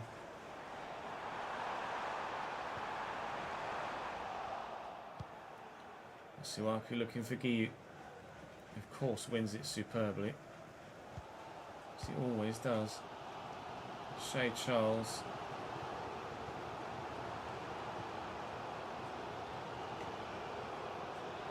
Armstrong. Looking for Giyu. Wins it again. He's gone again too. Giyu. Oh.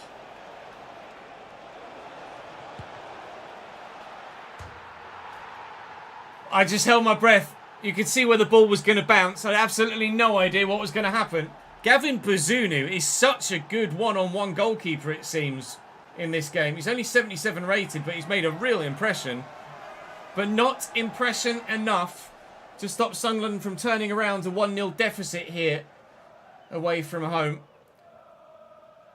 Giyu's still really impressing, and I don't know whether that would have gone in directly off the post or whether Giyu had a final impact and it was going to go post and out and a defender would have gotten there. It's hard to tell.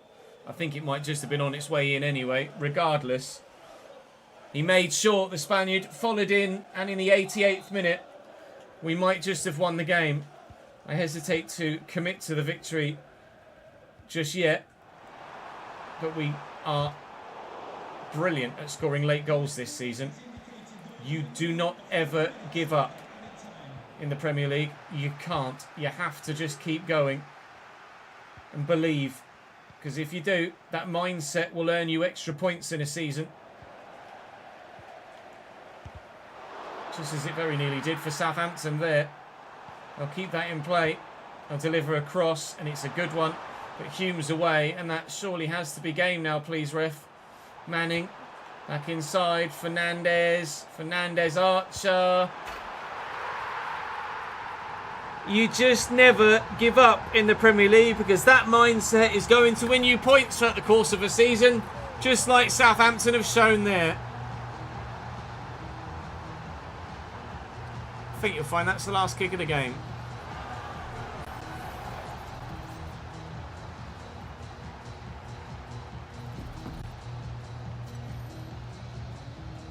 Unbelievable finish.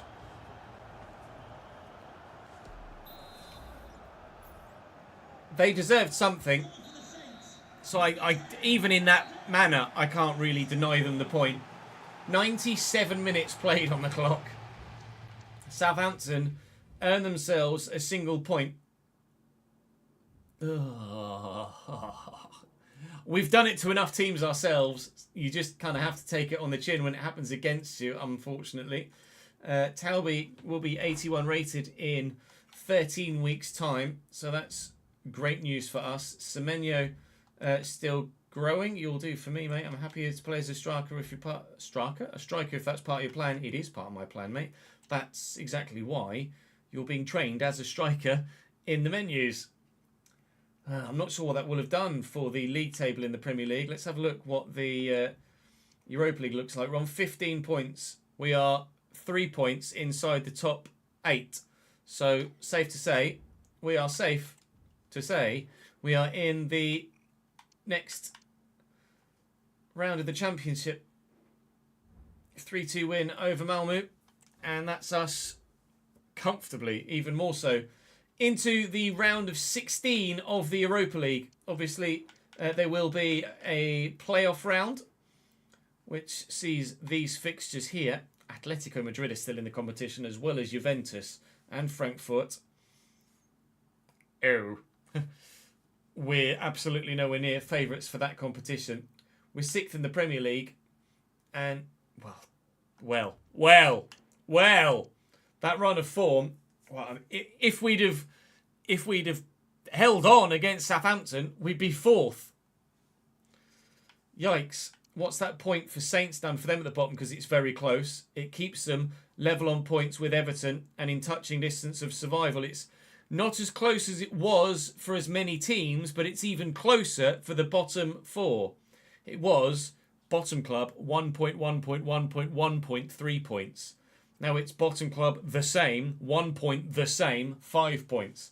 Seems like the bottom 4 are fighting it out at the minute. Or Sheffield United were much higher, I think, and are tumbling a little bit. Burnley are about where they were. Forest are improving, and Wolves are too. Wolves, to be fair, have drawn 10 bloody games so far this season. But we're flying, albeit the win streak has come to an end, but the undefeated streak continues. More bids for Sirkin, intriguingly. Luke O'Nien has been approached by Birmingham. It's just the right thing to do in the nature of... He's gone. It's the right thing to do in the nature of the save to just let him go.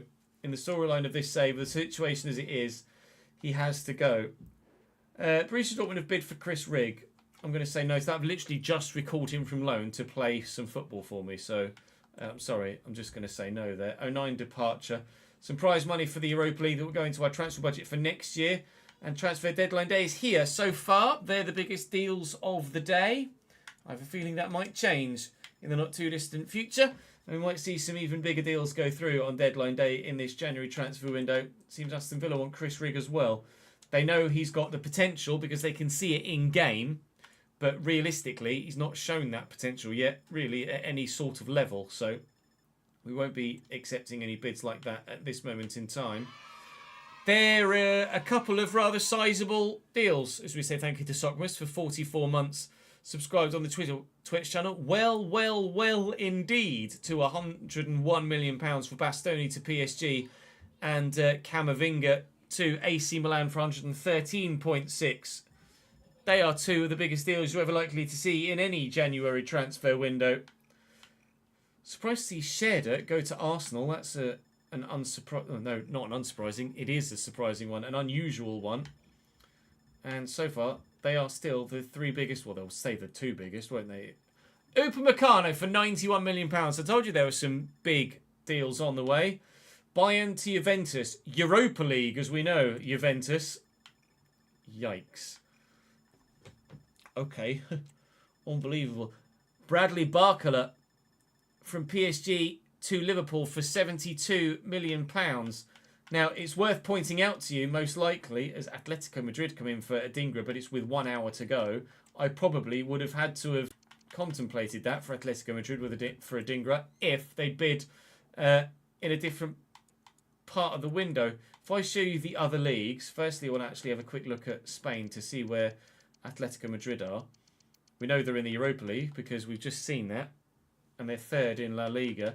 Now, one thing that was very surprising earlier when we looked was in Liga. PSG are now up to 5th.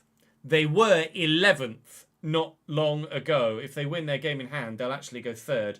But they were 11th. Stade Rennais and Monaco running away with it at the top end of the table. PSG were, like I say, down as low as 11th not that long ago. But they're up to 5th and could go into 4th or even 3rd with their game in hand. Monaco could go back top if they win their game in hand, but not necessarily guaranteed that it's against each other. Alexander Isak is running away with the golden boot at this stage of the season, but Marmoush, Šeško and Correa are fighting it out for 2nd spot. Let me go and give you a quick full transfer window roundup then, once we've also sorted the Patreon spreadsheet out.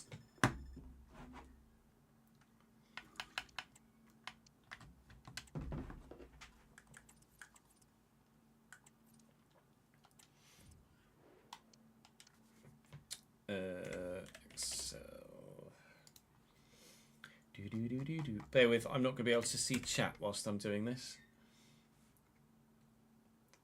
Tyrol, Fulham, Klagenfurt, Daz at Brighton, Port Vale, Colchester, okay. Brentford, yeah. Julia Northampton, in fact, it might be easier to just do it this way.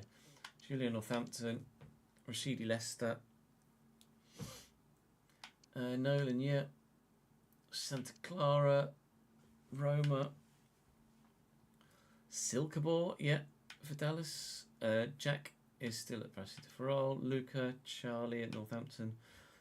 Sasha at Atleti. Fiorentina for Josh. Hull for Joe. Chelsea for Thomas. West Ham for Stephen. Kevin. Carlisle. Harib. Boyd at Newcastle. Bradley de Ferrol. Fiorentina. Man United.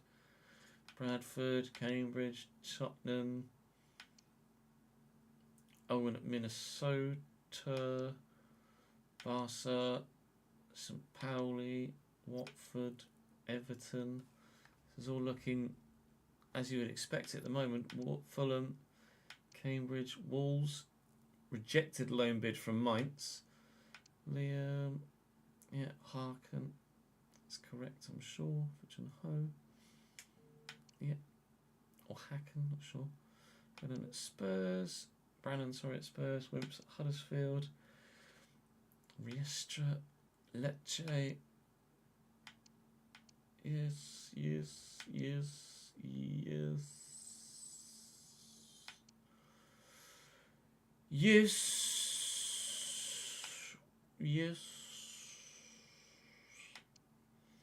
Misha, Brighton, Cambridge. David Stewart Simpson. David has gone from Liverpool out on loan to Fortuna Düsseldorf.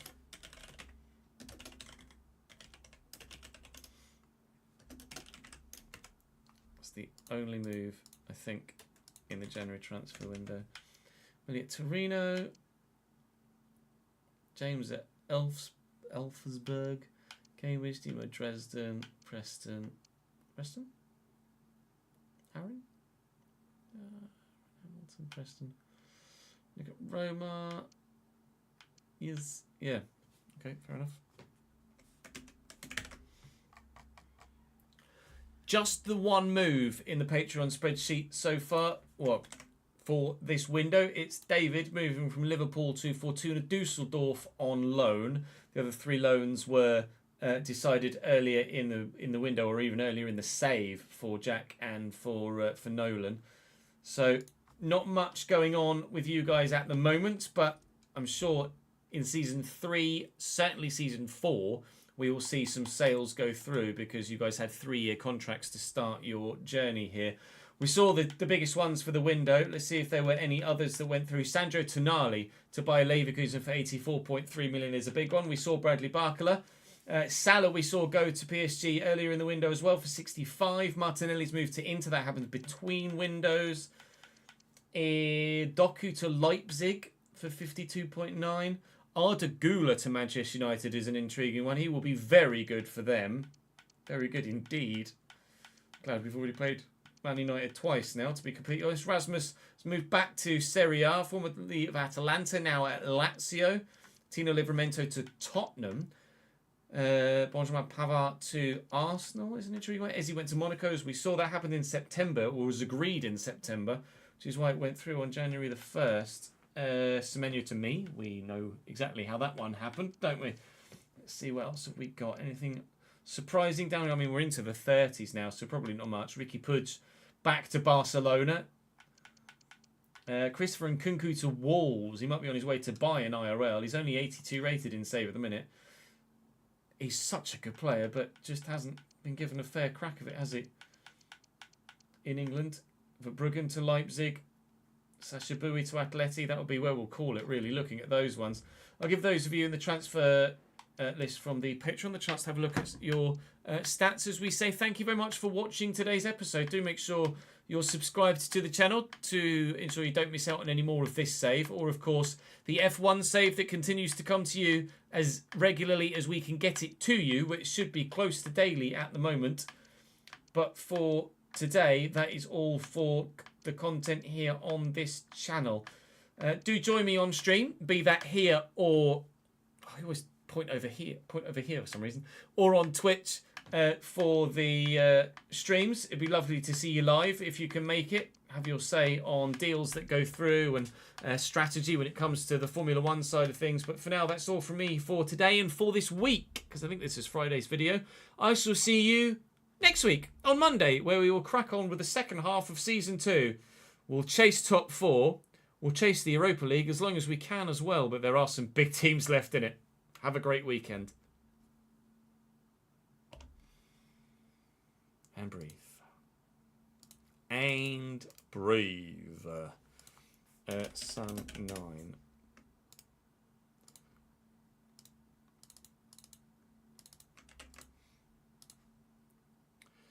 Right, let's just have a quick update transfers as well before we go for another quick toilet break. Eric Bailly from Villarreal to Oviedo. Well, he got released by, didn't he? Because I remember doing that one earlier in the window. He's moved to Birmingham City. He's actually going to go to Oviedo.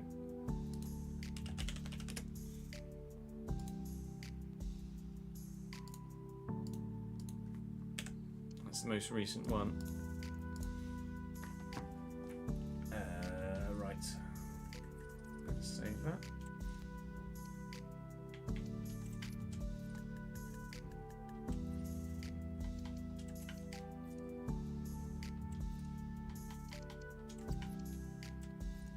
Right, I'm just going to have a quick toilet break chat, and then, whoops, steady.